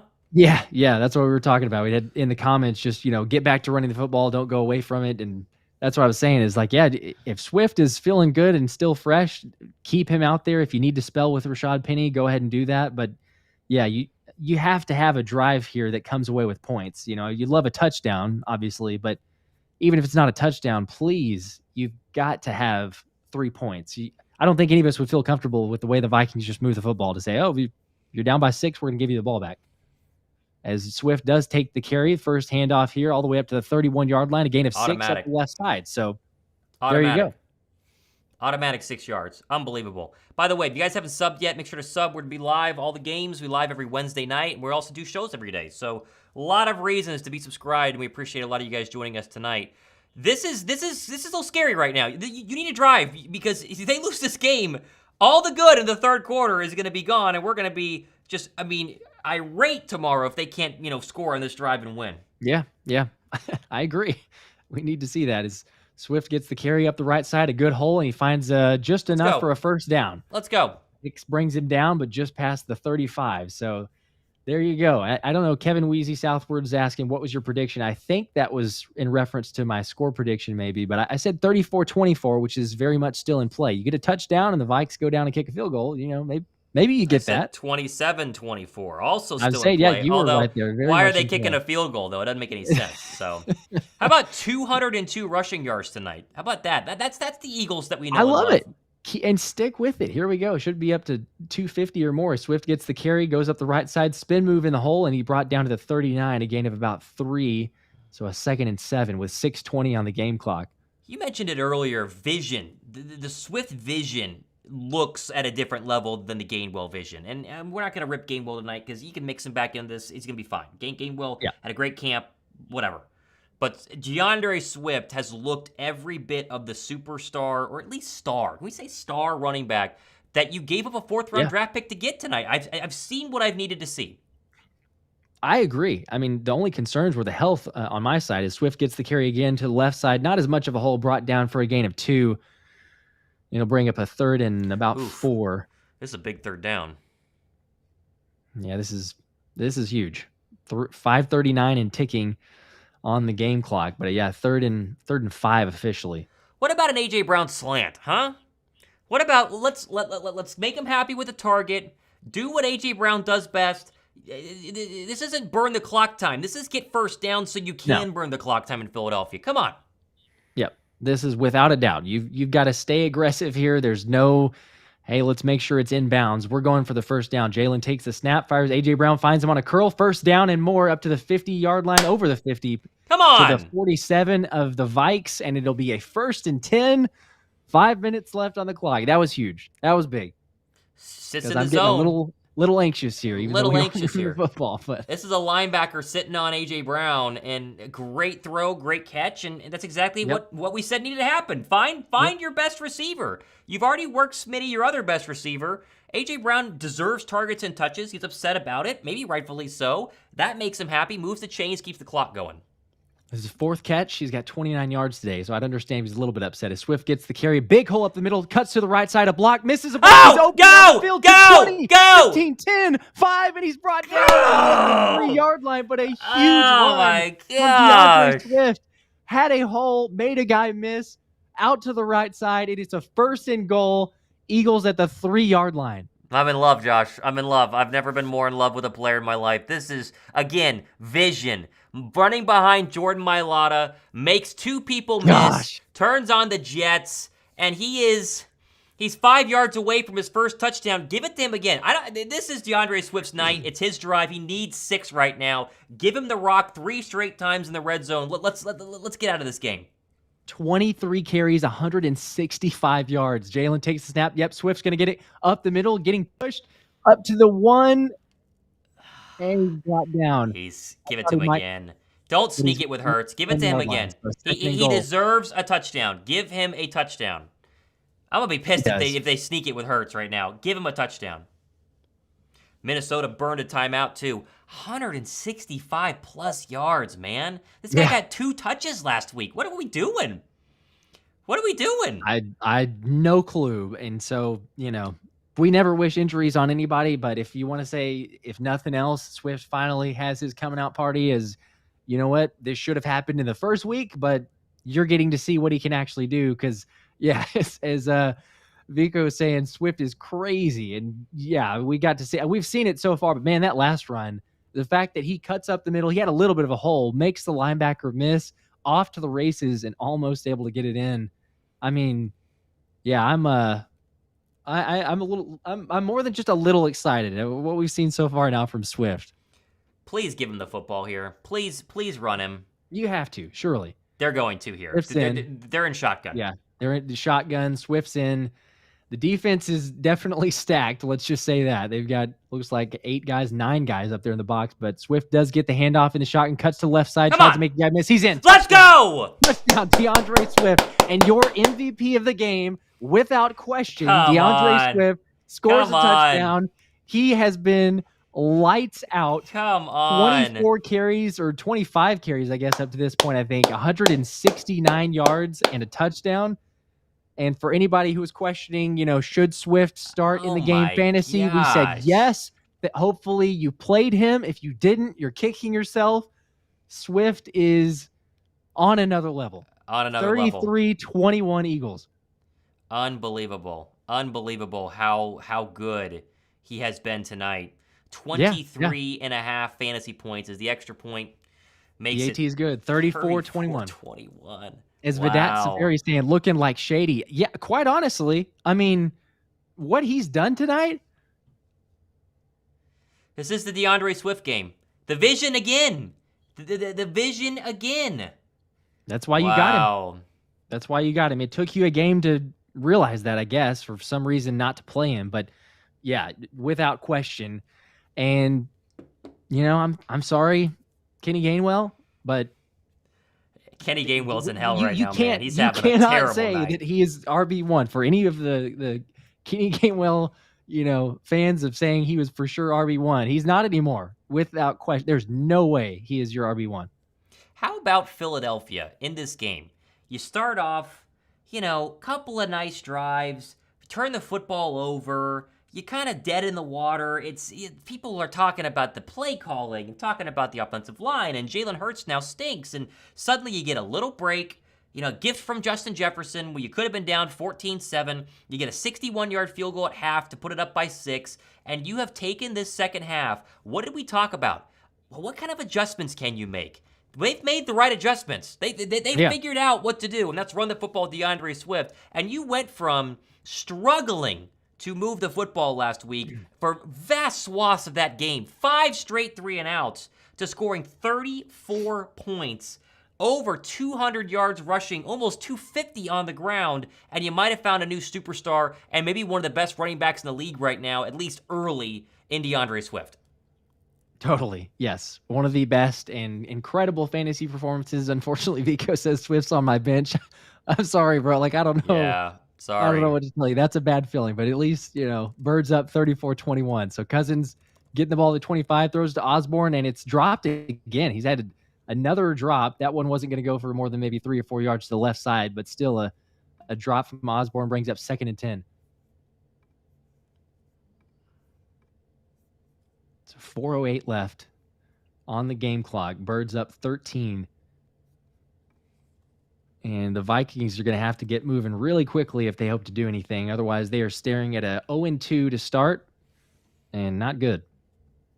4:08 to go. Man, what a game. Cousins takes the snap, fires over the middle, and it's caught by Jefferson. I thought Slay had the pick. It was a slant at the first down marker. It will be a first down, but man, I need to see the replay on that because it looked like Slay was actually the receiver. Did it go through his hands? Instead, it looked like it did. Oh my gosh. It did. Slay was on the inside on the slant route. He literally looked like the receiver, but Jefferson got it. His Cousins takes the snap in the gun. Brandon Graham getting some pressure. He's able to escape, fire to Madison to the right side, breaks a tackle, cuts upfield for a little bit of a gain before he's brought down by just about the entire Eagles defense for a gain of 6 or 7. There's a flag on the play, though. We'll see what that is. You know what's one of the bright spots that will be lost in all the scrum tomorrow? That is the scoring and the turnovers and A.J. Brown getting upset and DeAndre Swift, the linebackers. Zach Cunningham and Nicholas Morrow have looked solid tonight. They're not superstars. Yeah. They're not, Devin White and, the best line, Fred Warner. They've been solid, though. They have not been getting burnt in coverage. They've been tackling in the open field. The lateral movement has been great. Hats off to these linebackers who everybody in Philadelphia said were trash. They've had a very, very solid game tonight. Without question, yes. I agree. And the fact that you're going to have to, hopefully rely on them, or those would be the ones that you'd rely on until Nakobe Dean comes back. And then, you may even have question then, who knows? But they have been definitely more than reliable tonight, and that's good. So it's 1st and 10, though, after the hold, as Cousins will drop back and throw a running back screen to the left side. He has a blocker, cuts upfield before Zach Cunningham. There you go. You talk about a linebacker. Brings him down, only a gain of 2 or 3. He's just been consistent, right? And for all the ripping Howie gets for not investing in the linebacker, I think tonight's a great example of why, right? You can spend all the money you want on a linebacker, and that can make a difference. Linebackers are great. But are they the missing piece on a team like a safety is, or a corner, or a pass rusher like Jalen Carter? Honestly, the answer has been no so far. No. As Cousins again in the gun, drops back, pressured by Cox, throws to the left side. It's incomplete, dropped by Madison, but a lot of pressure. Fletch gets through almost instantly, brings up 3rd and 15. Cunningham in coverage there. He would have been there to make the tackle. Fletcher Cox, for being 90,000 years old, has having a rib injury, he's getting pressured again tonight. I'm glad he came back to Philadelphia. Yeah, he's looked really good, like you say, especially even for being injured. As David O'Brien asked, is Carter getting double teamed this whole game? Good question. Not the whole game, but he has been quite a bit. That last play he was double teamed, which is why Fletch got some pressure. But I think that's the good news is even if we're not calling his name, some other guys are getting through because JC demands respect. So 3rd and 15, Cousins takes the snap, drops back, has enough time, finds Hawkins over the middle, complete to the 45 or the 40. Runs out of bounds at the 42, just short of the line to gain. So it'll be a 4th and 3 from the 43, and the Vikings are going to go for it. I mean, you have to at this point. It's 2-possession game, 2:35 on the game clock. Yeah, this is a must-go. This game is virtually over. We will be here for a little bit of a post-game show, by the way, as well. Here we go. 4th and 3, snap from Cousins. This is the game. He drops back, fires over the middle, wide open. Hawkinson complete, brought down by Morrow. It was Zach Cunningham in coverage, and it's kind of an unfair matchup. Yes, the linebackers have been well, but kind of an easy first down. There you go. You want to talk about your coverage of the night, right? When I praise him, Cunningham gets burned a little slant there, but like you Yeah. said, it's Hawkinson. Snap from Cousins over the middle again. Madison complete, makes Cunningham miss, breaks another tackle up to the 30. So there's another announcer's jinx, I guess, for linebackers who've been playing well. So it's a first down for the Vikings with a 2-minute warning at the Philly 30. Well, what are you going to do? They're showing off some of the Week 2 game matchups. Green Bay, Atlanta. That's a sneaky good one here in the ATL. Yeah. Jets, Cowboys. Boy, would you love That the would have Cowboys been to a lose good that one. game. It would have been. Dolphins, Patriots. That's going to be fun on Sunday Night Football. Good Week 2 slate that we, after this win tonight, can sit back, relax, and enjoy. Stress-free. How about a stress-free Sunday?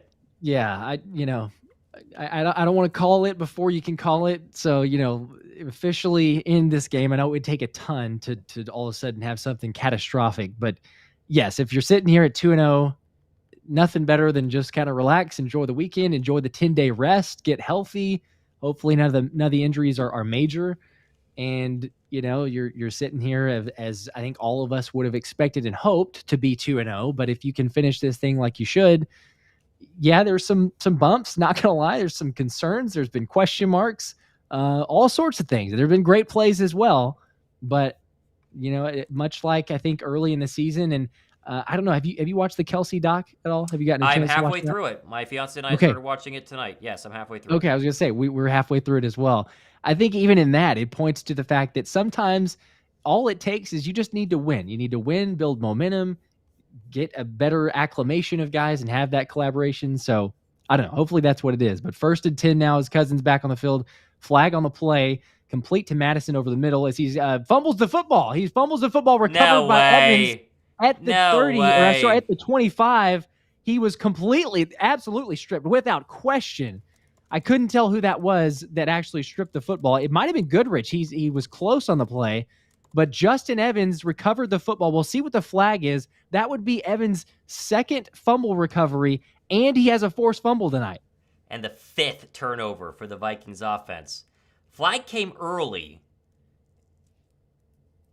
Oh, it's on Philadelphia. Oh, offsides. Yeah. Anytime you see like that, a flag, and then they let him keep playing, you kind of assume or think it might be, oh, that's crushing. That's, I mean, you're still up 13. There's not a lot of time left, but man, that would have for sure been the end of the game. Man, that's a bummer. Yeah, he just lined up offsides, and it's clearly lined up offsides. So 1st and 5. Madison has been rough tonight. Rough. Yeah. Well, I've got him on fantasy, so that's not been great, but nice. I don't care. 1st and 5 over the middle, fires, and it's incomplete. Good coverage from Evans. Again, guess who? He has been very good. Hawkinson was the intended receiver there, and Justin Evans, yeah, for anyone who, including myself, was kind of like, yeah, maybe not. He's played very well tonight. Man, what a night. What a night. The whirlwind of emotions tonight. I feel like we were up and down. We were trash, and then we were great, and we finally kind of settled into what's going to be a really, really good win. A really, really good win. 2nd and 5, 1:41 to go. Cousins the snap in the gun, takes a 4-man rush, fires to the right side, complete to Jefferson, and brought down by Edmonds. He was able to get in just behind Slay and in front of Edmonds there. It's complete to the 5-yard line as the Vikings will hurry up now. There's a minute 23 and ticking.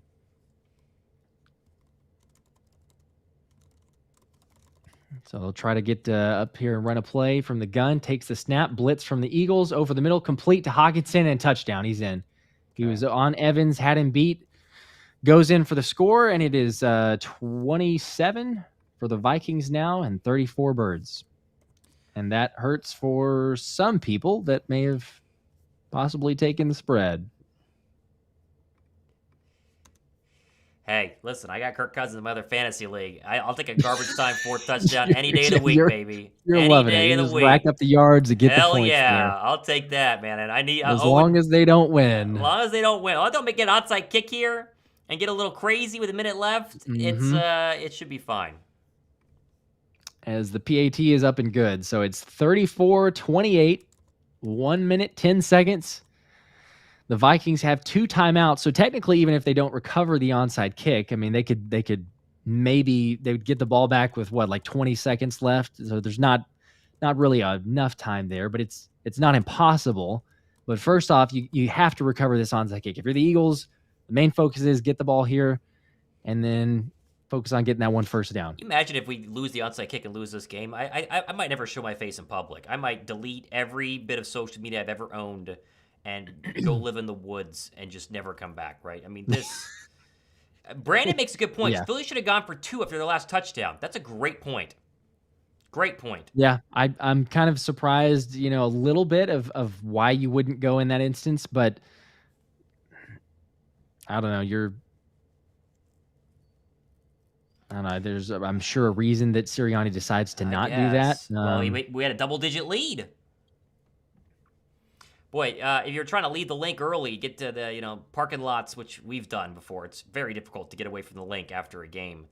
This is one of those classic, not going to put the ball in the tees sort of onside kicks, and Philly's going to burn a timeout, it looks like. Mm-hmm. Kind of a strange look there. I wouldn't go anywhere until we're officially done. You think that, I mean, we should be able to recover this, but I don't know. It feels like whenever your team is the one that's trying to kick the onside kick, you're never going to recover it. But when you're trying to recover, it feels like for some reason there's a lack on that side. Kai Patterson says, I got TJ Hawk in fantasy. Yep, good for you. I mean, the Eagles were the worst in football, right? Fantasy-wise, giving up points to tight ends. So I think most of us assumed Hawkinson would have a pretty good game. And he has again. That'll continue to be probably a question mark against all teams is, hey, if they've got a good tight end, how are they going to cover it? But thankfully, it is just a garbage TD. But here we go.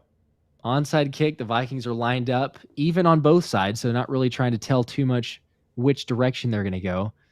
This is going to go right. Watch, he's going to stop and pivot. Nope. Kicks it left side, and it goes, okay, and they recover.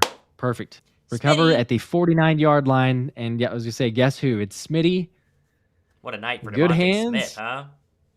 And People are going to forget about Devontae Smith's night because DeAndre Swift had a $170 on the ground, but Smitty was incredible tonight. Incredible. He has been as advertised so far through the first 2 weeks of the season. As advertised, thinking, year 3 Smitty.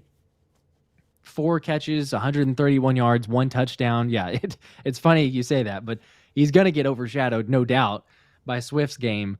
But yeah, without him, and he could have had more. Again, he could have had another breakaway touchdown that was just underthrown by Jalen. But all right, game's not over. You got to get a first down. 109. Jalen in the gun takes the snap, gives to Swift, pushes up the middle for a gain of 2 or 3. So it'll set up a 2nd and 7. The Vikes will take a timeout. They have 1 remaining, so 1:05 on the game clock. And Swift pushes that total up to past 170, so about 172, I think. What if he busts one more, gets to 200? No Eagle has had 170 yards rushing since LaShawn McCoy in 2017. In case you were wondering, it's been a long time since we've rushed for this many with one player. It's just crazy to think about, right? I mean, Eagles have had some big rushing games. This is quite the resurgence. Let's go total on the ground right now, 254. It's like college numbers, 254. That's crazy. As they'll take the snap and again to Swift, going to push through for a yard or 2 and another timeout. So it'll be a 3rd and about 5 or 3rd and 6. Kirk Herbstreit made a good point. If Philly, goes to 2-0 tonight, the schedule is Tampa Bay, Washington, the Rams, the Rodgers-less Jets, and then Miami. We've talked about this 80 billion times. They could easily be undefeated through 6 and then get some nice, very fun tests against Tua, Tyreek, Dallas in a couple weeks after that, the Chiefs on Monday night. Like, it can get very, very interesting. 3rd and 6. Here you go. Snap to Swift and brought down immediately in the backfield. Maybe got back to the line of scrimmage here, but it'll be a 4th down. The Vikings can't stop the clock, but the difference is about 15 seconds. So you'll take it all the way down. You'll call timeout if you're the Eagles. The ball will be about at the 45. And you're going to punt it. I'm sure you're going to try to pin them as much as you can, but you'll have what? They'll have probably after a punt, even if they fair catch it, 7 seconds, something like that. Yeah. Oh, as the offense is actually on the field. Surely they're not going to go. Surely they're just trying to get a jump off side. So please don't snap this. Okay, they're not. Okay. They're going to take a delay of game. Maybe give Siposs a little more room to punt there, but 13 on the game clock officially. So yeah, you'll punt this.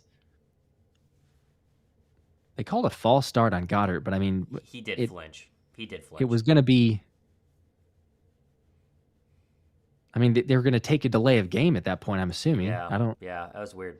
Doesn't matter, but why did he? Or I don't know. Can you decline a false start? Maybe. Well, I was going to say the only other thing is if you take a delay of game, you can technically decline it. And so maybe the Vikings would have not chosen to do that, but maybe it was intentional. It was weird. It was like Goddard almost intentionally tried to do that. All right, Aaron Siposs sighting. Let's see if we can have a nice punt. Wouldn't that be something? How about a nice punt? Yes, nice punt. Pin them deep, but please, as Vico says, don't let them return it though. Yes, you cannot. Like can you imagine? Oh yeah, no. I mean I could, but I don't want to. If it's me, I know you're trying to get time to go off the clock, but I would tell him coffin corner and make sure this thing goes out of bounds because weird things can happen if it doesn't. Yes. So I don't know. It'd be a massive mistake in my opinion if this thing does not go out of bounds, or you just boot it a mile high and make sure your gunners can get there. But I'd love it to go out of bounds as the punt is away. Oh my gosh. And he's going to have room to return, but he immediately brought down Ringo. Great Ringo, play. Baby. Thank you. Hey, Gunners of Ringo and Sidney Brown, not bad. Not bad for Gunners. Not bad. That was good there. That was good. I was, I mean, it takes a lot for return on that side, but I was still a little bit like, okay, it's not out of bounds. He's going to be able to return it. All right, 7 seconds. No timeouts. So here comes hook and ladder, right? Yeah, Let's this just would be one play. Avoid putting half of Philadelphia on, freak out watch here. Just get out of here. Yep. They got safeties back at the 40. Defense. Yep, they got 3 safeties. Sidney Brown is on the field. So one play, and we will have a timeout, I believe. Yep, timeout as Sirianni is yelling at Desai. So he didn't like something. I'm not sure what that was, but he was very upset, calls a timeout. Why is Jason Toney commenting, we don't have any explosiveness at all? Have you watched this game? Because you should have had you have explosive runs. You have 2 explosive deep balls to Devontae Smith. You should have had a touchdown to A.J. Brown, pass interference. I think we had plenty of explosiveness this game. I'm not sure what we're talking about there.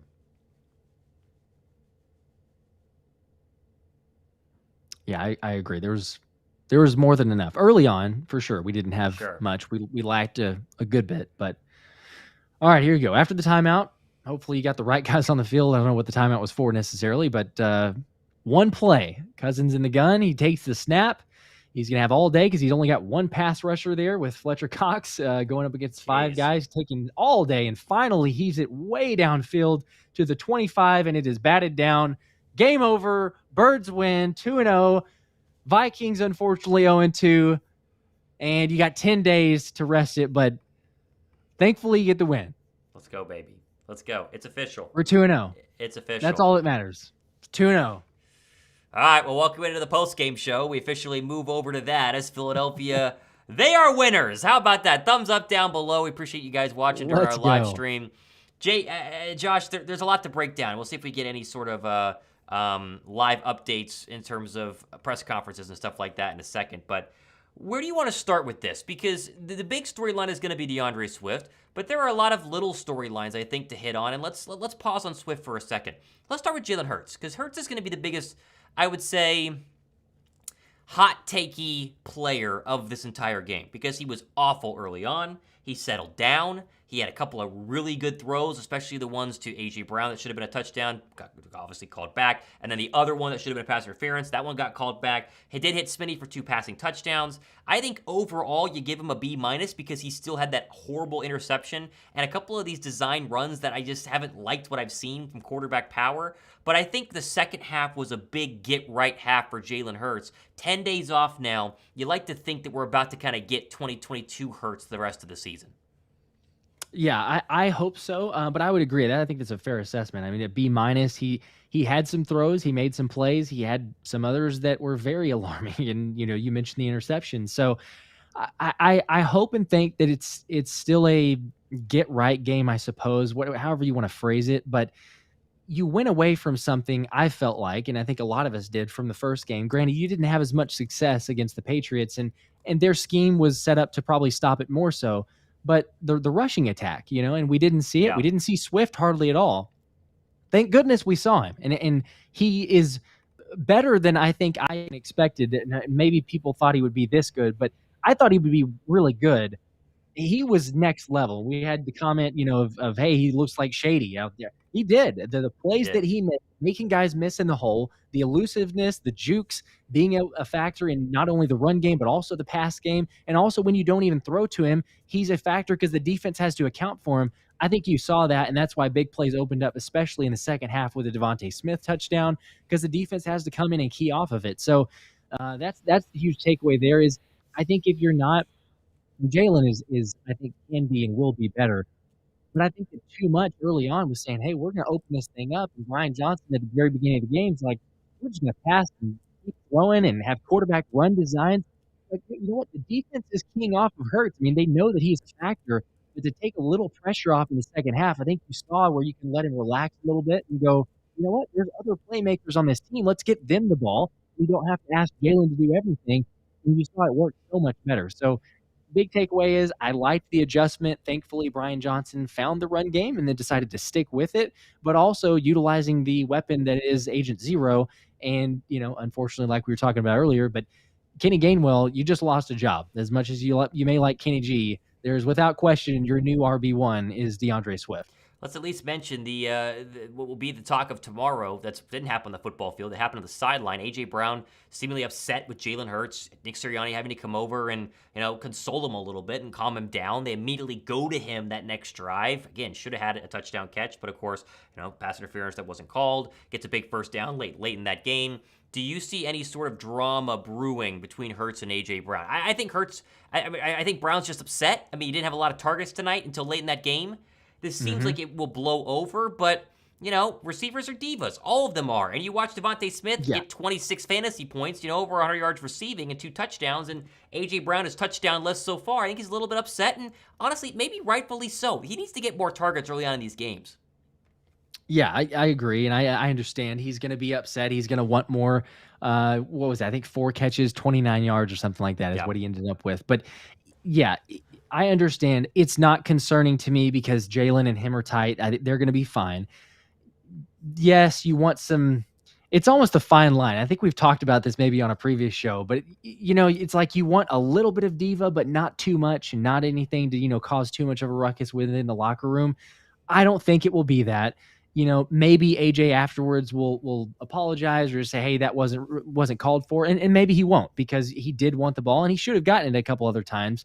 Now, the penalty that it should have been called for the pass interference. That would have been a touchdown there. So, probably would have been making him feel a little bit better in that instance. But still, it's the fact that AJ will get his touches. I think that he does need to get it a little bit earlier in the game. Like you mentioned, we finally saw, what was it, like late in the second quarter where Hurts goes to AJ on a slant and is like, oh, hey, you know what? This is what we ran last year. Why are we finally doing this? So, I think the offense will figure some things out. Like we mentioned, as time goes on, it's going to give plenty of time for, I think, Brian Johnson to analyze and say, hey, this works. Maybe this doesn't. Defenses are playing us differently, perhaps, than last season because they see some things and have tried to adjust. But I think overall, you got the win. You get 10 days now to hopefully get healthier because we can talk about the injuries here in a second, but there's a lot of them coming away from the game. But then also with AJ, you can scheme up some other things. The offense is, let's be honest, it's not A+.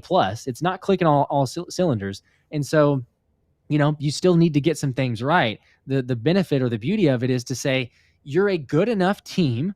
And I know that we're not up to the level I don't think that anyone would say, but you're a good enough team to go in here and, yes, the Vikings had kind of a chance towards the end, you could say, because there's an onside kick. But I mean, win rather comfortably because they had to make those comebacks there with still, again, players not playing up to the same level or standard that we're hoping them for. So there's still room for improvement, which is, I think a positivity. You're 2-0, there's room for improvement, and I think they'll get it figured out. I hope that Brian Johnson learned something tonight, and that is that you can't open a game throwing the football 9 straight times or whatever the number was, and you need to run the football through DeAndre Swift. He needs to be the feature back. Gainwell can be mixed in, fine. I'm fine with that. Obviously, he's still a good player, but this needs to be DeAndre Swift at least 20 touches a game after what you saw. 28 carries tonight, almost 200 yards rushing, got the rushing touchdown. He was incredible. And if you establish that earlier in the game, you're going to open up the deep shots. You saw it in the second half. I mean, you had a couple of deep shots there to A.J. Brown. We may keep mentioning the one that went through his hands that was early pass interference. That's set up because they couldn't stop the rushing attack. And so while we like to rip on Brian Johnson, and maybe rightfully so, he's been kind of iffy, at least the first game, definitely early on in this game, kind of maybe figured things in the second half. I think this is a very, very good learning opportunity for the team that has 10 days off to watch film, 10 days off to regroup. If I'm the Tampa Bay Buccaneers, at home 10 days from now, I don't want to play this team because this team shows you that even with a really banged up secondary and with some issues happening at linebacker and with brand new play callers and with Jalen Hurts not playing his best, they put up 34 points on a Vikings team that a lot of people picked to win the North this year. Will they continue to pick them to win the North this year? Probably not, but this team is very, very, very good, but can be way, way, way better with a couple of tweaks here and there. Let's flip over to the defense here. Sean Desai. The stats are going to say Kirk Cousins had 4 passing touchdowns. The stats are going to say 28 total points. Was it perfect? No. Did, Mario Goodrich play great the entire time? No. Did Josh Jobe give up a touchdown late? Yes. Overall, though, I think Desai had a really, really, really good game, and I thought was much better than what you saw week 1 against the Patriots. Yeah, I would say he definitely had a much better game. I think there's still some areas where he can figure some stuff out, but to your point, he's without some starters. He's without some key pieces, so it's hard to grade him or say like, he was, I don't know, if you're going to say he had a B+ game or whatever grade you want to give him, he's missing some guys. So with the guys that he had in play, you got to give him some credit. I mean, you're talking about a different green dot wearer in Nicholas Morrow, who was not a guy that got, a little bit in the preseason, I think, but other than that, it was a Christian Ellis most of the time. Or it was Nakobe Dean for a little bit, but a Christian Ellis during the preseason, and then certainly for the regular season game. So, a lot of adjustments, and then you didn't have a Reed Blankenship out there, which let's give some credit to Justin Evans. You want to hate on him or say, hey, he didn't have the best week 1, or, he might be iffy there. He proved it. Let's just give him it. He proved there's a reason he's on the field. He had a forced fumble. He had a fumble recovery. He would have had another fumble recovery if he hadn't had an offsides from Kentavious Street. So he had a fantastic game. He blew some coverages. You're going to see that. It's TJ Hawkinson and the Vikings drew up some schemes that, they've got some good receivers. Let's give him some credit. But overall, Justin Evans, I think, played a lot better, and you got to see that because he needed to step up. Now, on the flip side, I would argue that Terrell Edmonds was out of place on a couple occasions and was able to give up some bigger plays. So, you have a question mark if Reed Blankenship is not able to get healthy. I would hope and think with the 10 days he's able to go with the rib injury. But if he's not and Terrell Edmonds has to play more against the Bucs, well, maybe they can fix some things or get things ironed out on that side. But overall, Justin Evans, I think, answered the question. Nicholas Morrow played fairly well. Zach Cunningham, we had the announcers jinx. As soon as we mentioned it, they start giving up a couple plays. But still, overall, I would say it was a fairly solid game from guys that you're asking probably more than they would have expected, or certainly the coaching staff was expecting from those guys in those spots. And I think that's a positivity you could certainly take away. Philadelphia's 2-0, right? Remember last year they got up to 8-0 and then lost on Monday Night Football to the Washington Commanders. You're not going to win every single game this season. You're not going to be 8-0. I think most of us expect them to lose at some point before the bye. But we have said time and time again, you have opportunities to get out to a big lead in the NFC early, and then you let the NFC maybe catch up a little bit when you have to play Dallas twice, and you got to play the Chiefs, and you got to sneak in Tyreek Hill and the Dolphins week 7, but you have an opportunity to really put some distance right now and get ahead playing some of these mediocre teams. And as we keep saying, previous Eagle teams might be 1-1 right now. They might be 0-2 right now. I mean, this game could have gotten out of hand if not for a couple of turnovers and some resilience in the second and third quarter. But they are 2-0. They are undefeated, and they don't get to sit back and watch the rest of the NFC battle it out against each other. A couple of good matchups, especially this weekend, with a chance to maybe throw some losses at some undefeated teams, albeit 1-0, and get back to a place where they can really kind of set themselves up to be the number 1 seed.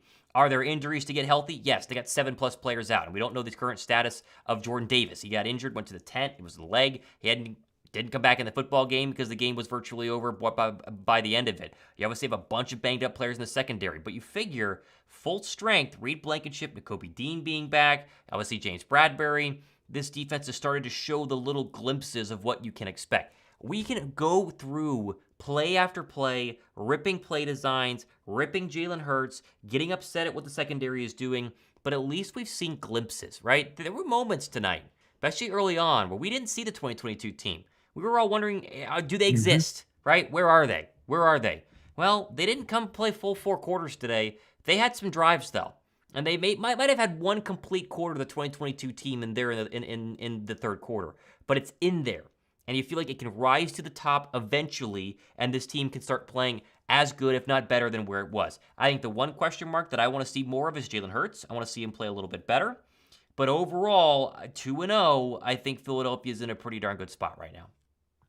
I would agree. Yes, you take it as I mean, the positivity, to walk away with this is, yes, you're 2-0. That's all that matters, is winning in this league. It sometimes is ugly. Now, yes, you need to continue to figure things out. But if you want to say they took a step from week 1 to week 2, they did. They looked better in really all phases, I would say.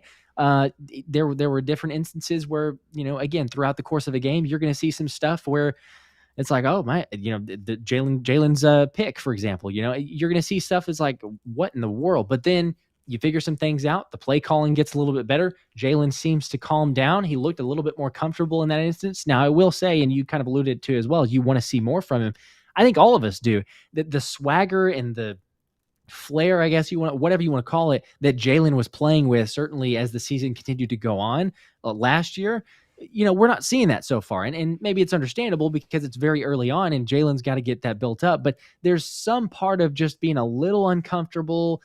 I don't know if it's just a not sure, but there doesn't appear to be as much of that emotion and that swag that he had. So I would like to see it as we continue to go. I think that we will. But, you're sitting here 2-0. You got a chance to get a little healthier, watch some other teams, and I think that you're going to see adjustments as well because you got 10 days to prep for the Bucs. Let's see if we get any sort of, post-game audio here. Trying to see who's going to go to the podium right now. It doesn't seem like we're going to get that, but if we do, in the next couple of minutes, we'll throw it up on the screen. I'd love to get maybe a DeAndre Swift at the podium, kind of see who they're going to do. Maybe a Nick Sirianni. I'm sure he will at some point, but it's getting a little late. And so, final thoughts here from everybody down below. How do we feel about our Philadelphia Eagles? Overall, I think there are still some nerves. I think people are still not convinced. You see it in the comment section, but come on. They put 34 points, 34 points against a team that, was motivated. Not saying the Vikings are a good defense, but they're motivated. They got embarrassed last year in Philadelphia in Monday Night Football. This wasn't an embarrassment from a score standpoint because they did put up 28, but the turnovers are something that Kirk Cousins just got to be just beating his head against a wall because he leads the league in touchdown passes with 6, only 1 interception, but his team keeps giving up point after point after point, and they keep fumbling and fumbling and fumbling, and it's got to be a rough night for Viking fans being 0-2, but Philadelphia 2-0, and I think both of us feel pretty good. Yes. Yep. I think you do. Again, you can always nitpick it to death or say that there's some other areas that you could be better. And I think that the team in general, I think all the players would say, hey, you can always get better. The journey's never over, as Jalen likes to say, and you're continuing to fine tune things, but you come away with the win. The nice part, like we've mentioned several times, is the way the schedule lays out is it does give you an opportunity to kind of, in a sense, slowly build your way up and hopefully get in kind of hitting your stride or, finding that moment to where all of a sudden you're, playing and clicking on or firing on all cylinders. But, you came up 2-0. You got time to get healthy, and we got comments here saying a lot of injuries, man, from Benji. Yeah, the injuries are a concern. We've talked about that in previous instances of, you need the team to be healthy, and that's a given. Every single team, is hoping for that. That's a big part of it. But if they're not healthy, at least you got some decent play from guys that are pressed into action. I mean, Goodrich coming into the game, he's probably not thinking he's going to play a whole lot, but Maddox goes down with the injury. He has to get pressed into that spot, and not an easy cover because he got matched up with Justin Jefferson a few times. Now, he did give up some big plays, but I think that the win you can take away from it, or the positivity, is the fact that you did get a win and that he got some play time and some action out there. Now, whether that means he sticks or if it's just a short-term thing, but you're getting some guys some play time, you're building the confidence, and as long as this thing continues, I think we're in a good spot, and you're getting ready for when that gauntlet comes. Because like we've talked about, you could go in the 6-ish stretch of really tough games, coming off the bye. If you're 2-4 through that stretch, that's a possibility because there's some really good teams back to back. But I think that, again, the best part is you got the win. You looked pretty solid, and you found your RB1. I mean, let's be honest. If there were any questions, I think you answered it, and you do have a running back by committee somewhat. But if me talking here, and I think a lot of us, but hopefully Nick Sirianni and Brian Johnson, they take a look at this game, and I'm hoping they're going to go, you know what? If Swift is healthy, he's our man. Like, this shouldn't be as much of an RB by committee approach. This should be Swift is our RB1, and Kenny G can rotate in every once in a while. Boston can every once in a while. I hope he's okay. He had the concussion injury, and maybe Rashad Penny. It's kind of interesting that the Eagles staff doesn't really like Rashad as much from what we've seen, because he didn't get a whole lot of carries even in this game. But either way, Swift was on the next level. He's insane. All right, well, we're going to wrap it up right here as we're ending the post-game show. Make sure you guys subscribe to both channels. Plenty more shows happening next couple of days and weeks. Appreciate you guys hanging out with us, and we'll see you guys in the next one. Can't wait for Monday night. We do a lot of shows during the day. If you haven't subbed to our channels yet, we definitely encourage you guys to do it. For Josh Davis, I'm Thomas Mott. Eagles win. They're 2-0. Signing off. See you guys. Go Birds.